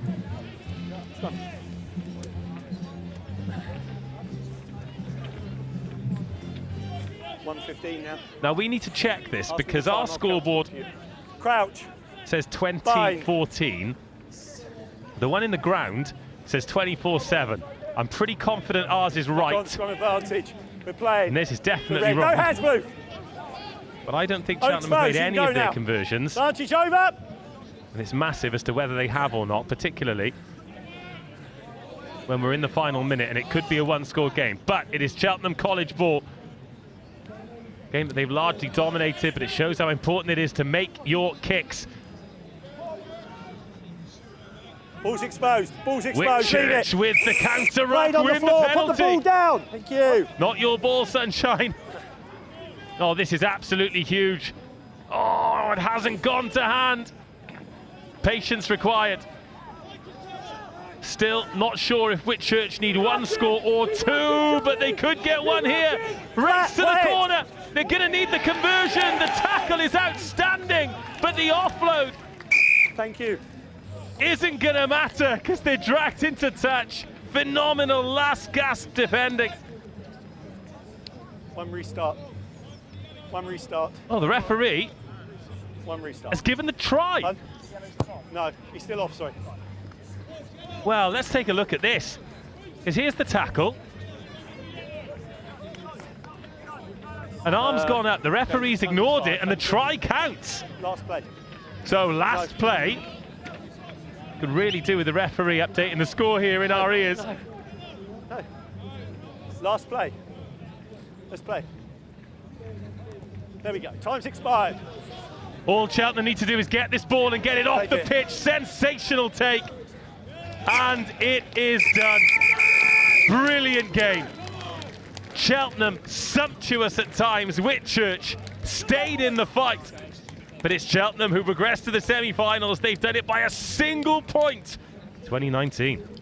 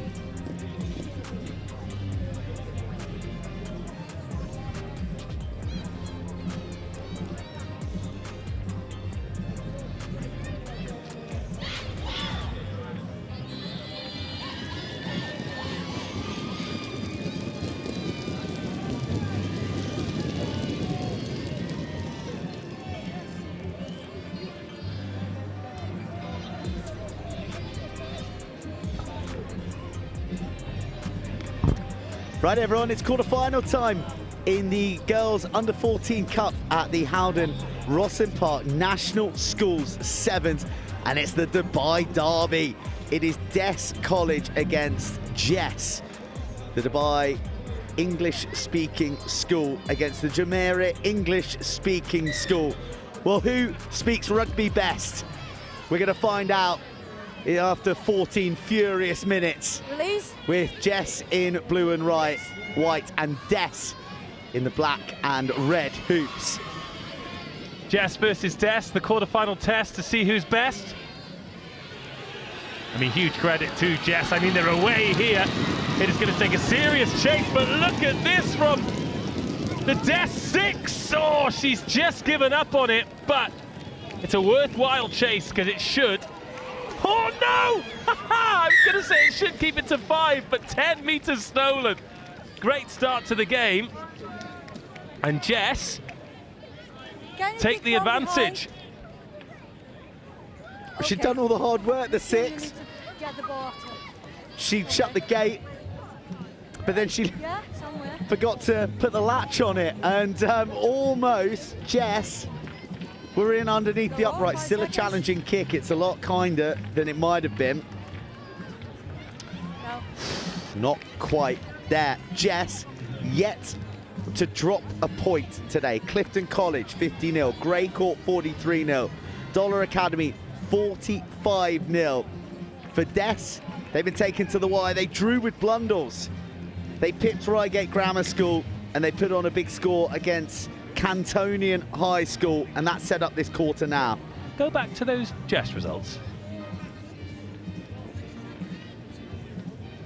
Oh no, do you know, I thought they'd gone 4 games, 4 different countries, but Clifton and Greycourt, 2 English schools, a Scottish school and a Dubai school. It's an international tournament, Burnsy. It sure is. And Des get their hands on the ball for the first time, and they almost offer up a gift for their neighbours and rivals from the home of the Dubai Sevens. It's not a bad tour, that, is it? So I've heard. It is a very, very not bad tour. No, clear release. Stripped in the contact. There, ball. Yes. High tackle, penalty for Des. Head on a swivel. Leave the ball from your hands. Yes. Okay. Ball needs to leave the hands on the tap. Careering into contact. Full-blooded defence from JESS, such is their way. Grace Gordon. Amazing Grace. Through the heart of the Des defence. The vice-captain clocks up try number 2.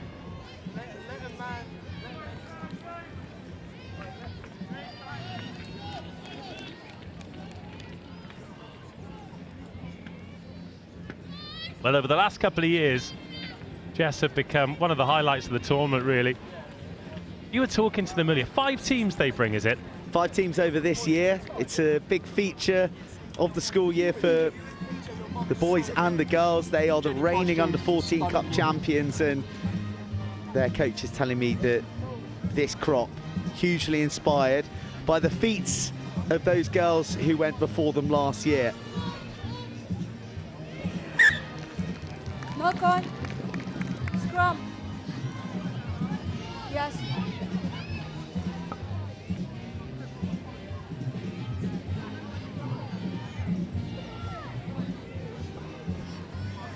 Very cool, though, isn't it? I mean, just yesterday, having finals between JESS and a Waterloo school from Belgium. We've got 2 schools from Dubai here. Oh, that is a brutal scrum from Des, and they have powered through to win the scrum penalty. Dominant Des at the scrum, and off they go from deep. Lovely footwork. Leaves a couple of defenders for dead. Fancies a third. Real pocket rocket down this left edge. And, wow, JESS lying all over that ball. They're lucky to get away with the call there. But they're not going to get away with the ball because JESS are showing great hunger now. Got to apologise to all the Des parents. We haven't got a team sheet, so we cannot truly big up the brilliant work by 2, then 3. A break that almost yields a try. You're on the ground. Well, Deans have been held and not releasing the ball. JESS, they're so deadly for that one. Pole axe in the 15-metre channel, one of the tackles of the day. And JESS, their nerves are beginning to jingle and jangle in this quarter-final. An error on the 5-metre line and a gilt-edged opportunity for Des to get on the board. What an opportunity as well. It all came from some really good close quarter work by the number 2. She's in the bottom right-hand side of your screen there. First of all, strength and power up the right-hand side, ball in hand, then ripping it back when it was a bit messy at the breakdown. She's going to be the first receiver option here. Fancy her to go direct and maybe cause this JESS defence a few problems. Here she goes. Backing the wheels, looking for width. It's a great tackle. Yeah, take the ball, yes. By the try scorer, the vice-captain. Yeah. Wonderful steal on the floor, painted a really clear picture Back 10, of 10, the 10, jackal. 10, 10. And now off go Des. A pat on the back to say, there you go, go get it for us. Real hint that JESS weren't back the full 10 there. But they get away with one. You've got to play on the edge in these cup knockout matches. Crouch, bind, set. Yeah, perfect. Des, more scrum dominance. And another opportunity, was that high? The answer is yes. The advantage still there.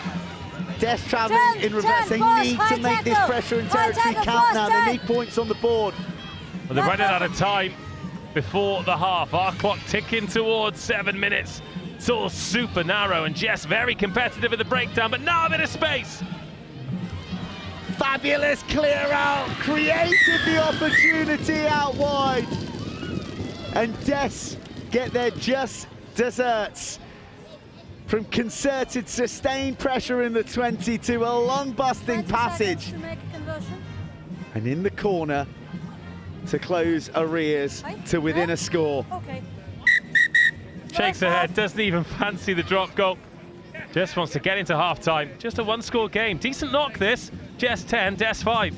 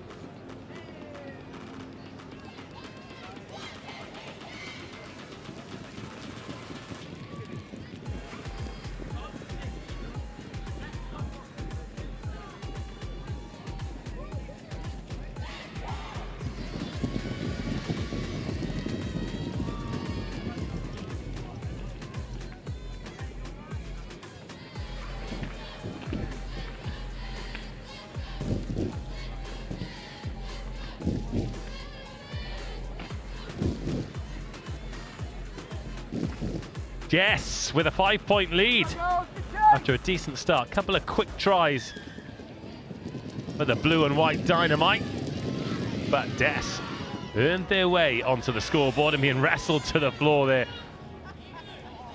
Good contest this now. Number 6, saw her on pitch RE2 earlier. If they can get her in space, she's an excellent finisher. Hands on rug. Hands on a little bit of pressure here on JESS, conceding some penalties. Oh, ghosting! Go! Sold them with the eyes and created the space. And this game is going to be level. Racing all the way to the corner. Got to get it down, though. JESS not giving up on the chase. DES doing just enough, and we're level. And you venture that she may not take this conversion either. No conversion wide. She's finished from even farther out, even wider. Picked it up, saw the space, hesitated for a moment, back the pace.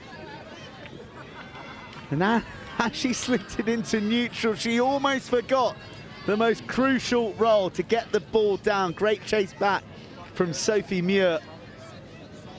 But we're at 10s. Not a point between them.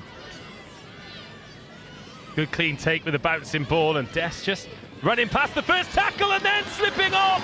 And JESS are going to respond immediately. 3-player chase. They may as well stick the parachutes on at the end of the drag race, because this one's done. Commitment in contact yields a try. I mean, it looked easy at the end, but that was serious, serious going. And this very convertible as well. And this kick, absolutely huge. From under the sticks, no conversion successful yet. Oh, and that one's gone under. Keeps it interesting, 15-10, but this is a really, really good try. Took the kick off, the first tackler ran past it and then just won the wrestle with the second, strong enough to get rid of the handful of jersey. Game breaker. Then the winners of Group A in the boys under 14 Millfield will play the winners of Group B Ratcliffe. That match on RE2. Knocked on by Knock on JESS advantage. just Scrum. when they wanted to get a bit of time on the ball. There is an eternity left of this match. 4 minutes and a bit of change. So much can happen in such a short space of time in rugby sevens. Stop. Hands up, up. Girls, stay on your feet. Keep on your feet till the side, okay? Crouch. Bind. It's a light reorganisation of the scrum, overseen by the referee. JESS pretty much put it in back into their own hands. Oh, that is wild, and actually does really well to not tackle high.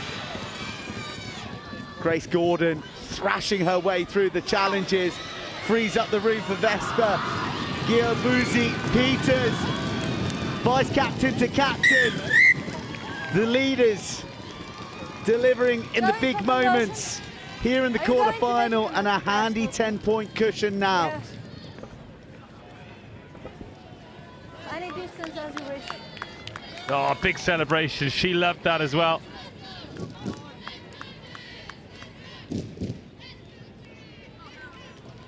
Looking forward to taking a look at the replay of this one. Excellent try. Another conversion falls by the wayside. So JESS 2 scores behind again. But it's well worked out to the left-hand side. Really good in contact, these JESS girls. And then free in the hands, getting it out to the edge. A lot of work to be done. But Vesper scoots over for the 4th try.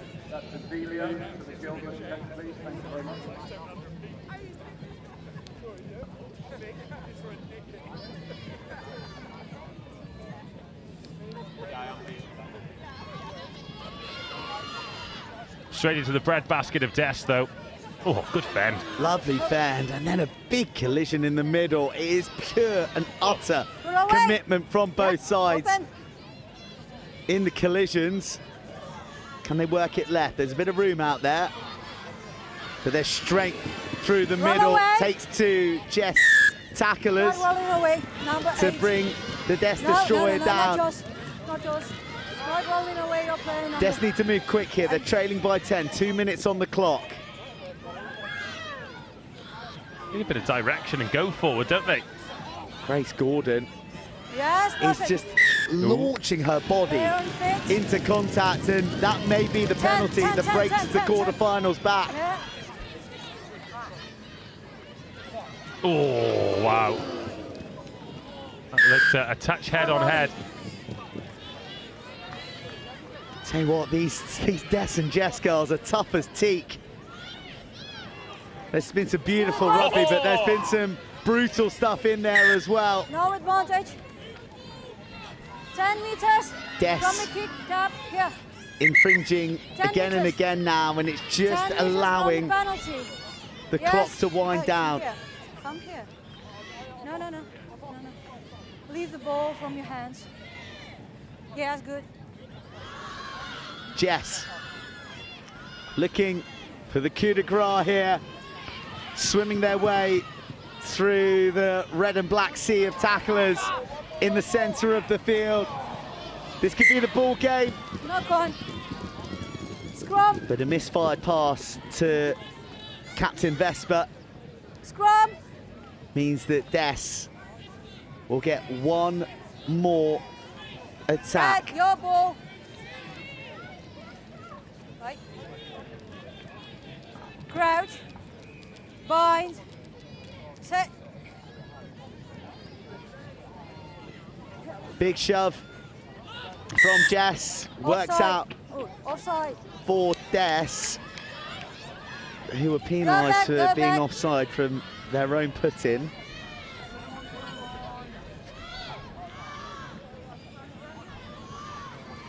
Oh, going a bit high, and you don't want to do that on Millie Heath. Millie Heath brings the power game and brings the quarter-final home. Well, it feels like a home match in the sandpit, doesn't it? With all the support on the sidelines for JESS. Millie Heath, she has been absolutely excellent. She's the one who scored that game-breaking try just after half-time. And finally, we get a conversion to finish things off, and JESS progress. JESS take the spoils in the Dubai Derby, and they're off to the semi-final. Sorry?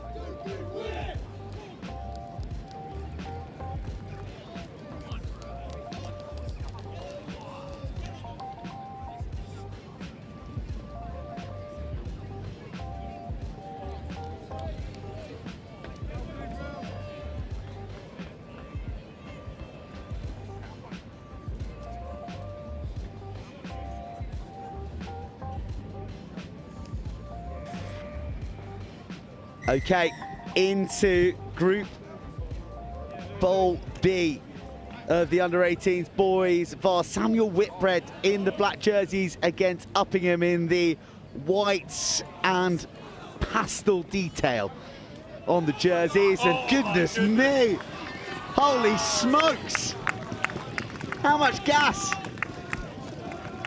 has the 7 of Samuel Whitbread got in his hamstrings? Wow, Uppingham chasing vapours. Well, someone's changed to slicks today, haven't they? That is a quite astonishing start. And the conversion is good. Incredible start from Whitbread.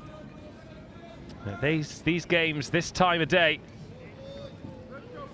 make an absolutely huge difference getting those early scores. Look at this, throws the dummy. Glides past the second. It was half a missed tackle, really, and then just hits the burners. The power to pull away. Awesome.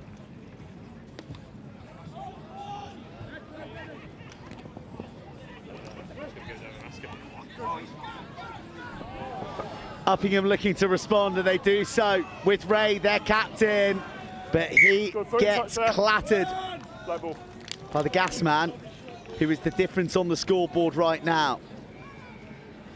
Look at the frame on these boys. Black line out. Some of them not even or only just 18. Take a step for me, White. White. Incredible athleticism.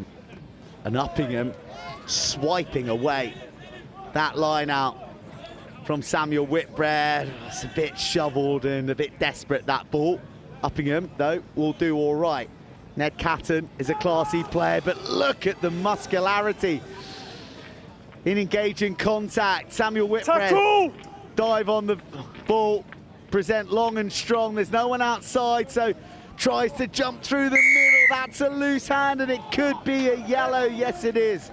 Uppingham, uphill battle now. Losing William Crossfield, short line against the grain. It's a bit of a speculator on the offload. Probably didn't need to be forced. And Uppingham survive.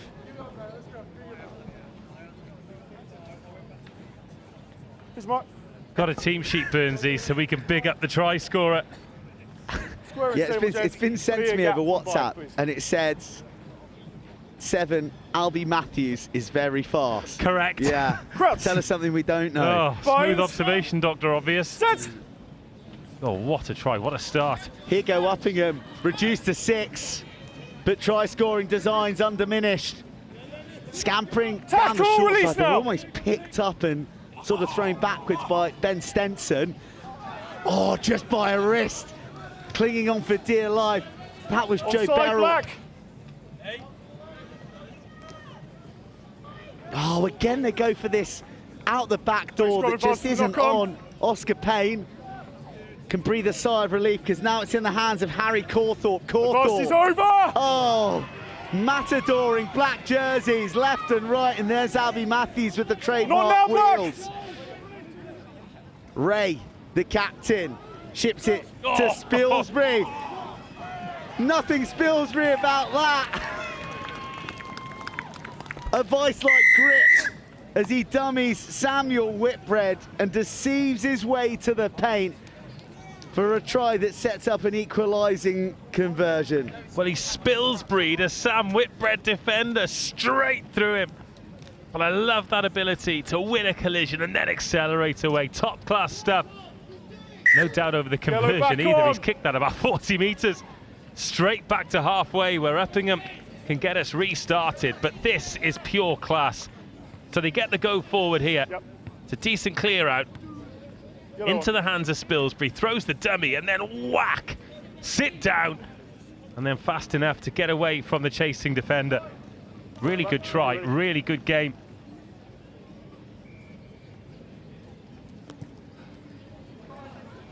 That's 10 metres, that's fine.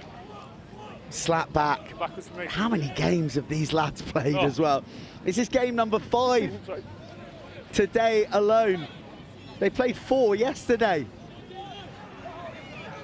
Uppingham. Oh, foot touch there. Just a tiptoe on the touchline.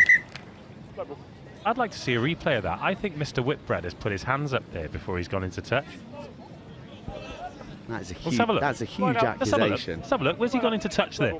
Nonsense. Yeah. I think a trailing toe. I think a trailing toe. Better position than us. Here we go, here we go. No. Foot's not down. Not 5. Justice. Back 10 straight away, please. Not 5 metres. Uppingham.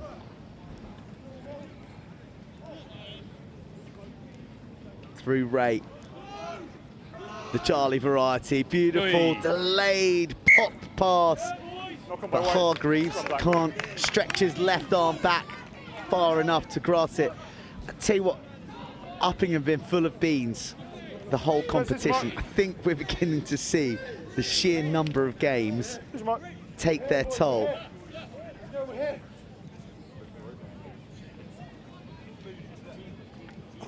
Yeah, there'll be I'm just counting the games up. This is game number 9 in 2 days. Set.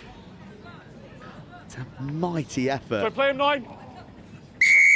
Number 11 offside. Well, for one of these teams, there's even more games to come. There will be. This is Bowl Group B. Oh, direct. There's another one to come against Kings Worcester for Uppingham after this. Oh, just a low clothesline round the ankles. It was Henry Lewis who is on the floor. This is one of their classy players. Oh, goodness me. The hits just keep raining in, don't they? Looking good in the contact zone, though, here, Sam Whitbread. Just winning the collisions, making their way forward. Long slung pass to Joe Beryl, who came up with the key tackle, apprehending the Uppingham man by the wrist. The bounce is so kind to Samuel Whitbread, but equally so cruel to Uppingham. That's time, boys. Hands on knees. And despondent defenders outfoxed by the cruel mistress that is the overleg ball. 7 more for Samuel Whitbread to carry into the half-time huddles. They're on top here against Uppingham.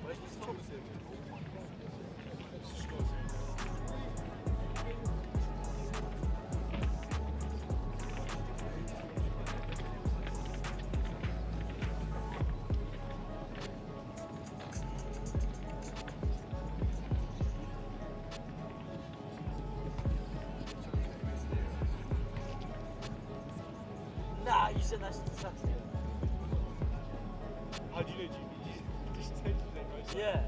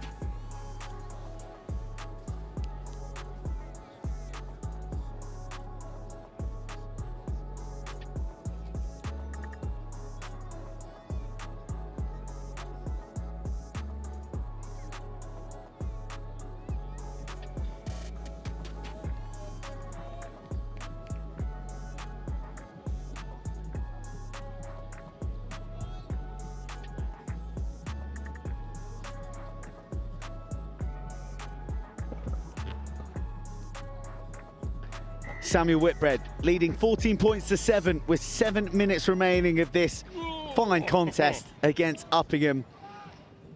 2 sets of lads who have given absolutely everything to this competition across 2 days.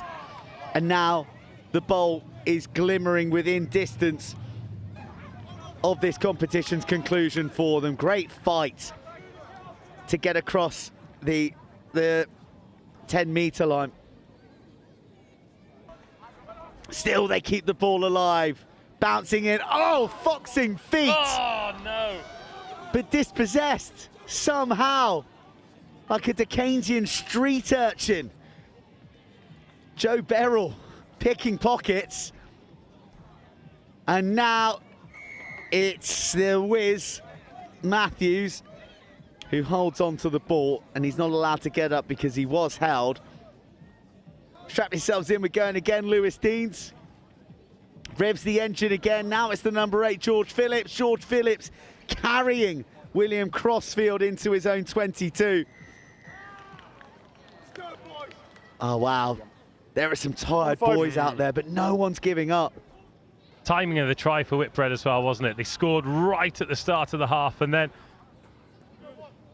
the Uppingham boys probably had the lion's share of territory and possession, but then right at the end of the half, it was a speculative kick. Thought it might have been a bad decision, but when it leads to a try, it's never a bad decision. Well, we've talked about the international schools. The timing of that last tackle was like a Swiss clock. Goal line, please, White. Bang on. Goal line straight away. TikTok, baby. No, you're in the channel. Right in Going cuckoo for it up here. 10. Still a lovely buzz. It's been a long day for us. Yeah, It's been a long day for us. It's three to go. 3 to go. It's off the knee. Here we go, Samuel Whitbread. Oh, spinning through the contact. Another turnover right there. How about that from Edward Vertigan? Vertigan going horizontal. Uppingham really having to grapple their way through. No lift. For any metres. Good clear out. Now there's numbers. Smart hands could do the trick. Off goes Ned Catton. Ned Catton just looking, searching for that offload. Great delay by Ray. Great decision making. And now we're out to the gas man, Harry Wood. But there's gas men. Tackle! And there's Albie Matthews. Not now, Black! He gets his man. Oh, Ray was on the short ball. Should it have gone? Now he gets it. 2 black jerseys arrive and cinch round the number 8. Out the back door. Catton. Catton against Beryl. No one's getting past the flame-haired 9 today. Look on my way. But just the gentlest feather forward, it seems. And Uppingham cede possession. Close one, that, wasn't it? Here's my chance. Let's get the set nice and quick. Some of the clear-outs to secure the ball, especially given how competitive the breakdown is, are absolutely savage. Bind. Set. Big pressure coming on the scrum there from Uppingham, but it opens it up on the short side. Lewis Deans. Oh my goodness. Gets lassoed and then set upon. Surely a penalty to Uppingham. Sure. As Samuel Whitbread held on that additional beat. Flirting with the laws of time. And now Hubbard looks to stand up his opposition men. He's not got much change, has he, out of Catton and co. Short side, left unattended, but the commitment oozing from every act. Vertigan at the heart of it all again. Hubbard. Surely not. Oh, that would have been inspired. We're neutral up here, but I kind of would have loved it if that had worked.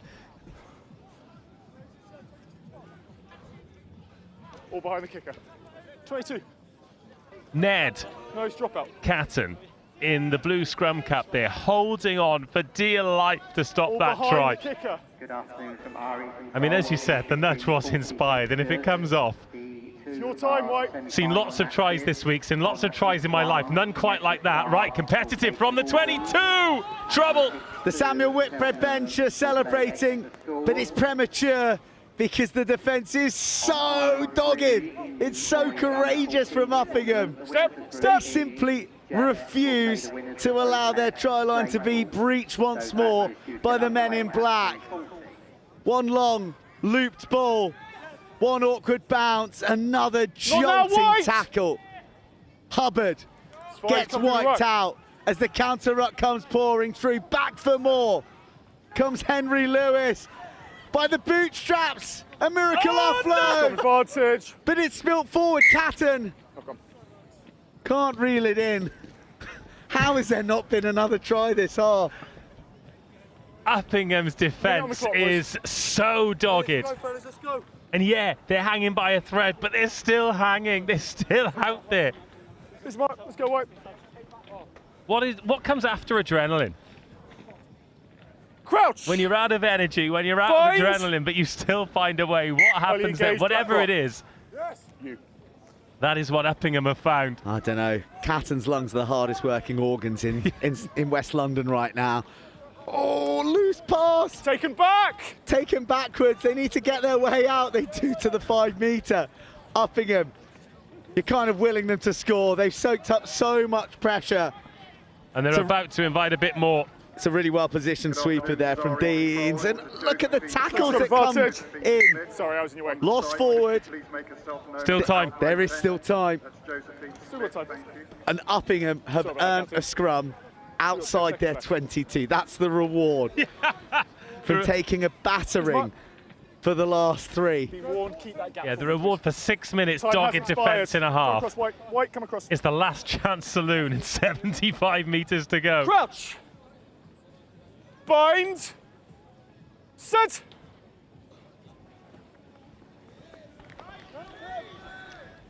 Uppingham off the floor. Uppingham carving a chasm through the heart of the Samuel Whitbread defence. The reward for a titanic stand on their try line is to go the length, to dot down under the crossbar and have a conversion to level the match. Will we restart?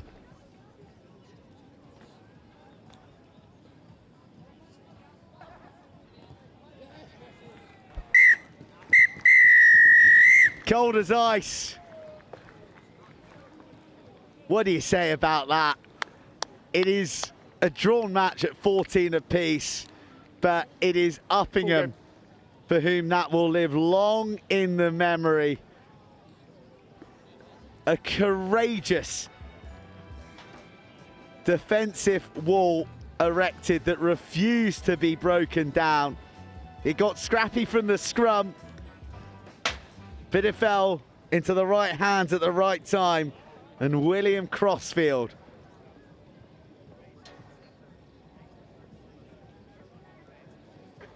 swoops home.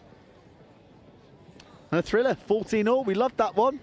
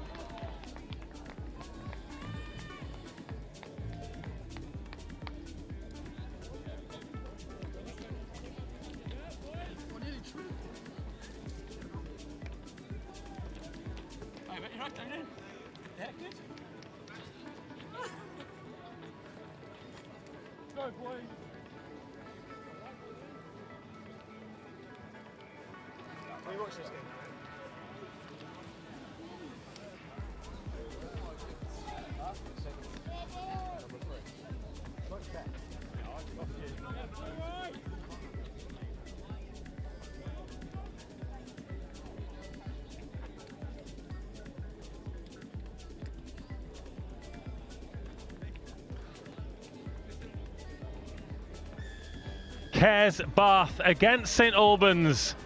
St Albans receiving Back. in the blue, black and amber hoops. Cares Bath in the midst of their best ever season in the maroon and white, and one victory away from a final here at the Rosslyn Park National Schools Sevens. It is knockout rugby. It's fast, it's frantic, it's furious, and it's Cares Bath all threatening to burst up the outside. Getting an offload away, but straight into touch. We are underway. Cool. Again, frustratingly, no team sheets for this one.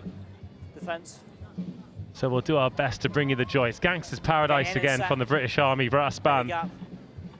Tell you what, we're talking about the effort of these lads who've played, what, 6, 7, 8 games over a couple of days. The British Army Brass Band must have lips like warm cheese, the amount that they've been putting into action. Oh, here we go, some space around the outside. Gas Merchant and Cares Bath in. Oh, some finish. Smoking across the turf.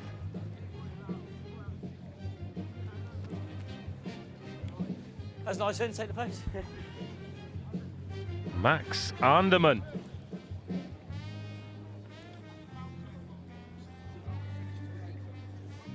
Now to add the extras, Henry Derwent. Oh, that was just going to drift across the face.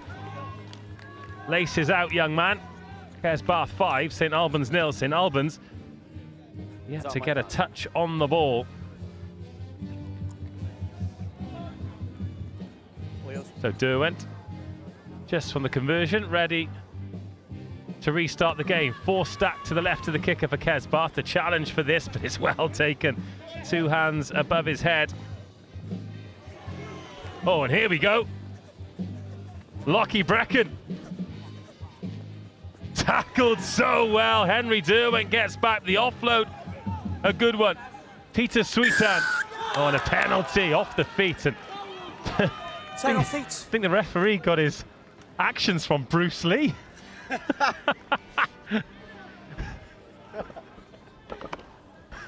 Hiya!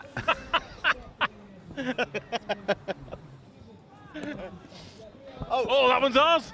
Hey. Almost the best take of the tournament, one-handed by one of our cameramen. But you dropped it, so yeah, unlucky. It'll never be forgotten. Better luck next year. Yeah. Enjoy your last Rosslyn Park National School Sevens. 2.5 minutes gone. St Albans, we've got a team sheet, but the handwriting is. And also, it's a number 16 on the pitch. There definitely isn't on our team sheet. Off the top, Kez, the boys from Bath, had a bit of advantage, and the referee said, let's just get on with it. Really want to play, don't they? Cares Bath, great to see. High tempo, high octane. And Will Rawston, wearing 14, straight into 2 tacklers, looking for an offload, finds one. Henry Derwent drifts out to the right and then drops it on the toe. No sweeper in, not a bad play, but didn't really connect with the kick. Now St Albans can come back. Travel from just north of London today. And they'll have been full of anger because getting around the North Circular in the morning is an absolute disaster zone. Lovely ball whipped out to the left.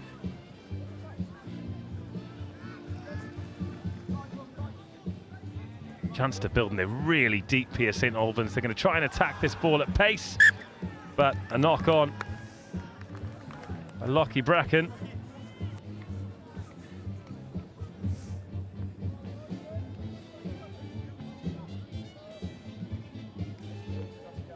Centre.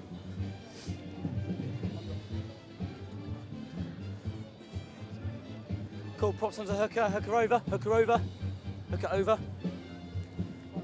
Crouch! Just looking at this St Albans team sheet, Burnsy, and it looks like somebody left-handed wrote it with their toes. but they can coach rugby. Yes, and that's the main thing here. Thing. That's the main thing. Here come Kes, who are moving it through the grip of the outside backs. That is elusive. That is utterly determined. And now the ball, now the feet. What a tackle as the bounce off the left boot of Henry Derwen almost undid St Albans. Play on, it's a good attempt. Good attempt. Was he holding on the floor? Looked like he'd latched down. Yeah, it's a leg Pass injury, into the path. Oh, away. Brutal, abrasive carry. Used. St Albans are defending with 6 because one of their players is down in the backfield. Spun, but drifted, and one-on-one, and there's no way through for Max Anderman. He's the difference at the moment. 5 points, the lead that Kes hold over St Albans, who continue to graft with one less player. And they sent a sub on now. So they are up to 7, but there's still a little bit of space on the left.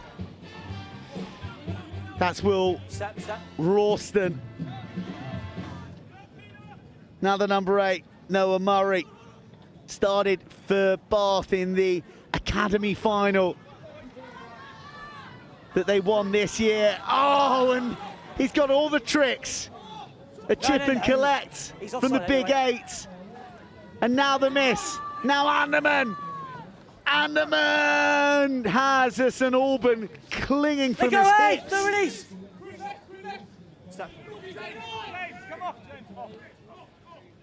Epic defence from St Albans, who to this point refuse to be unlocked. They might have no choice now. Anderman, he's shown how deadly he is with defenders to beat. This time, he coasts across. The patience of Kes finally breaking down the resolve of St Albans. Oh, it was a slow death for St Albans, wasn't it? Heroic defence. But eventually, if you can maintain the ball, keep going through the phases, the defence will yield. Chance for everybody to get their breath back. Your choice, but we're here. Kes, 10-0 up. Referee 20 seconds. Giving him the choice as to whether or not he takes the conversion. Needs to hurry up here. Missed the first one. He's missed the second one, and he's kicked it over the tent as well. So someone's going to have to play fetch with that. But half time here, Kes Bath 10, St Albans School 0.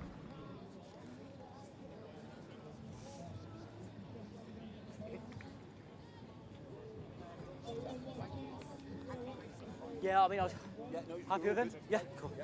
He's grabbing his knee. Classic shout for full pass in the corner. That was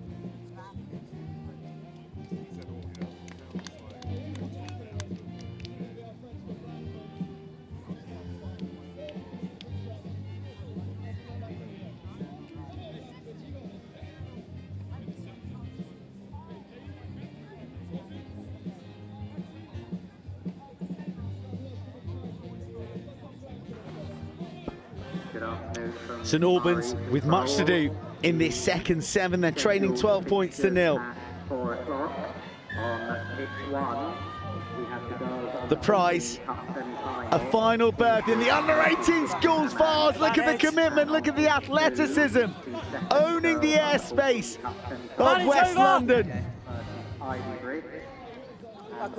Oh, the ball lost back with the fly hack through. This is dangerous.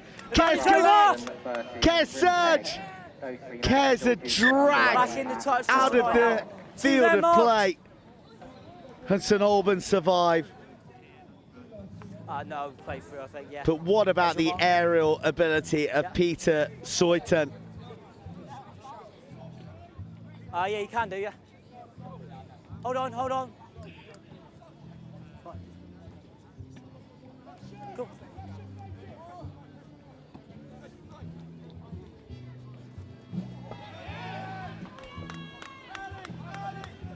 Hamstring stretcher of a pass. Kez have pinched the ball, and now they're looking to build upon the possession that they've gained. Short ball offered, loses the footing. Wow, this kid looks good, doesn't he? Noah Murray. Serious engine on him as well, he's everywhere.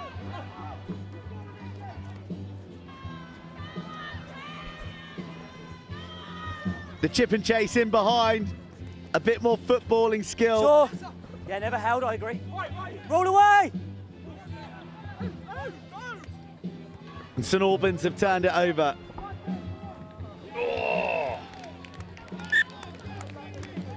Are you happy that's backwards into touch? Cool.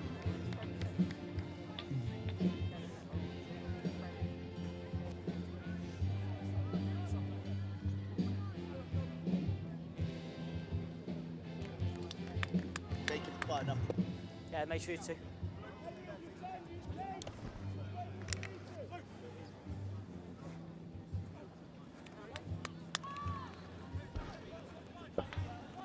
Kez looking for a score that may just put St Albans to bed. That is a solo spectacular from Henry Derwent. You can see what you want to do, but executing it at high velocity is quite another. Time off then. And Derwent has got the skills to pay the bills to get to the final, maybe. He's seen the space a couple of times, hasn't he? There have been a few attempts. But the execution, superb there. St Albans School. And you can't send him away. Once again, it is not for lack of effort, but Kez just keeping the ball, taking their chances, proper knockout rugby. And that one's drifted across the face, which is great news because it means we can take another look at this on the line out. Always interesting to see what they do first phase, but yeah, takes it back on the switch. Little nudge in behind. No sweeper at home. They've all come up nice and quick, but the gather is good. And that's the hardest part, isn't it? The kick, and then getting down low to finish it off. It is. One bouncer now, and it looks like it took a tip off the hand of a St Albans. So it's all working in the favour of Kez here. Who are going to see a bit more of the clock wind down, and they should. Drills being all well. Come away with the ball in their hands. Underarm throw. Not sure if I'm on board with that style of throwing, but it's worked for Kez, and they're really challenging the line and the defensive acumen of St Albans. Almost the offload being released by Cade Comer. Play the ball. It's not knock on. Bit of trouble, resourcing it from the ruck.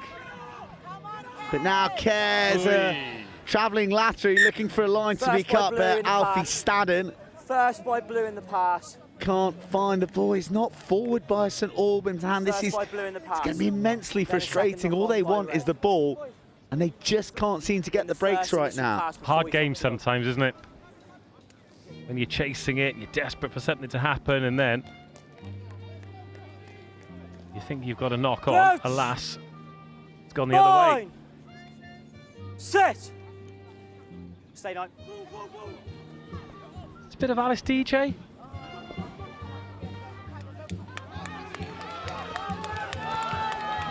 Kez aren't spinning decks, but they are spinning their way through to the final. A finish with a flourish as Max Kirkwood goes airborne, and Kez are flying to the final. Best season ever. Might be about to get a whole lot better. Imagine winning here at Rosslyn Park. How good would that feel?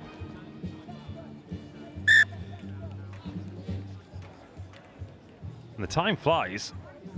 We're into Cup semi-finals next. We got the girls under 14s, Kingsbridge Community against Ysgol Duffin Aman. Yeah, you just got out-Welshed by a Welshman down there who corrected your pronunciation of of that school. I just said the wrong word. Guys, I let's said go, please. Dyffryn Afan, but it's Dyffryn Arman. It's all consonants, Carol, to me. Play on. Oh, every bounce of the ball going the way of the West Country lads, who were looking to not just reach this final, but swagger in with a hatful of tries here against stiff opposition. This is magnificent rugby. The blend of handling and power, almost releasing the right wing.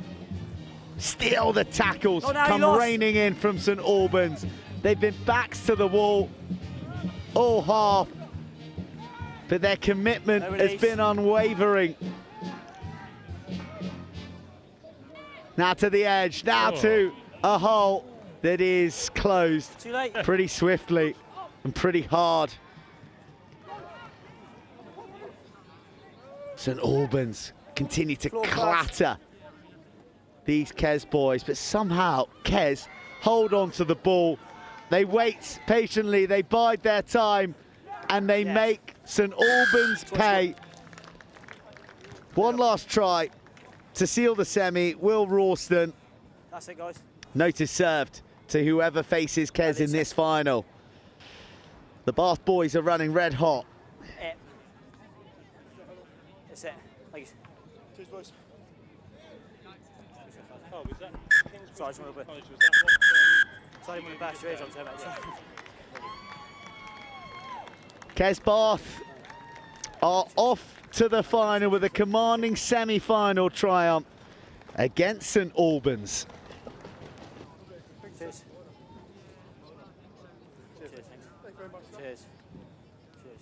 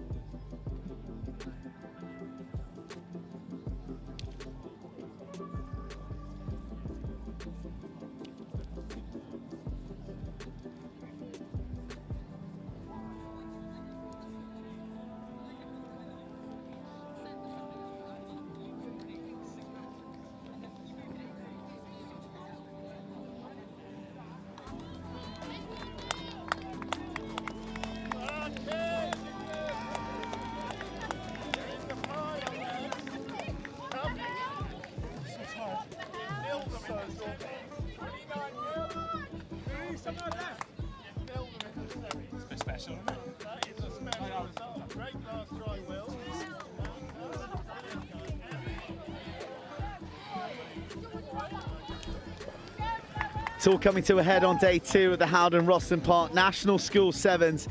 The Under-14 Girls' Cup semi-final with Kingsbridge Community College in the dark blue with red and white trim lining up on the left.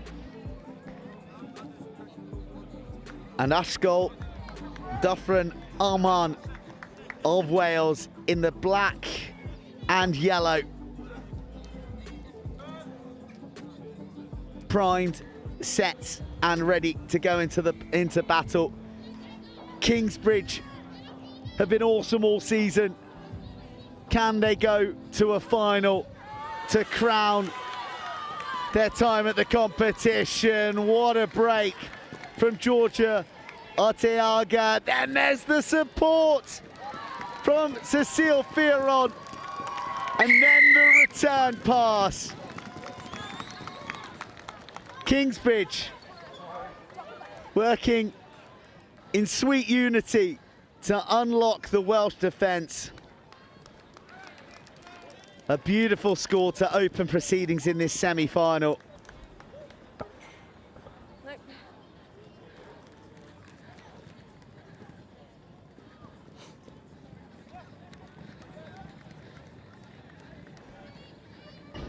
Well, there was the burst from Arteaga, and then collecting the return, found time to transfer the ball an offer out the fend. And an early lead to Kingsbridge, who are going to collect their own kick off. The bounce unkind for Duffer and Armand. Knock on advantage. No advantage there. Knock on. Then knock on. Well, 2 knock-ons. We'll get the first scrum of the match.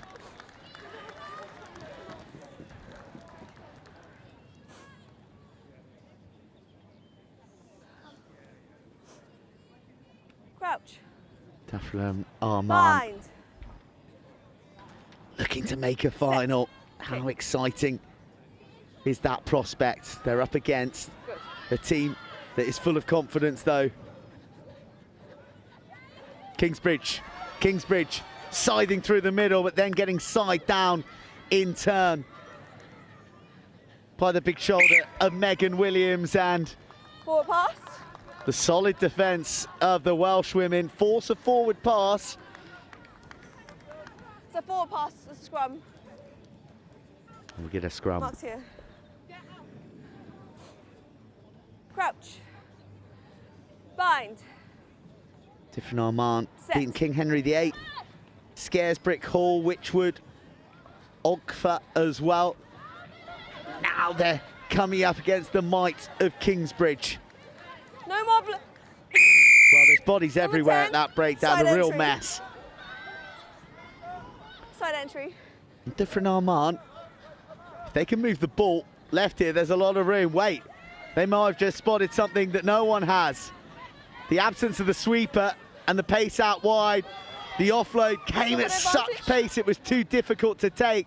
The transfer in tight quarters, now in the hands of Megan Williams, Okay, advantage over. who slammed to the ground. Advantage is over, so we play. Brooke Lindsay in at first receiver, laterally moving from Celine Adams. Celine Adams! Celine searing to the line. And Duffer Armand respond with their first attack of real meaning.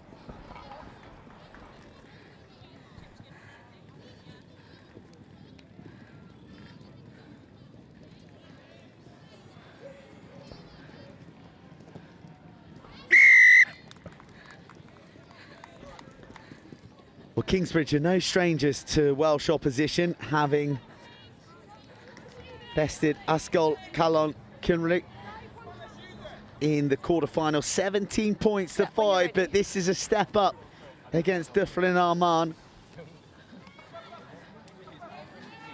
Celine Adams. Well, there is renewed vigour around the way in Duffer Armand are approaching Kingsbridge, and it's a wild offload Forward pass. from Hayley Trout-Cooper. That just forward. That's a testament to the challenges that are arriving from the Welsh women. Ladies, I need you to hold your weight before the ball goes in, okay? Different Armand have a prime spot Set. to launch a strike. Centre field, big blind side. They won't use it. They'll move open instead, and they'll travel and they'll suck in the attention of defenders. If that pass had gone into the grasp of Nell McWilliams, Just a knock on. it would have been trouble for Kingsbridge, who think that they've Knock on, my picked blue. up and they found a gift on the touchline, but they get called back because what had eventuated A knock on my blue, so it's their ball. wasn't advantageous to Duffer Armand. Bind. Set. Go black. Flat line being offered by Duffer Armand, Let it go. who again travel from the base, drawing defenders, snappy hands, and it's out to Maisie Reckman. Maisie Reckman You're right. sliding You home, okay? You okay? weaving her magic through the defensive line of Kingsbridge.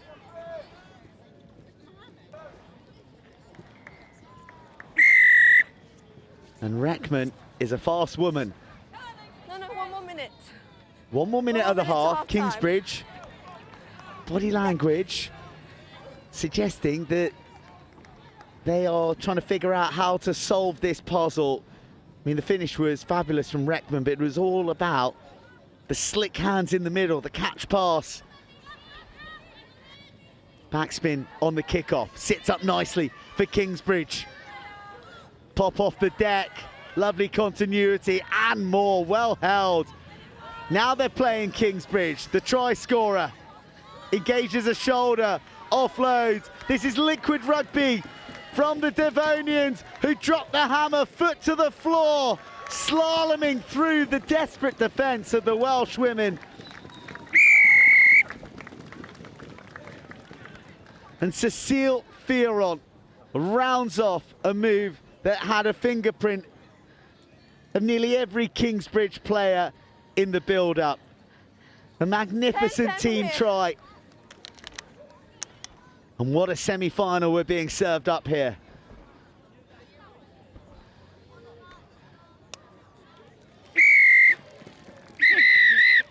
Half-time. Half-time, and there's only a pair of points between them. Kingsbridge Community College 12, Ysgol Dyffryn Aman 14. All to play for in the second 7.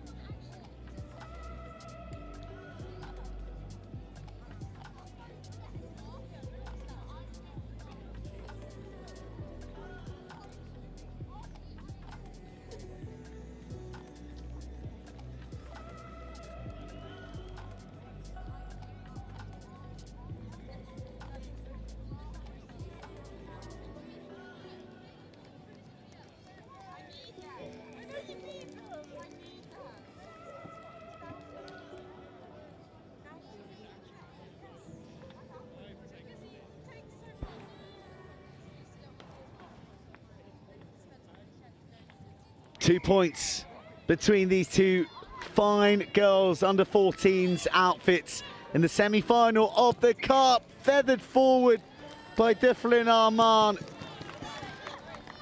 An error being forced by the strong chase of Kingsbridge right from the get-go.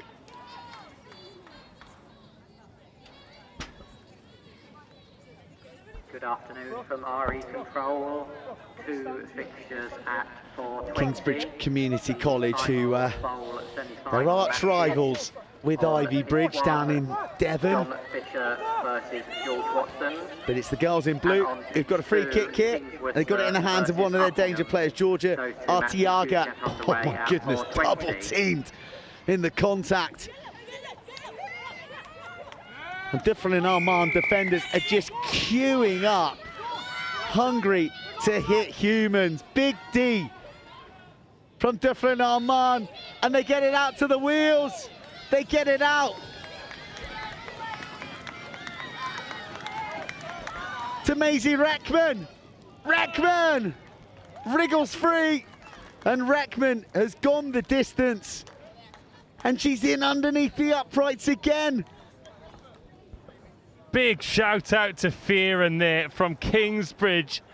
Had one bite at the cherry, didn't get there, then another, and she was so close to a try-saving tackle. But it's Dyffryn Aman from South Wales score another cracking try. And the conversion too. Two-score game now, 21-12. But look at this defensive effort here. Get the ball to the speed, draw the player, brilliant. So, first go at the tackle, doesn't quite get there. Really easy to give up there, but she stays in the fight, loses balance, and then goes again and again and again. And she's so close. But just gets a face full of dirt, and it's 21-12. Line out. A touch find from the kickoff. Bit of territory from Dyffryn Arman. Come on. Blue, your mark's here. Whose coach is getting his steps in, I can tell you that on the touchline. Take the mark. He's up and down like a jack in the box. Well, he said just before kickoff that they've exceeded expectations, but it's getting to the point now where it's the hope that kills you, isn't it, when you're so close. 4.5 minutes to go. They've got a 2-score lead, and Kingsbridge are having their quality put to the test. Let it go. Fearon, who scored that late try in the first half, has she got a response to Reckman's pace. Fearon running and playing without fear. Offload to her teammate. Tackle not releasing. Tackle not releasing. It was Connie Griffin on the shoulder. A tackle not releasing, so it's your penalty. Back 10. So it's Kingsbridge ball. There's an injury here Time's off. to Megan Williams. Time is off. It doesn't matter. But with time is off, just Chance to recharge the lungs.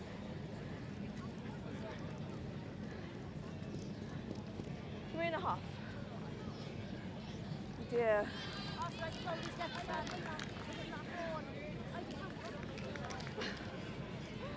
Don't worry, you still look beautiful. Oh, good. Hold. Time's off.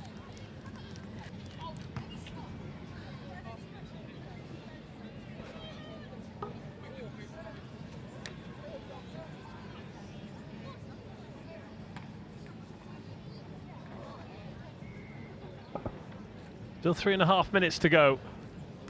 Going to have a lengthy delay here while the staff make sure that the Dyffryn Arman player is good to continue.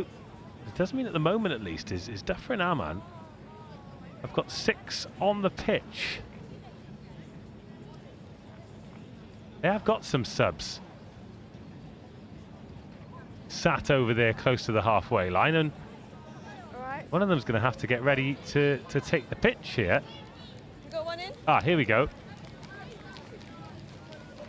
Right. You ready? Back up, 7 on 7. And Kingsbridge back on the ball. They need a score, and they need it desperately. Lifted into space. Beautiful waiting on the pass, the delivery to Connie Griffin, who engages the shoulders of the Welsh women again. Ball squirts out. Someone needs to look after that. Fearon pounces. Went back. Ball adjudged to have gone backwards.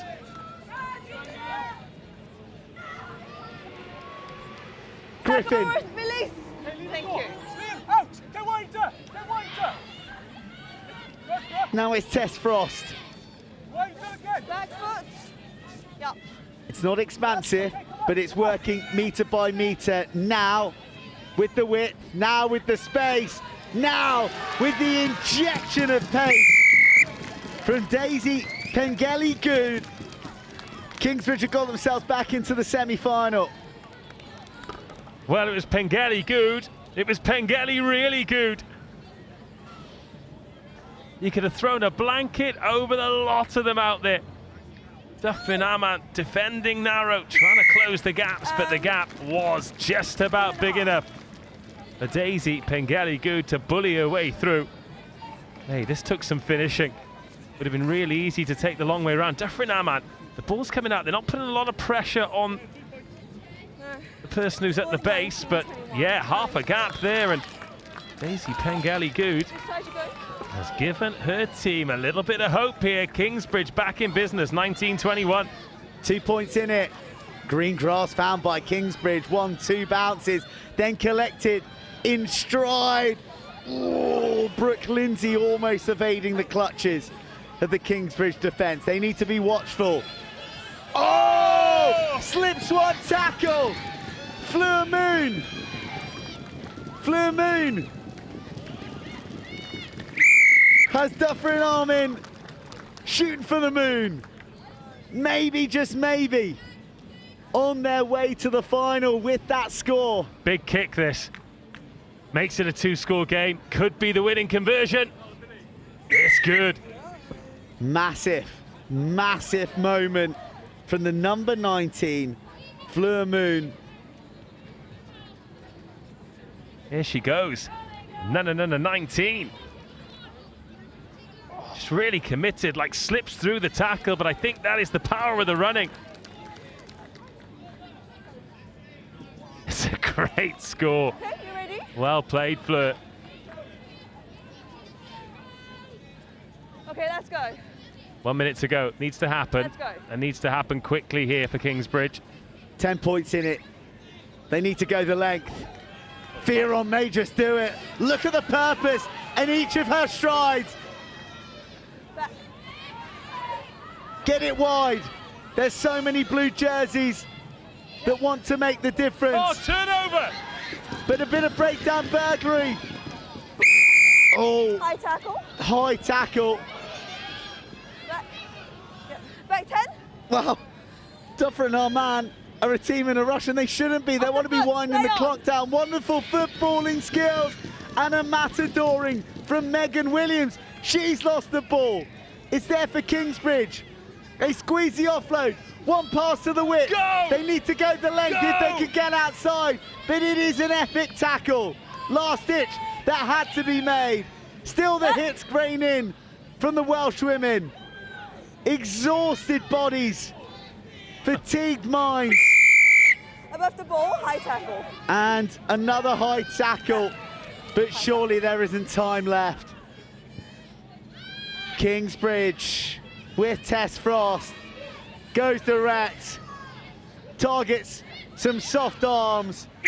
The offload is too much to ask of her teammates. And Biffle and our man are off to the final.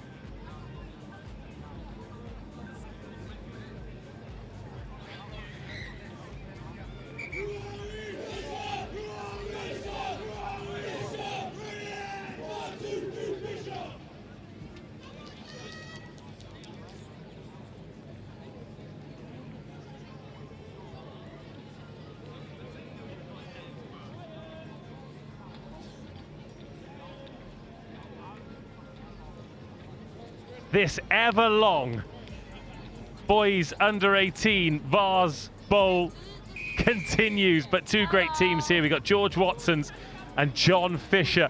Geographically different. I mean, John Fisher could practically walk here, and once again, it's great to have them on RE1. George Watson's. A lot of people have been whispering and murmuring about this team. They were immaculate yesterday, beating Haileybury, Cardiff High School, Clares Court School and Bristol Grammar. And a one-score game against Bristol Grammar, but everyone else dispatched pretty easily. Today, well, it was a bad start, and it might be a bad start here as John Fisher striding away. athletically out of the tackle and then in cruise control all the way to the paint. And John Fisher, strike first. Really, really good try. Yeah, so Watson's today. They lost to Marlborough with their first game. Then defeated Whitchurch High 15-14, real thriller, beat Sherborne, and then lost to Lord Wandsworth, which is how they end up here facing John Fisher. John Fisher's journey to this point. Wins yesterday over Haberdashers Elstree, Malvern, Llanishen and Reading Bluecoat, again all comfortable. And today they beat Strathallan, lost to Exeter, beat Felsted and lost to Lord Wandsworth, who really put on a show. John Fisher just couldn't get the ball. The restarts from the Lord Wandsworth boys, completely unplayable. Oh, and that needs to go, needs to go. So a bit of free possession here for the George Watson boys.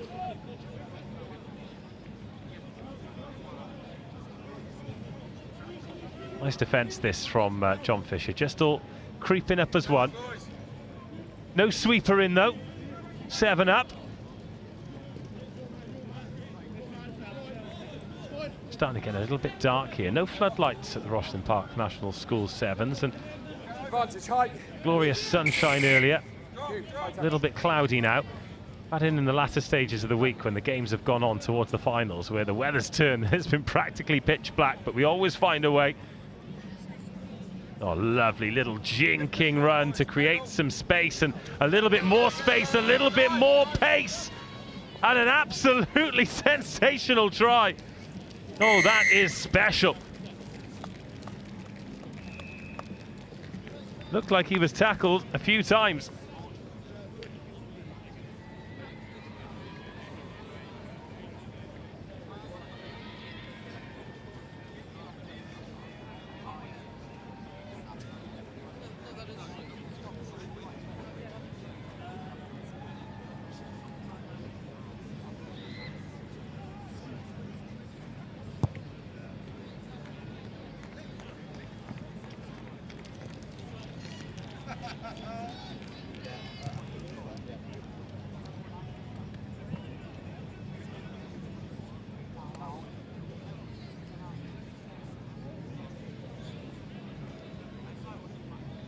Oh, let's take another look at this. That is some score. Wow.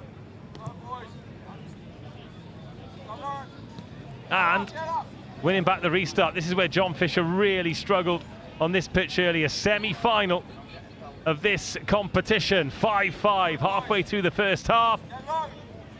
Oh, George Watson's. A little 3-on-2, but across come John Fisher to level up those numbers.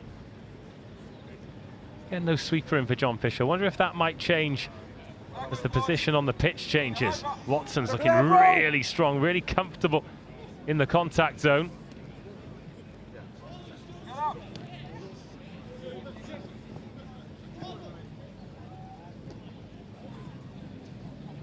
Four minutes of the first half gone. In this winner takes all. Now they do go to the boot, but everyone's offside. Everyone's in front of the kicker. That's a bit of a let-off for John Fisher after some patient and largely quality phase play.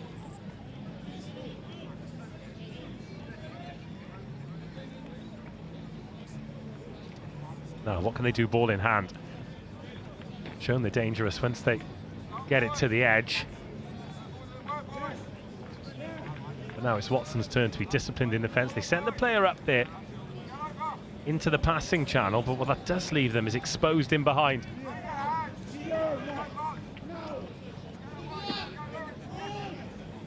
Don't miss this tackle. Don't miss this tackle, because you'll be punished.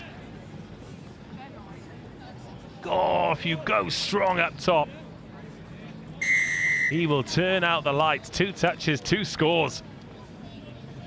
Out on the right side. That is some lethal finishing.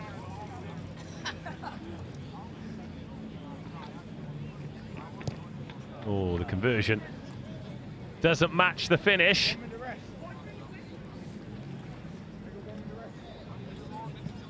Oh, you could just sense the danger, couldn't you? So they got it away. Got it out wide, and then that little finger roll. It's a little bit too high. It's very strong, but also long levers. When you've got that long left arm, it can just keep the tackler away. Let's go!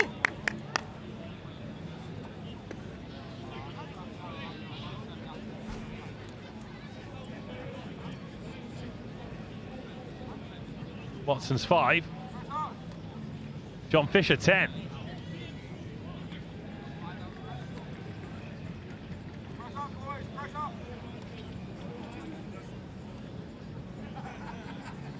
Is there anywhere to go? You don't want to lose your foot in there. You get turned over.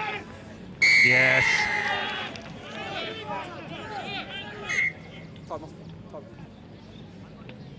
A couple of bodies just starting to break down, and no surprise, these boys have played a lot of rugby over 2 days.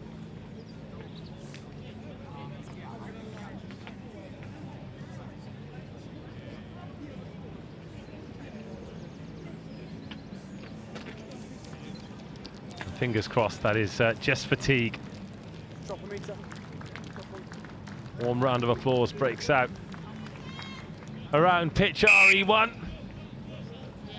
John Fisher, ball in hand. This half seems to have lasted longer than the 6.5 minutes on our clock, and it's been a really good contest, and John Fisher managed to get themselves a score in front. Is there another score in it before the whistle goes? There might be. This is direct, this is strong, a little bit high from George Watson's, allowing them to make meters into the 22. Up the short side. Just helped on its way, and then dumped right down. And then the pick, and the go, and the wrestle. Leave now, rub foot. Hands here for John Fisher, surely it has to go. Oh, but they've kept it up the guts. Samo! And Watsons have created them all. They haven't got to let this ball go. They could turn this over. Use it! Oh, and they have. They have. Right, our clock is in the red. What can Watsons do here? They've got a long way to go, but they've got ball in hand and a penalty. It's last play. Last play of the half. Again, John Fisher, 7 up, no sweeper in. But it would be a risky kick.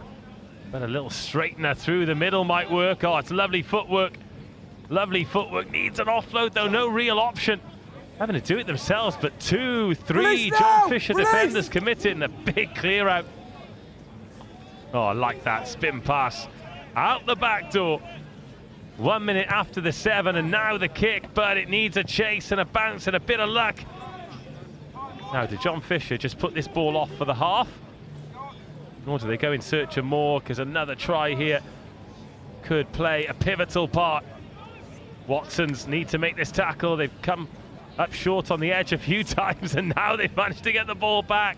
Oh, it's the half that won't end. Ticking towards 9 minutes here. Tired bodies, and tired bodies miss tackles.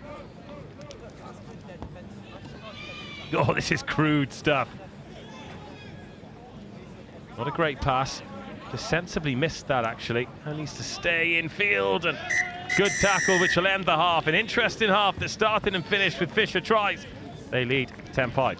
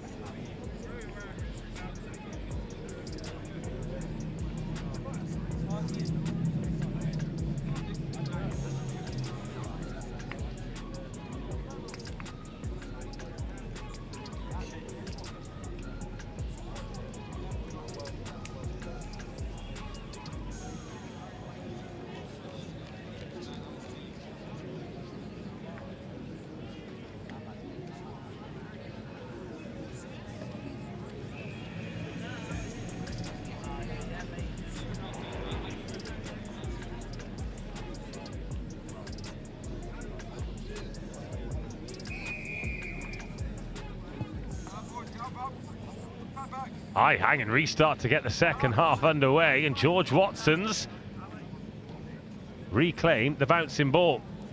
I mean, the clock ticks up from 7, but played best part of 9 minutes. And Fisher could be in trouble again here. This little pint-sized dynamo dropped on the toe, and oh, is that a late hit, or no? The referee needs to tie his laces up. Perfect. Perfect.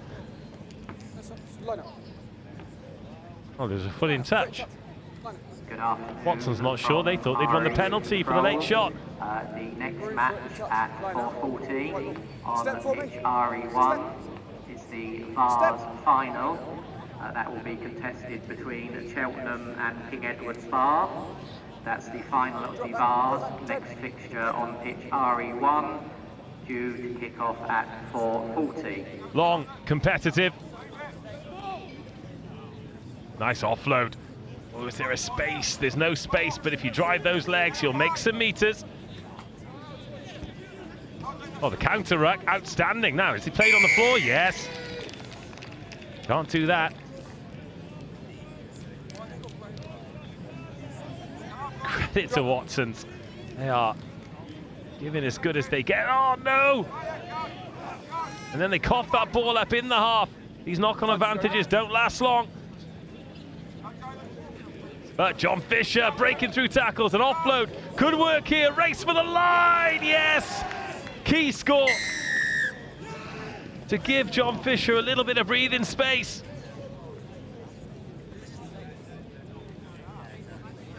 One foot in the final.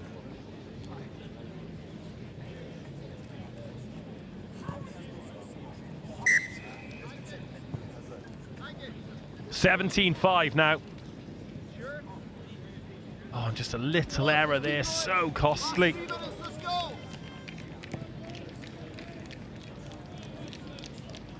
It's good footwork, that, wasn't it? Not just the step, but the power as a result of it, and then a little offload. And once you're in behind, it is on.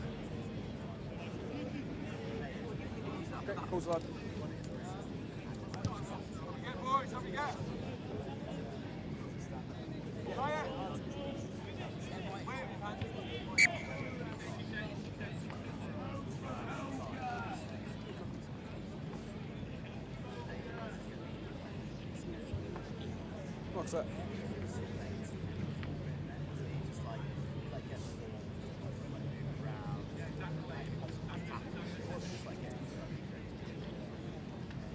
Crouch! Bind! Set!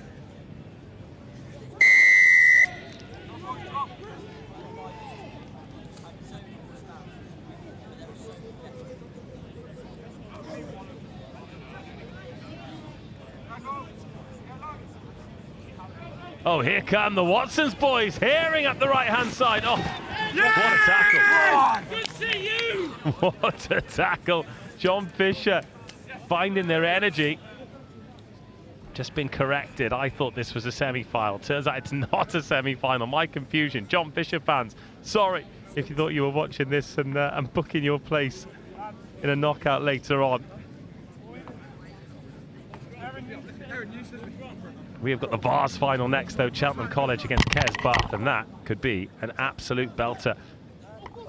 The stick with us forward as that's overthrown, and now Watson's loved that ball off the right hand. Needs to get to the edge and quickly, and it does. Oh, diving finish in the corner. Life in this game.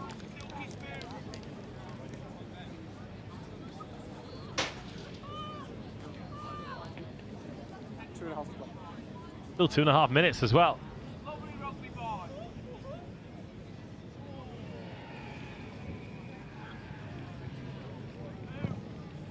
Good strike. Oh, just wide of the goal, but despite what you read on the scoreboard over on the far side, it is John Fisher 17, George Watson's 10. This was a good try, wasn't it? Loved that cannon ball off the right hand, and then yes, drawing the man. Just hold it. Time off. And the finish in the corner. Just the job. Just wait on my whistle again.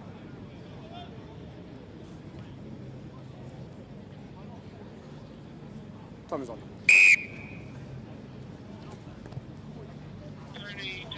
17-10. Well, that's been knocked on, and Watson's stealing that ball back. The knock-on advantage doesn't last long, but I think they'd rather have the ball in hand here.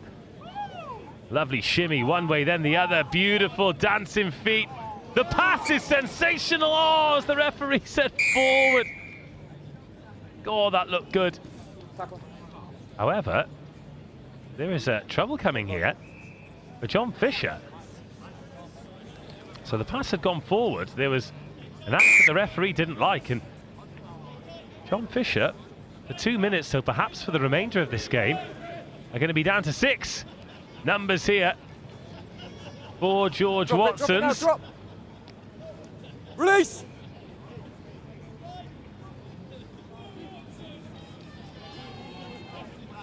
And the chance to get the 3rd score.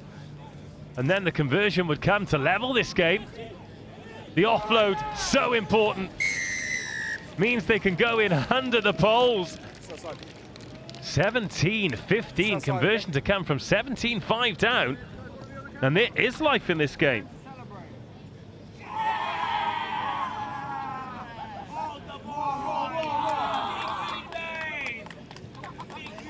Right, 17-17, John Fisher. It was 17-5 up. They were cruising as well. But with the player advantage, it's been threatening to come for Watsons, hasn't it? Been undone by a couple of brilliant individual efforts, but bump there. Sliding out of a tackle, using good strength, and then free in the hands. A couple of John Fisher tacklers tied up. And this kickoff is massive. It's gone forward, though, off Watson, so it'll be John Fisher. Getting that ball out to the speed. Plenty of speed there is too. The last play. Is there a sting in the tail in this game? That's a good clear out. Next stoppage ends the game. That wasn't a very sympathetic pass. It was well dealt with. Trouble here for Watson's John Fisher. A hat-trick hero. Starts it, finishes it, gives us a look. Oh, that's a great moment in the National School Sevens. What a boy. Knows where the camera is, knows where the try line is. And John Fisher, snatch a victory late on.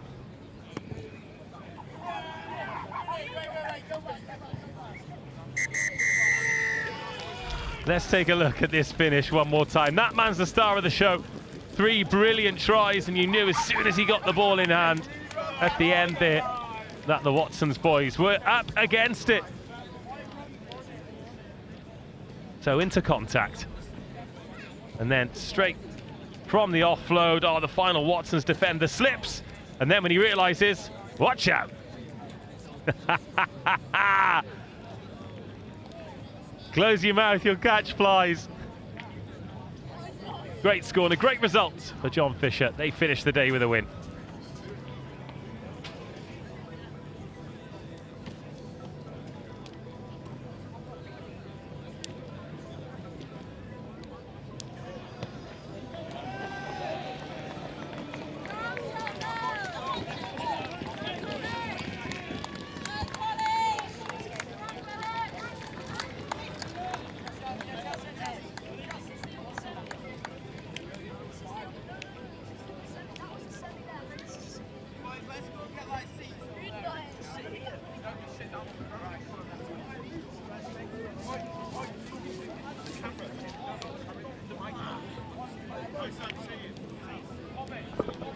Welcome everybody to the climax of the under-18s boys Vars.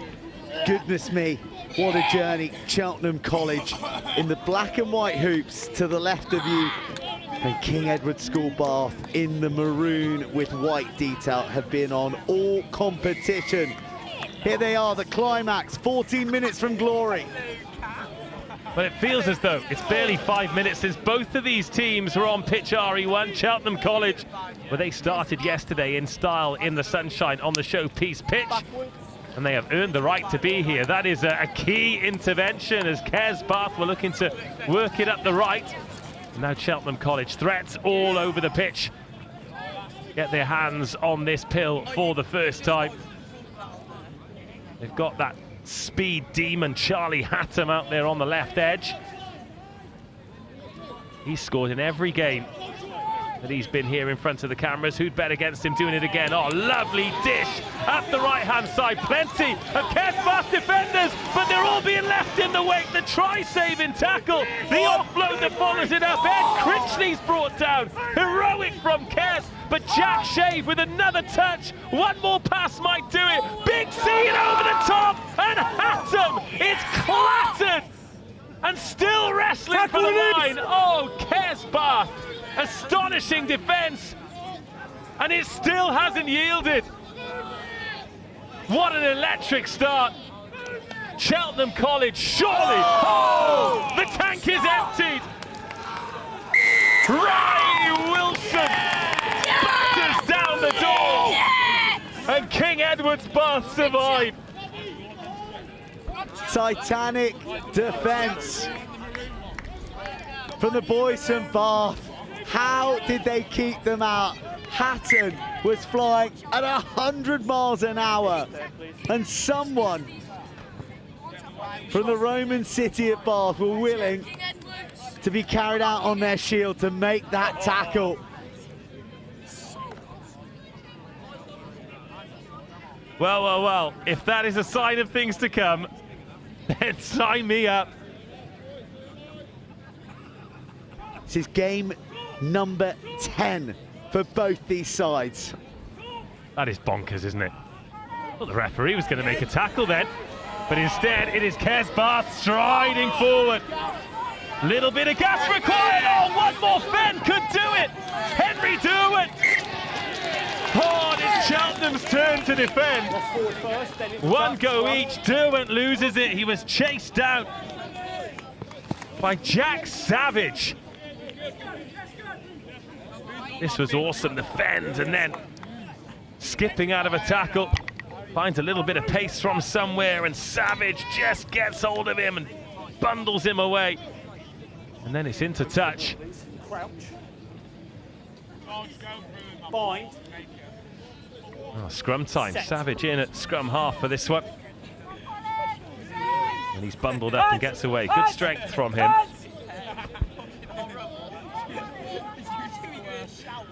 Well, that seems to have gone forward, and now massive opportunity for Bath.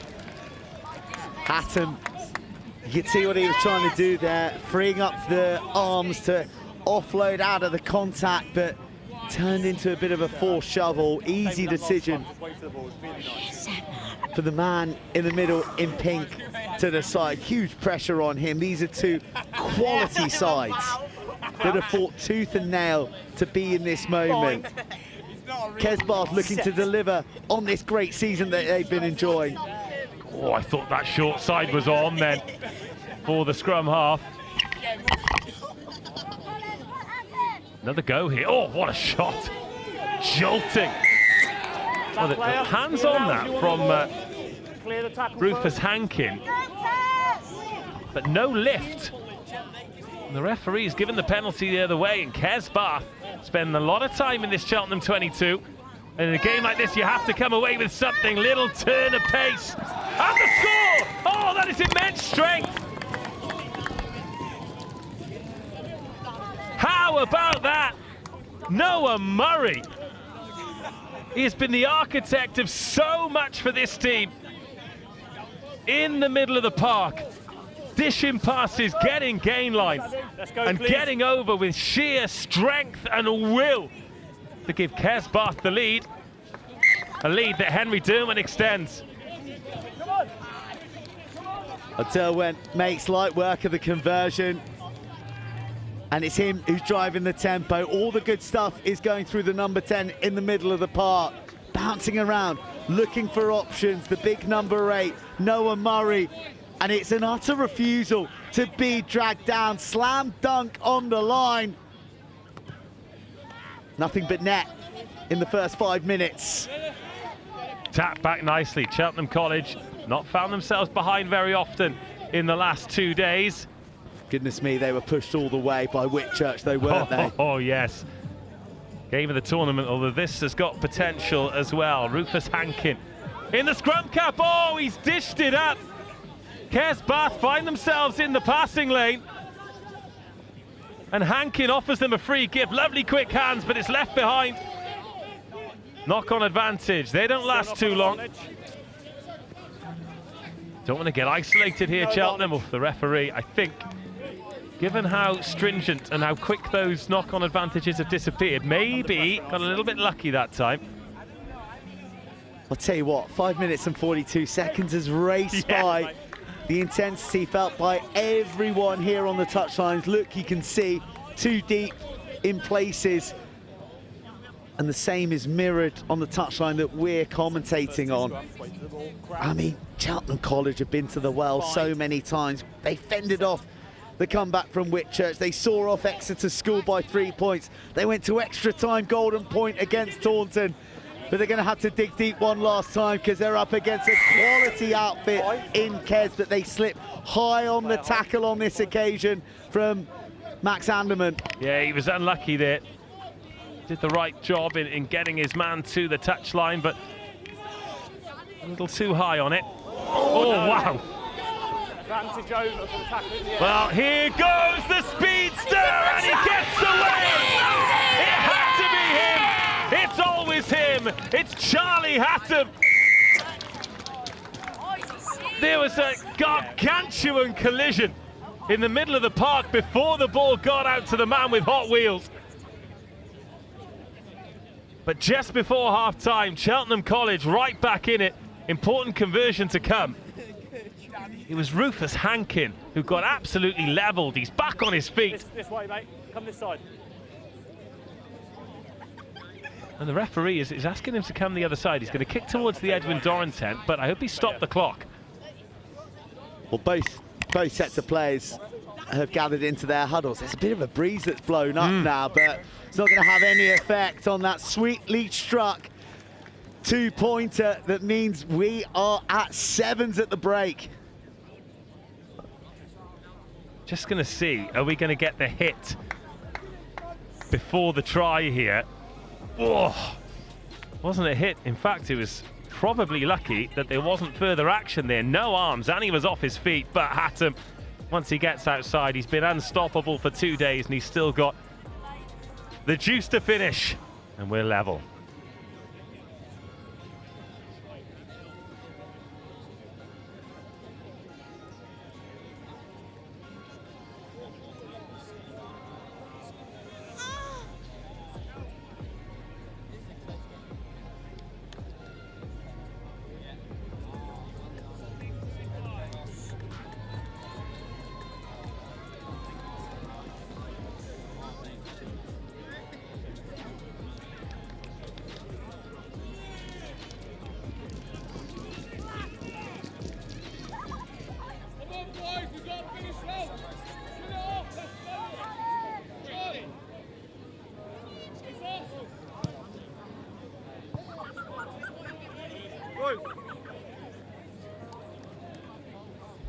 Here we go then, second half. This one in the balance. Cheltenham College 7, King Edward School Bath 7. Winner takes all. And disappears west with a trophy.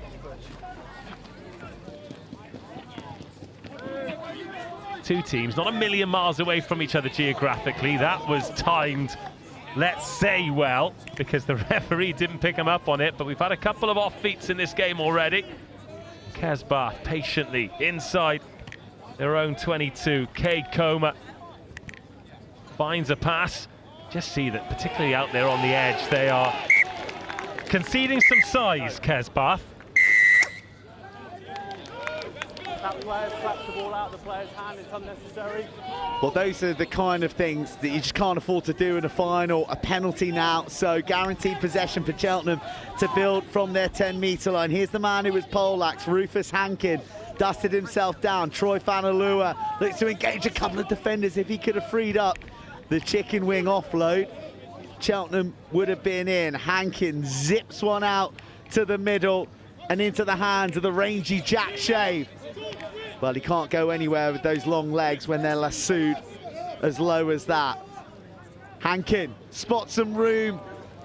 His execution doesn't match his vision, and Kez have got numbers, transition, and a switch would open up the midfield. It does go backwards, but now they've got to wear a few shots from Cheltenham. Fanalua almost single-handedly blasts away the breakdown.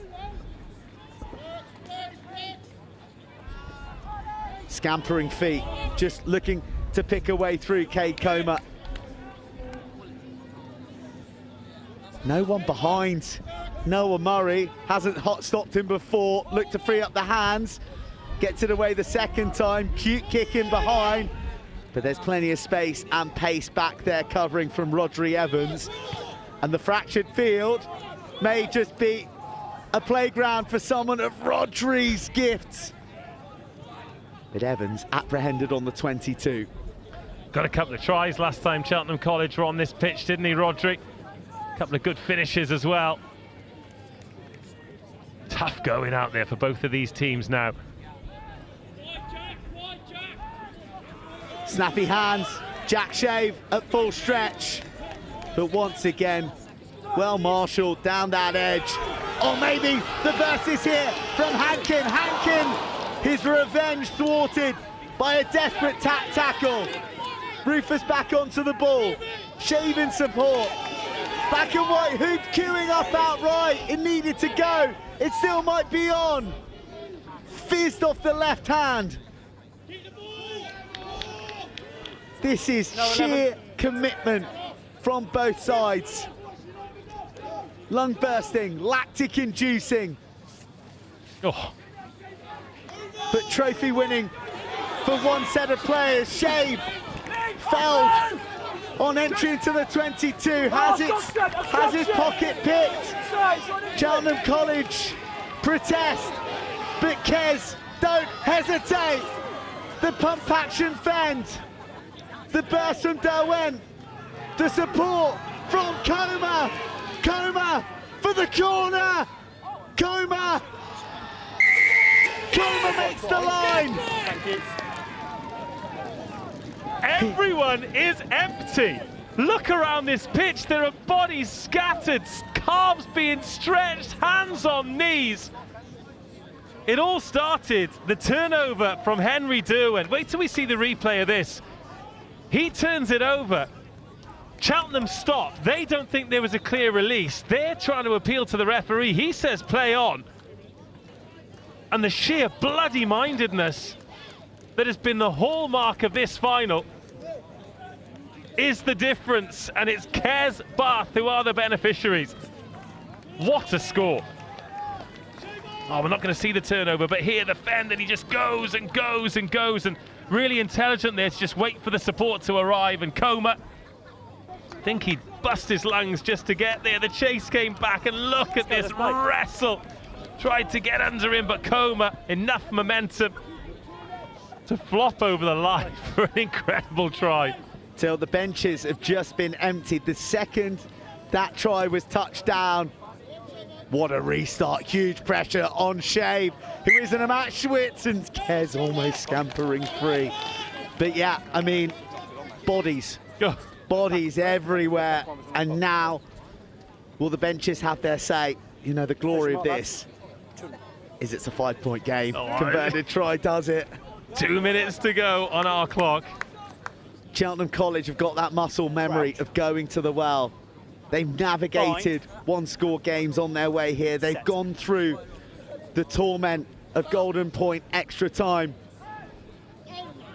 And now Hankin hits the Jets. Hankin wants to do it all his own. Hankin, well, almost collides with his own teammate, runs down a maroon dead end. Backwards. And it's knocked backwards. Somehow, Kez have emerged. Oh, it's the most glorious tackle of the competition. And Hatham's turned it over. Oh, do you know what? It was absolutely superb from Hankin, but he could have put Charlie Hatham in. But it's not done yet. Shave! Oh! Offload was there to be released, but Shave goes again now. It's Reed Daunter, the vice-captain, who leaves the ball behind. Shave, looking around for friends, only finding Bath defenders. Well, there's a bit of white line fever here from Cheltenham, isn't there? The composure they've had in previous games that's got them over, that's got the ball in the hands of their danger men at the right time. It's the last chance. Last play of the game. Kes, dogged and determined, almost force Cheltenham to pass forward. Oh, he's done very well not to knock that on. Right then, to take us home. Rufus Hankin has played such an important role. And Kes Bath have seen the clock into the red. Now, can they see this one home for glory here at the Rosslyn Park National School Sevens? It's a hospital pass. It's survival, but they're hemorrhaging meters. Kes are off their feet. And that is relief for Cheltenham College. Where is the gap? There's a hand on it. That'll be it. Kick it into touch. You've won the trophy. No advantage, you'll get over the ball. We come back for the knock-on. The full-time whistle goes. Kes Bath embrace. The bench make the long journey to celebrate. And for many of these young men, it is pure disbelief. The best season in the history of their school rugby has just got even better. The final finish is Cheltenham College 7, King Edward School Bath 12. And hurry up, boys. You've got a trophy to lift.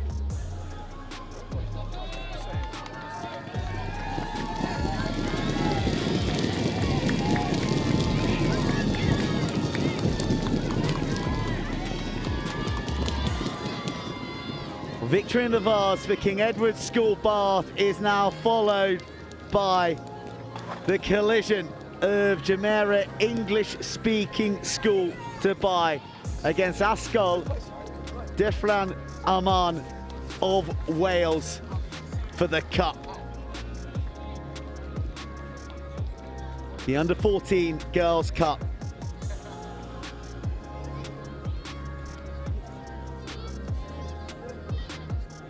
Afran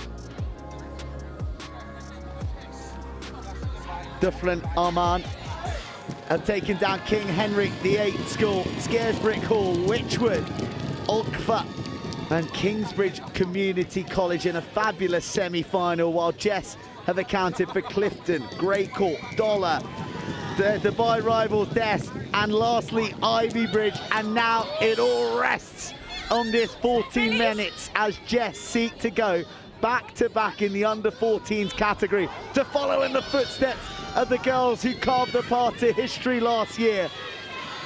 And JESS scampering away, putting their foot to the floor, searing across the halfway line. It's in the hands of Vespa Giambuzi-Peters, who's not on her bike. Oh! No. She's dropped the ball over the line.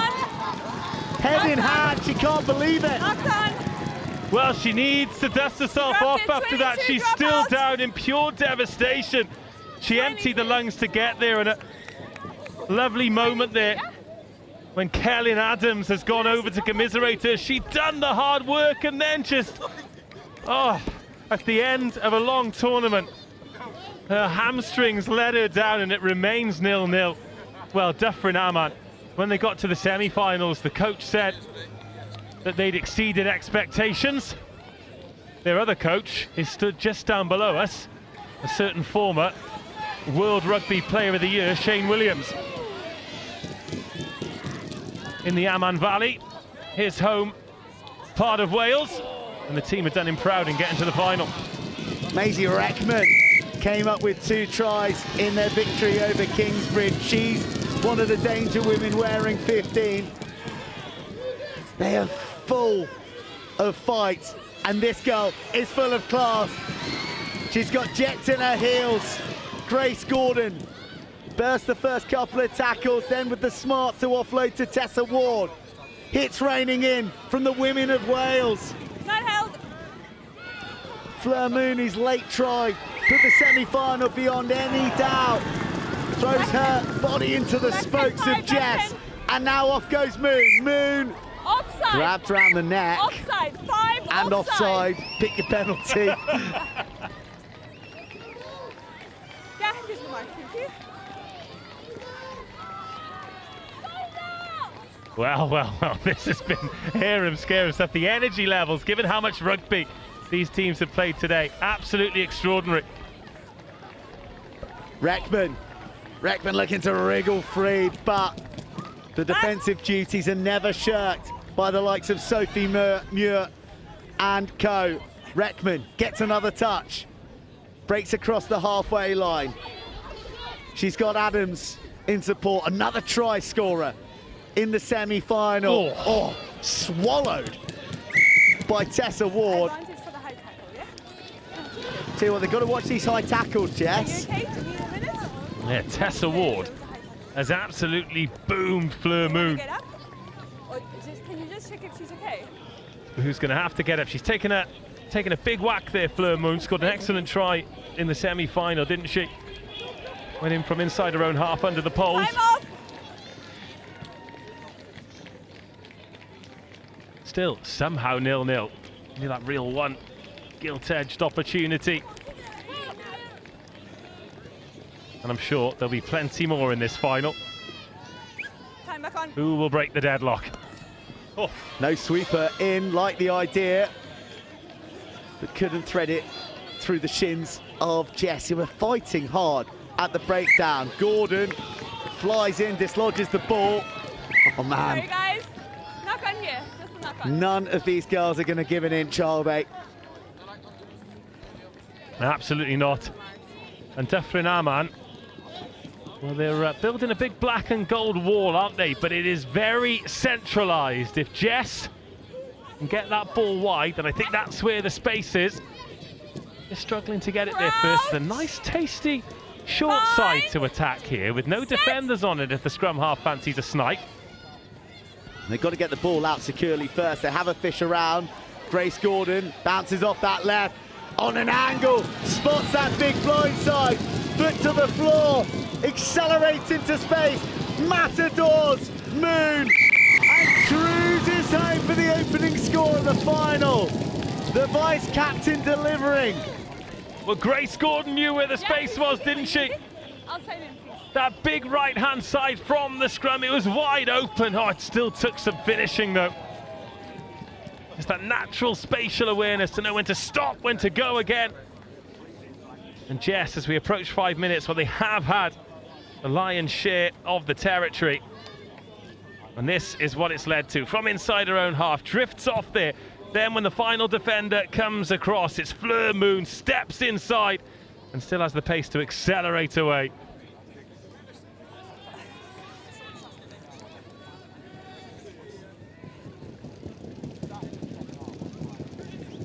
JESS 5, Dyffryn 0. These finals go so quickly. I can't believe we're 5 minutes through already. Still one to come after this as well. The under-18 Boys Bowl final to round up the action on RE1. The only pitch in operation now, so it's drawn all the crowds. Really healthy numbers sticking around to see this keenly contested bout between the UAE and Wales. Oh, that ball is a devil to gather in. Nell McWilliams chasing hard and knocking it on as well before it went out. So the options here for JESS.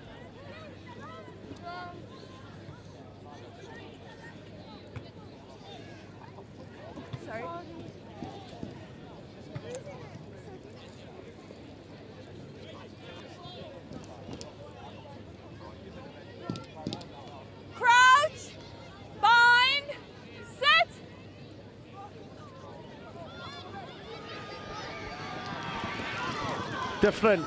Oh man, the shots on. Oh, it's a hair pull, and that is back here. We're just gonna give it a penalty. It was accidental. Yeah? ordinarily a yellow card, but that is incredibly lenient.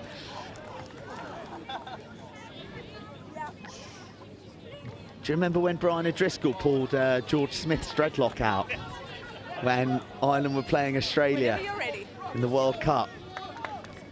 I think that dreadlock was auctioned for a fair bit of money. But anyway, that's the history. This is not just the present, but the future. Just knocked on there in the cap. Big shots coming in all the way from the sandpit, matching the physicality of the Welsh women, blow for blow, and leading by 5. Our clock in the red for this half. A big blind side for Grace Gordon to work her magic. The real difference maker, isn't she? Well, she is, but she's isolated and she's forced to hold on. And Dyffryn Armand, don't hesitate. Brooke Lindsay, Brooke on the burst. And staying in field until the ball leaves the field of play. After a small conference, the half-time whistle goes, and JESS have it by a whisker, 5 points to 0 over Ysgol Dyffryn Armand.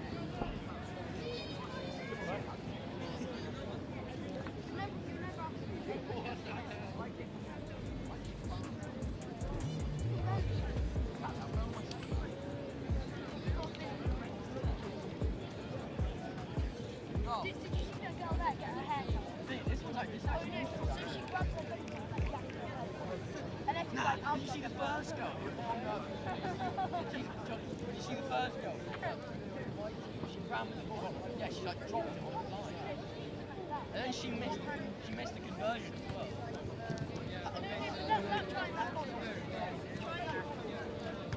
Charles was going to the microphone.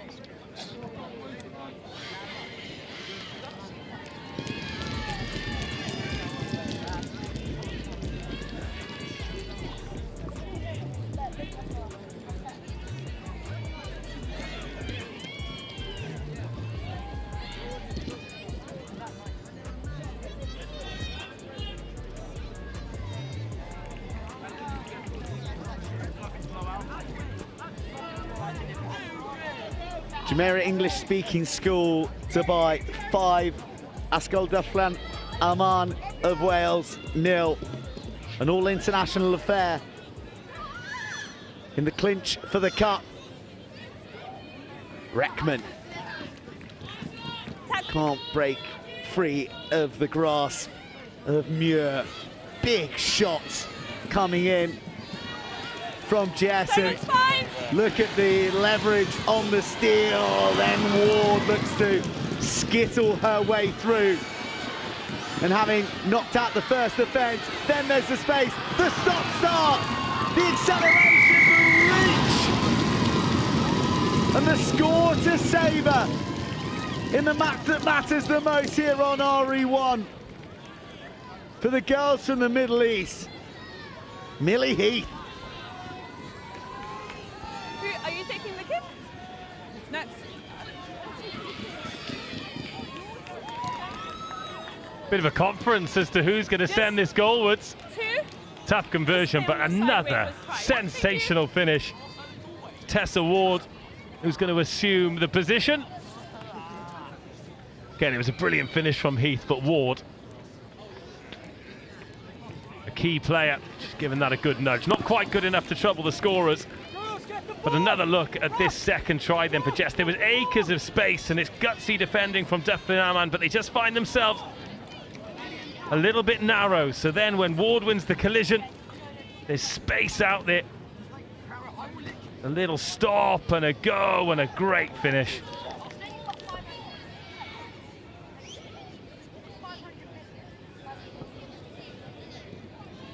I think maybe I need my eyes tested, Joe, because the 1s and the 7s and the 3s look a lot alike on the back of those. May have been Georgie Bell. May have been Georgie Bell. It's tough to see out in that far corner and the light dying. But no conversions means that there's a couple of kernels of hope here for Dyffryn Aman. This just about travels 10. In fact, well, they get away with one there, Dyffryn Aman, and there needs to be a sharper blast of the whistle. Love that kick pass. I'm sorry, but that is one of the best things I've seen today.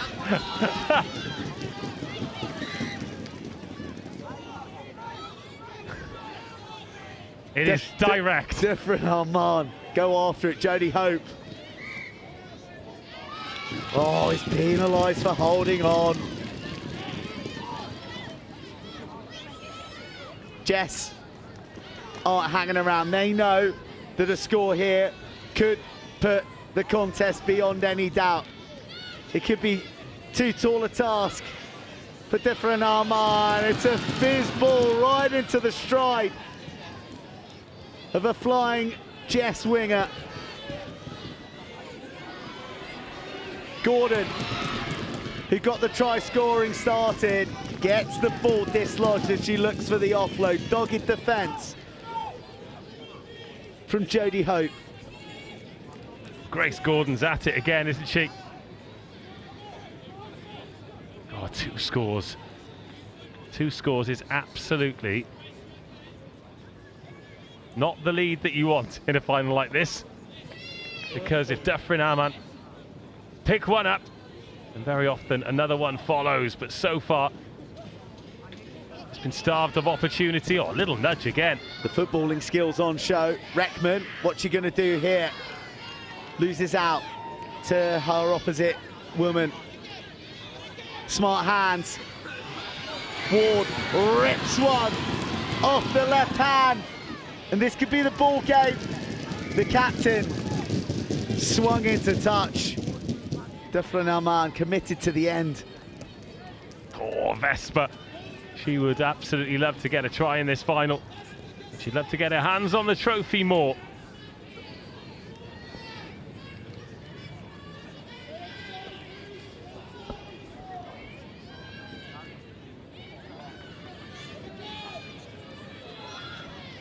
Directing traffic, spots the space, tells Reckman to get after it. The bounce is going to be unkind for Dyffryn Aman, who were not just seeing the ball trickle away over the touchline, but the time elapse on the clock, approaching 2 minutes left. I mean, it was a great exit kick, wasn't it? But it's not what they needed. They wanted it to stay in touch, didn't they? Reckman had read it. The wraparound play sees Ivy Fairburn distribute it to her vice-captain. Grace Gordon, Flash Gordon, all the way to the paint and all the way to the cup. Do you know what? They've come on tour and they have been here for the last few days. 5 teams they've brought. And when there's one on the pitch here in RE1, everybody else, the players, the parents, everyone who's travelled over is there banging the boards, cheering them on. I'd hazard a guess they bring possibly more supporters than anyone else, and particularly their girls' teams are having a fabulous tournament again, and the conversion is successful. Gordon, once again, a key contributor.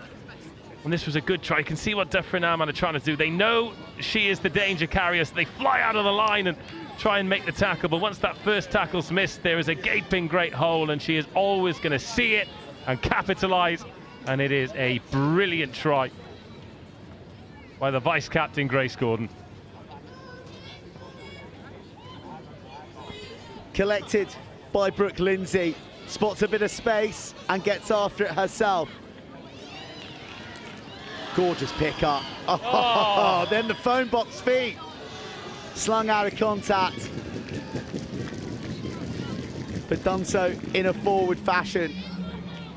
Different Arman will get a scrum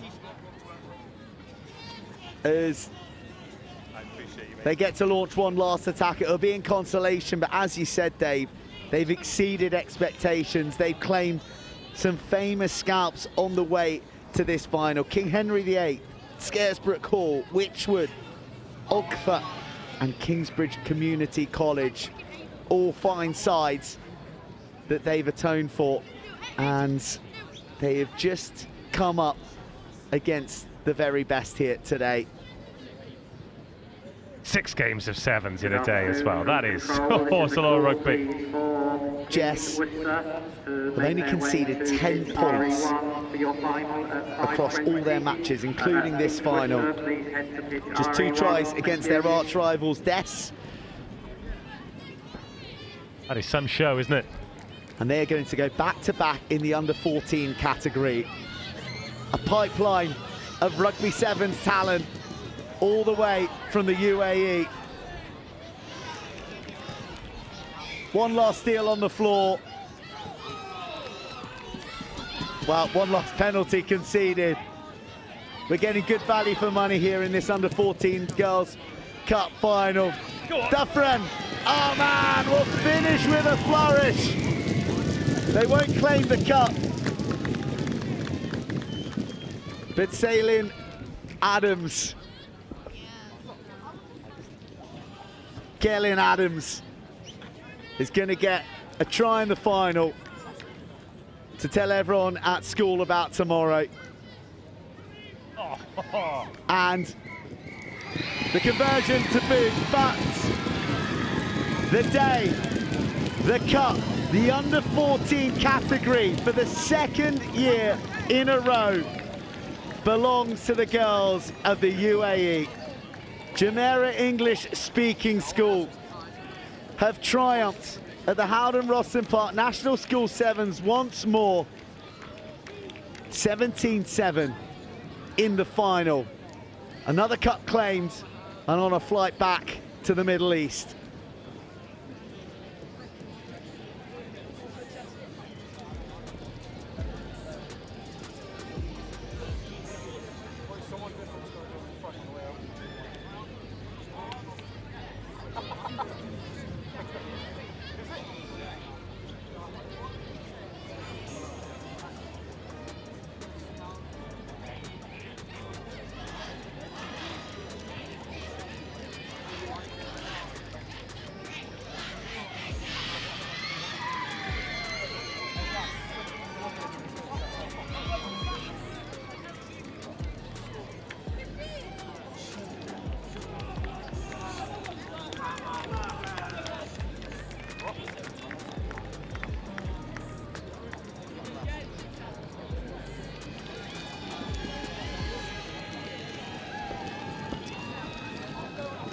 The last bit of action on a lung-busting day of Rugby Sevens action at the most prestigious, the most passionate, the most keenly contested,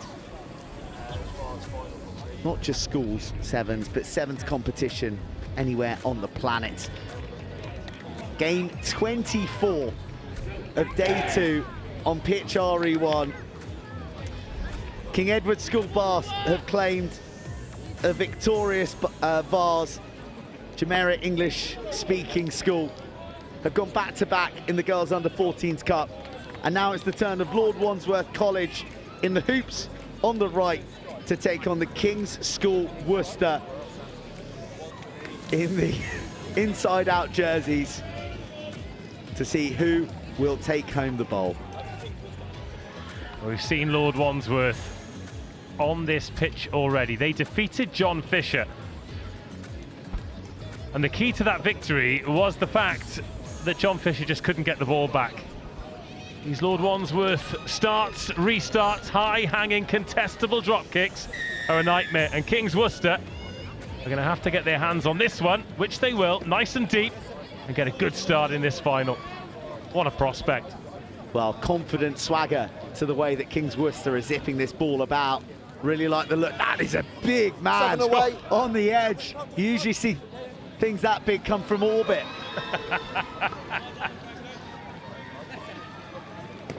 But everyone getting multiple touches on the ball here early on for King's Worcester. They're not out of their 22 yet. But if I was... Here comes the big rig again. Oh, look, the size. With a gravitational pull of a planet, draws in two defenders and leaves the gap for the other King's Worcester man. But how about the jackling intent? Oh no, it's a yellow card. How good was that from Jensen Kelsey, though? Immovable when he had, I'd hazard a guess, at 100 kgs plus VAT coming at him. And then a little bit of petulance, and that arrogant start becomes a petulant start, and here is the man, Kelsey. Makes the turnover, wins the penalty, scores the try. And Jensen Kelsey is a cup final animal.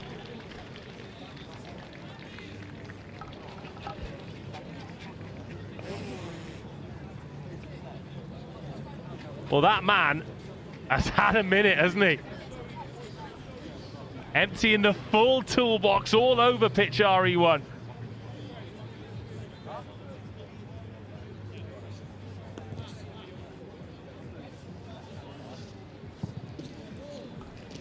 Writes the theme tune, sings the theme tune. Decent finish. Well, there's one less in the line for King's Worcester, but that's nothing to do with the numerical disadvantage. That's all about the hard bang off the right boot, the straightening and shifting through the gears. 0 to 60 in the blink of an eye. Individual class. Oh, and a kick-off right on the edge.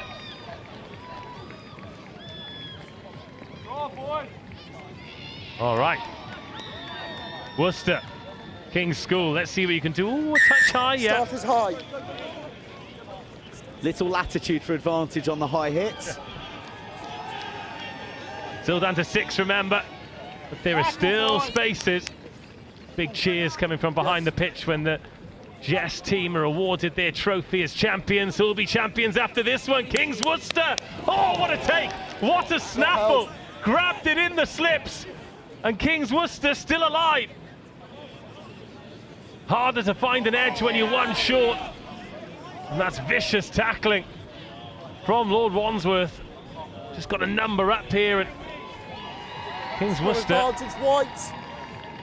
A scrum advantage. Advantage over. Another excellent take, but they just need that one more man out wide, don't they? Or do they? Oh, everything sticking for the Worcester boys.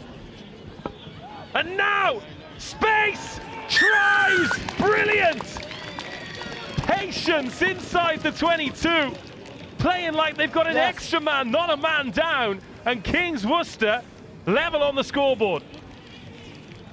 How good is the handling of King's Worcester? I mean, unreal in terms of the offload sticking, but every pass is so crisp. Like the speed of the transfer from catch to pass, it's all fizzed off the left, the right. And even when it's a little bit off the money, Oh, surely not. A drop goal conversion with plenty of swaz that shapes in from about 35 metres on the angle. From here, though, it's so easy to lose patience and flounder at the ball. But instead, they're absolutely fearless, aren't they, Kings Worcester? And isn't it amazing how small the margins are? Because that restart was, what, 20 centimetres short from Lord Wandsworth. All of a sudden, Kings Worcester on the ball. Go on, boys, numbers head. And we're not just level, they're ahead. Right, little check back inside now, and Lord Wandsworth, it's their turn to try and build. 5 minutes again has absolutely flown by in this first half. Top quality stuff in the fading light on pitch RE1 on day 2 of the National School Sevens. Little shimmy, little burst now. Where does the cavalry arrive from? There it is. Finn McManus steps inside, and Finn McManus bounces back. We've got a game on our hands. How have these boys got gas left in the tank after the journey that they've been on across 2 days to keep the calibre so high? This isn't even the cup final, this is the bowl final. And it is straight balling on RE1. And the big fella, Finn McManus, rounding off another bewitching run from the most elusive man on the field, Jensen Kelsey. Well, it was a good finish. He was running at a tired defender in the end, but as you rightly pointed out, Jensen Kelsey is going to restart this one as well. Just needs to give it a little bit of extra juice from last time. It's come off the side of the boot, but they're still going to contest this, and they're going to win it back. And this can be a difference maker in a game of this magnitude. Hands off. Lord Wandsworth College straight back into the 22, and this is where it's tough for Kings Worcester. They are back up to 7. Not quite as accurate for Lord's Wandsworth as it was for these boys from Worcester, all back inside their own half now. They're playing lovely sevens, Lord Wandsworth. Really controlled, just looking to pick their gaps. No. Suggestion of a high tackle. Referee says no. No sweeper in for Kings Worcester. Might expect in this part of the pitch, especially when possession is so important. Little dummy from the try scorer, and McManus is going to go in again. He says show, he says go, and then he gives it some toe, and Lord Wandsworth get their 3rd try and just explode into life. Yes.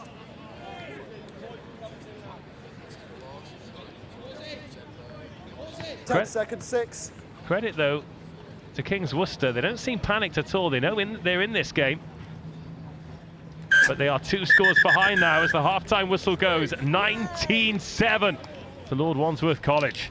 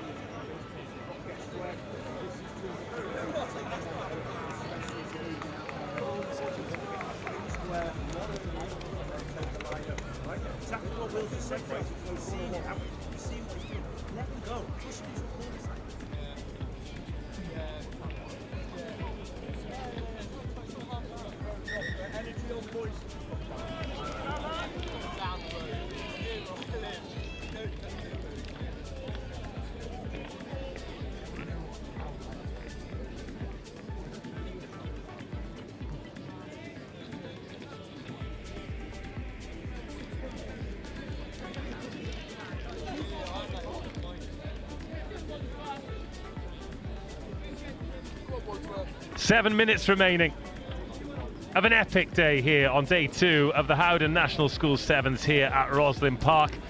And they are the most important 7 minutes in the young rugby careers of these men from Lord Wandsworth College and the King's School Worcester. King's School getting on that ball. And the one opportunity they've had, they've made count. They look like a decent team, but it's very difficult to be a decent team when you haven't got that egg-shaped thing in your possession. Everyone stacked out to the right-hand side here for King's Worcester, having to change their jerseys because of a kick clash. By change, I very much mean turn inside out. For the first time, the pass doesn't stick for King's Worcester, whose handling has been impeccable to this point.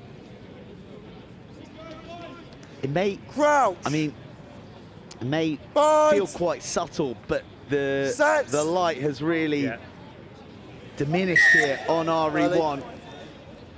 It is going to be more testing for those offloads to stick. Lord Wandsworth are keeping it tight, and they are firing on all cylinders, aren't they? Another seatbelt gives them an easy opportunity to break across the halfway. Yeah, not surprised that these seatbelt tackles are sneaking, and these boys are exhausted. They have emptied themselves today.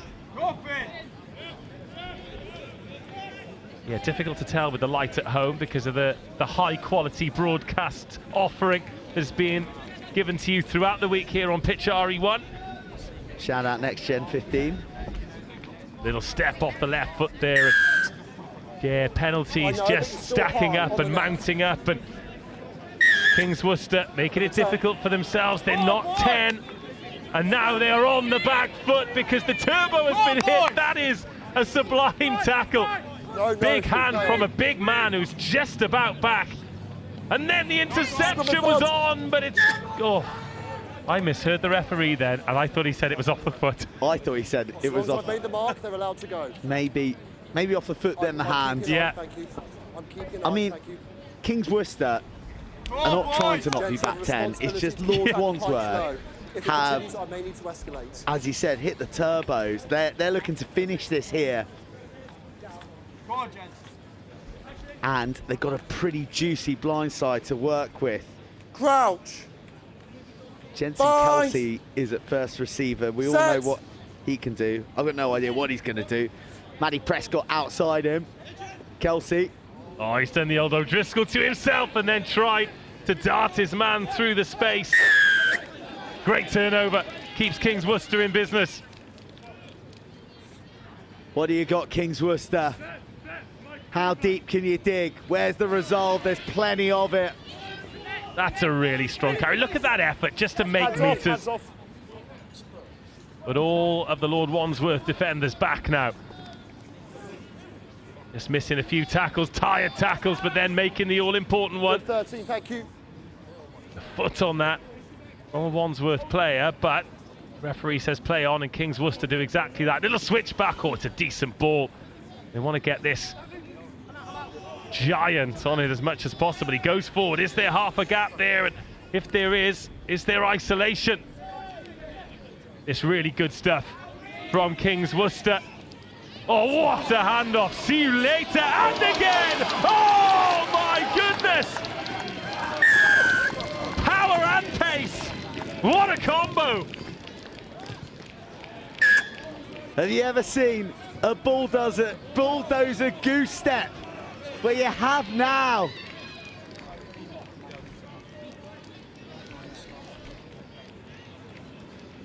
Sit back.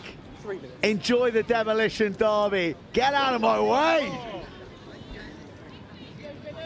And then a drop of the shoulder. Winger in front. And going all the way. Oh, in front from the kick. Ball is live. 2.5. Winger in front. 2.5 minutes to go. One score game in this bowl final. Oh, we hoped it would be tight. We thought it would be tight. And it is. King's School Worcester.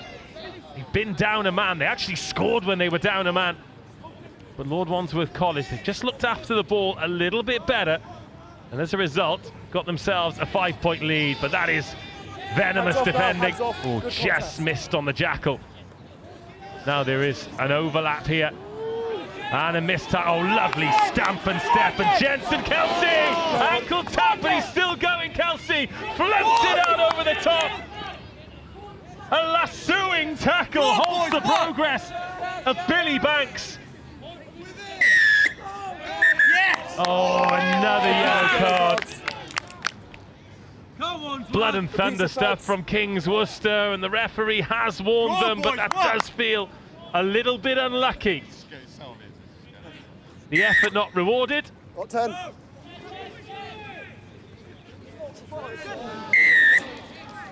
Oh, come on. Let him play, sir. His foot are in front before he taps. Well done, boys! Come on, Wandsworth! Well, as the referee pushes his glasses up his nose and opens the law book, it's going to be another score for Lord Wandsworth College, and that will be the final. Never 10.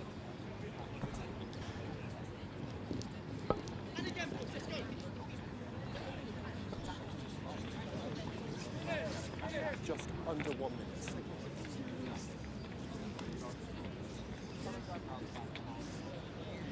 Ten seconds now. Well, King's School Worcester can leave RE1 with their heads held very high. They'll leave with only 5 seconds. on the field.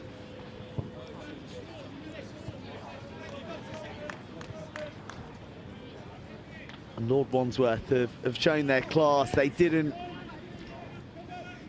need Kings Worcester to be down to 5 to finish the job. Oh, that offload to finish, by the way. That offload's quite nice, isn't it? Isn't it just? Oh, now for King's School Worcester, they've got to try and field this restart. Backwards off White! And they collect. They're going to give it a go here, aren't they? Kings Worcester are worthy of another score in this final. Oh yeah, give it to the big fella. The battling bulldozer goes again. Oh, and the offload is snaffled away, but what about the hit? Away tackler! Billy Banks gets boomed, but rides the collision well.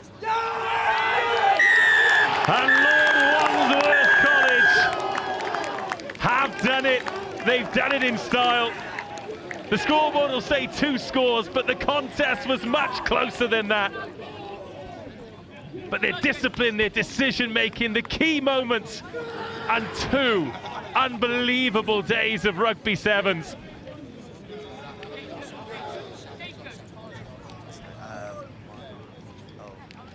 It's an outstanding effort. The bodies will be broken, but the celebrations will be vast. A moment they will remember forever. King's School Worcester can leave with their heads held high. It was a heck of an effort.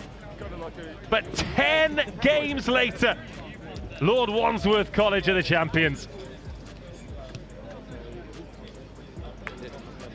Lord Wandsworth College.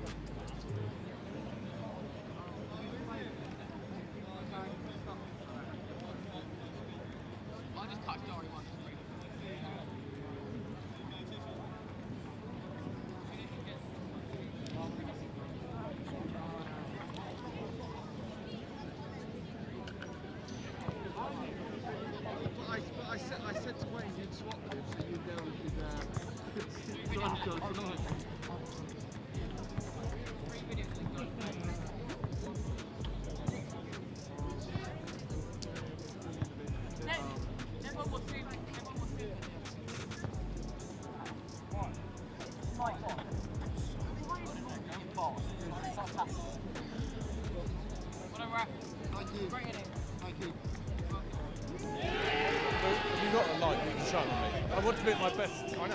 Next year they'll be saying. Do I go to makeup now? Do I go to makeup now? What's happened?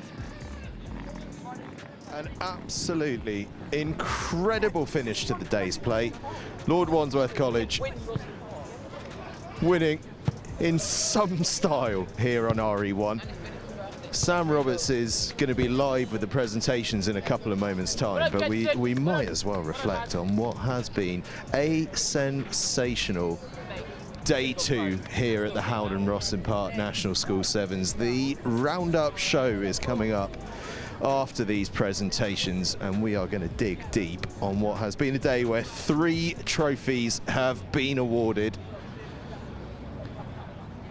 Kesbar winning the under-18 Vars, Lord Wandsworth College the under-18 Bowl, and in the under-14 girls, when the music stops here at the Rosslyn Park National School Sevens, it seems as though JESS are ready and waiting with a seat at the party. Under-16 plate yesterday, and the under-14 girls title today. I think I can see teams starting to congregate around the esteemed Mr. Sam Roberts. So when he starts talking, I'm going to shut up for you viewers, because he's got a microphone as well. And the last thing you want is me overlapping on the delicious tones of Sam Roberts, who's been up there. He's been delivering player of the tournament presentations as well. We've had a couple of those come through. We've also had the Fair Play Awards, Reigate Grammar School and Clifton College under 14 girls winning that in participation, or in collaboration with the Scrum charity. So Sam I think he's waiting, you know, for the runners-up from that game. Kings Worcester, just waiting for them to emerge. I don't think they realise that they get a prize. They're currently huddled up underneath the posts, gathering their emotions behind those posts, as well they might.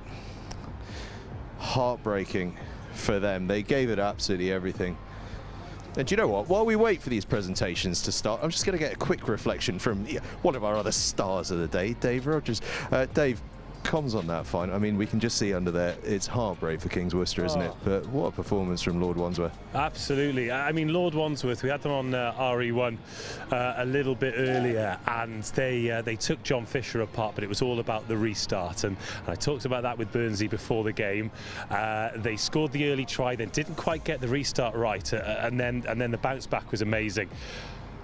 The laws of the game got them in the end, with the penalties mounted up, and a couple of yellow cards, and then that score. I mean, 24-14 looks like a comfortable victory, but it wasn't. It was an awesome contest, and it's a 10-game tournament over 2 days. To be able to put it in at that level for that amount of time and still be able to produce a performance like that says a lot about those boys, and a lot about what they think of each other, because you couldn't do something like that on your own. And it's all about the lads next to you and the lads on the bench who are ready to keep it fresh, and you're doing it for one another. So they've come second today, but I hope, you know, moving forward in years to come, they look back on this as a positive experience, because we certainly will.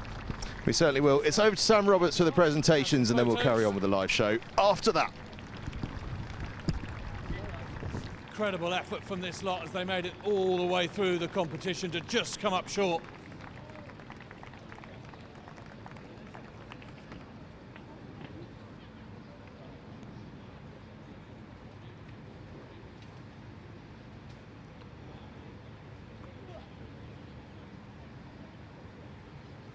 Thank you very much. Your appreciation again for our runners-up, the King's School in Worcester.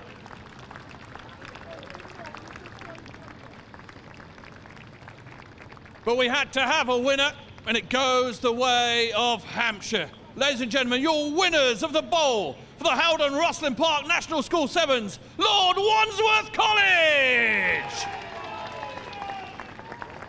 Up you come. Fantastic, very good. Big thank you to our sponsors, of course, Howden, Limitless and Holroyd Howe. been with us all day. Some incredible rugby played by this lot.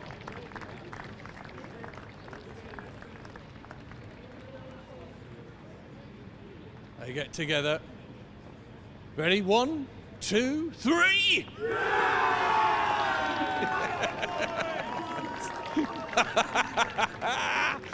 Absolutely brilliant. Let's just have a word with Jensen Kelsey. If you come down here, please, Jensen. Just a little word.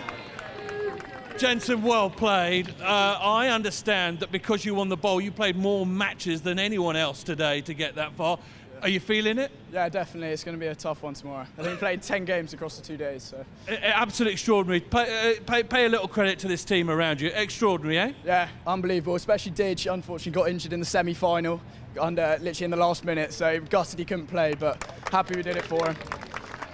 Now, the under-14 winners decided that McDonald's might be the treat. You got anything else on your mind? Go home. Mr. Jacob Binfield's birthday, so I think we're heading to... 18th birthday, yeah. Jacob. Well done, absolutely. Heading to the pub to celebrate with a pint for him, but yeah, and then buzzing to see the under-14s tomorrow as well. So. Oh, good note as well. Ladies and gentlemen, your winners. Fantastic. Lord Wandsworth College. Brilliant work. Fantastic, well played. Thank you very much. And another wonderful day here at Rosslyn Park. We're going to throw back over to Angus, I think, who has a few people with him. Angus, are you ready for us? Are you ready? I think he is. We'll head over there. We're going to head over there as well.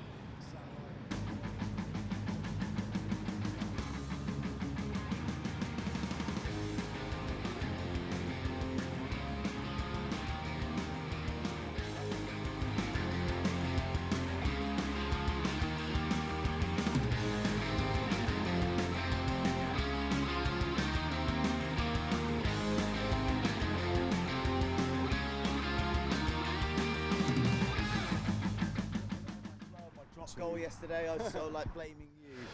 Joe Burns is just talking us through yesterday's drop goal. Unfortunately, it missed, but it was a lovely pass to him, I must say.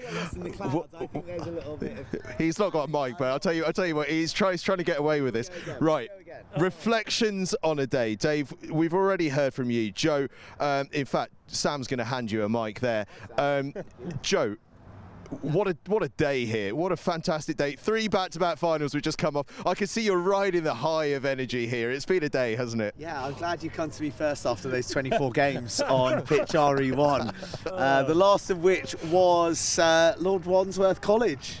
Lord Wandsworth, it was Lord Wandsworth. It was Lord Wandsworth. Yeah, incredible day. Wow, the Vase was fierce, wasn't it? Like really fierce, that final as well.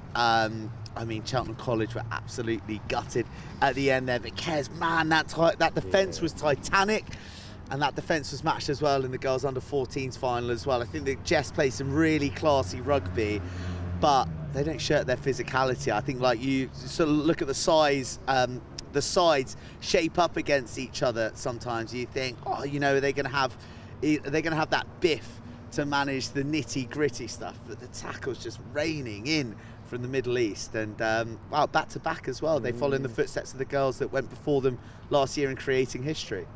It's some story, isn't it? It's absolutely incredible, the work they've done. And Sam, you know, you and I were chatting while I was preparing for this show, my little pre-show briefing with myself. It was really good. It was a really good briefing. Well, you know, the consummate pro, as you know. You were reflecting on JESS, actually, just how impressed you are. You know, the work they did yesterday in the under-16s, getting to that plate final, and then obviously here in this under-14s girls competition going all the way. Yeah, the style that they take out onto the pitch, the way they try and play, the shapes they try and present. The under-16s did it exceptionally well yesterday, and the under-14s are kind of a stencil of the under-16s. They've got some really good runners, obviously, because you need that in sevens. But as you mentioned there, they've got some really good, nuggety, hard, tough girls. And it's incredible to see at under-14s level. The distance women's rugby has travelled in the last 5 years is extraordinary, absolutely extraordinary. And to see it under-14s, to see the intensity with which they play the game, not only going forward, but also in defence, it's brilliant, absolutely brilliant. And Joe Burns is a good luck charm for them. Joe, yeah. you had a little... Are you moving out to Dubai? Yes. To see him? I'm available for work in Dubai. Bye, everybody.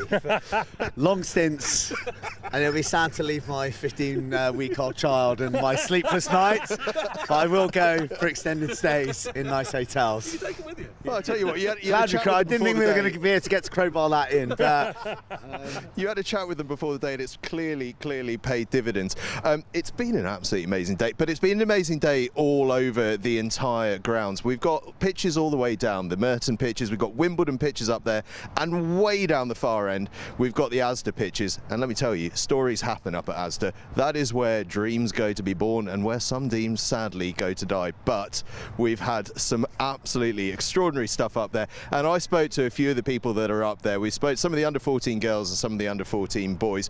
The girls from Romero School, a school not on my usual radar, but they were fantastic, and Bournemouth Collegiate School, the boys. So let's hear what they had to say to us earlier on today.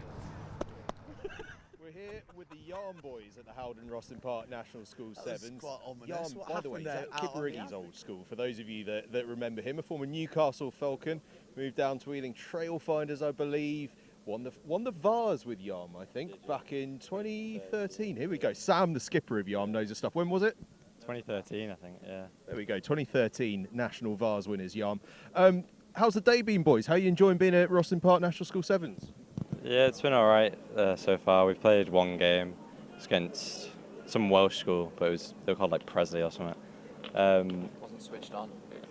Yeah, first half, it wasn't great. It was probably about 25-0, but then second half we did come back. I think the score was about 40-17, something like that. But next game we've got Sam Warburton's old school. Whitchurch High School? So, yeah. And then we got Westcliff on RE2 last game of the day. Nice, on the live stream on RE2, brilliant. Yeah. And do you know what, I'll tell you what, Whitchurch High School, by the way, old school of Sam Warburton, Lions legend, Geraint Thomas, Tour de France winner, Gareth Bale, football legend. Unbelievable little trio that. Listen, almost lunchtime, more important than the rugby.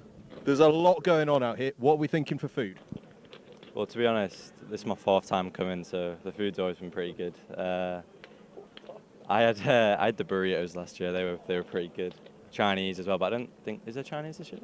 I haven't had a chance to check it out. We'll probably have a burger. Probably the burritos as well, you know. Burger and a burrito for lunch. What are we going for? Burger and a burrito? Burger and fries.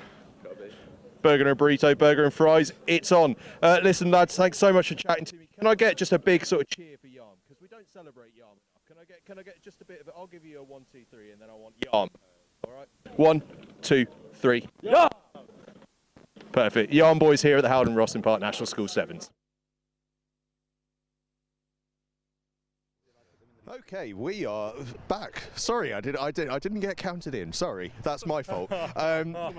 We were actually just discussing the under-14s and sweets. The under-14 boys, Dave.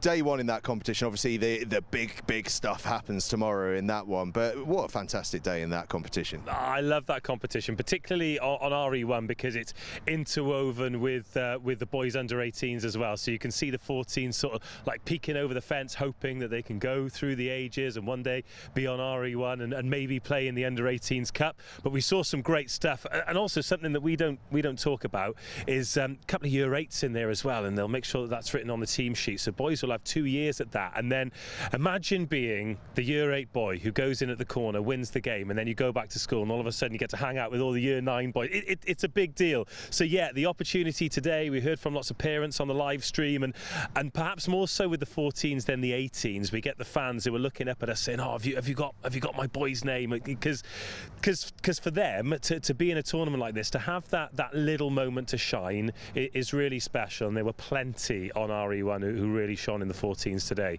And good news, they'll be back tomorrow. I'll tell you what, there was one particularly good moment. I think we had Millfield under-14s on, and we had Isaac Sprenger up on co-coms, who was the cousin of 2 of the lads. So that was the only 2 boys that got spoken about because they were the only 2 names we had. So there you go. If you don't hand a team sheet in, get one of your relatives up on co-coms. Also tomorrow, the under-16 boys, which is a massive competition. That's in my eyes, actually, it might be the most competitive competition of the lot, because these boys are going to be playing first team rugby next year, and it's also the only competition of that end of the age group spectrum where every single team is in the pot. 18s, you've got that split between Cup and Vars. 16s, we're all in it. Sam, that's a big tournament. It is going to be a big tournament. I wonder exactly how it will work itself out, and if we will see a little bit more of a mismatch occasionally early on, and you hope that the players and teams will give a good account of themselves. But yeah, I mean, the under 16 girls yesterday was absolutely full on. I was wincing. I was looking behind my hands. It was crazy, and it will be exactly the same for the boys, if not a little bit more. They will fly into it tomorrow. So yeah, you can't miss out. You've got to be with us tomorrow. You certainly got. You must be with us tomorrow. Under 14 boys, as we reach the conclusion of that. Under 16 boys commences tomorrow. That concludes on Thursday. We've got to just round off what's happened in that Vars, but before we do that, I just want to touch on the Fair Play Award, which is awarded by the charity Scrum, who do fantastic work, by the way. If you're coming along through the rest of this week, they've got a tent just along here somewhere down the back, and they can find out all about them. It's amazing. And one of the things they're doing is providing the Fair Play Award, which went to 2 under 14 girls teams today, Reigate Grammar School and Clifton College. At one point they were trying to find Clifton College. They're just there. They've got a nice sponsorship tent right there. Right there. I don't know if it's a coincidence that the people that are paying to have their space here have got the award or not, but they've been very fair. No, Reigate Grammar School and Clifton College apparently were fantastic on that front. But Dave, we're going to start with you, and then sorry, Joe. Do you know what? It's been a long day, hasn't it? It's been a long day. Talk to you about as well. Oh crikey! Also, here we go. So if you want a little bit of luck, then you need to send someone from your school to get interviewed by this man before they come out on pitch RE1, because Road to Rosslyn, a massive thing where it's a huge effort to get more schools, more teams in this tournament who wouldn't normally be here. There's a tremendous amount of fundraising coming in. One of those schools is Grey Court. So you interviewed someone from Grey Court before the game. The game kicked off and they put on an absolute show on pitch RE1 here. Scored 40 odd points, absolutely tore it up. It couldn't have been a better advert for the Road to Rosslyn. But I'm not saying it's Road to Rosslyn specific. So if you want a little bit of sparkle on your performance on RE1, find this man, get the interview, get the win. Guaranteed. Absolutely, and you've got our Instagram at NextGen15 at NextGenXV. Send me a message and I will come and find you with a microphone and we will chat. And trust me, we could chat about anything. It'll be brilliant. You'll love it. Joe, let's talk about the under 18 Vars tournament, and let's talk a little bit. We've reflected on that Lord Wandsworth performance, but it was all building, hasn't it been, over 2 days towards some sort of Cheltenham versus Kesbath final. And I don't want to brag, but I mentioned both of them this morning, and there they were. What a final. Congratulations on naming the 2 undefeated sides. Being in the mix. Good on you. Yeah, I mean, look, I felt for Cheltenham College. They're a great story throughout the entirety of the competition, and probably the game of the week so far was that golden point extra time, win over Taunton, and you just kind of thought, wow, they're going to have that muscle memory of having to go to the well, and they were really narrow margins as well. They fended off Whitchurch High School as well in the quarterfinals. It was a whisker against Exeter. You probably did that game. But they came up against a Kes side who haven't had a great deal of fortune over the years, and they've been in inspired form all year. It's something that's been building and building, and I think the manner of their victories is a little bit more comfortable. I mean, they blew St Albans away, didn't they, in the semi-final? And determined defence, and then that try over there in that corner. I mean, like, such high quality, isn't it? There was one phase of play that went there and then there, and it was all ends up Cheltenham were going to scoot in there. That flyer 15, I can't remember his name, absolutely down there, got absolutely mullered, came back in here, got absolutely mullered in the midfield. Kes were winning the game without the ball, which is something. Yeah, I think that's the big thing that always sticks out for me, is just how relentless the defence is. Like, no team ever gives up, do they? No player ever gives up. And you look at some of these tackles that come in and you think, oh, just let him go. I mean, give yourself a break. Like, there'll be a kick-off, you can go again. but it is tooth and nail, and those are the fine margins. Then you see the celebs celebrations, not the celebs who you go hunting, and on the field, and that just embodies what it means to them. This is the pinnacle of a lot of these players of their playing days, and they get to do it, and we get to capture it on the stream, which is pretty cool as well. It absolutely is, and Dave, that really is the point. It's what we're talking about with Ready for Rosslyn. It's what we're talking about with all of these games. It's what we're talking about particularly with some of these under-14s, boys and girls, where maybe some of them haven't played that much rugby coming into it. It's about making memories for a lifetime.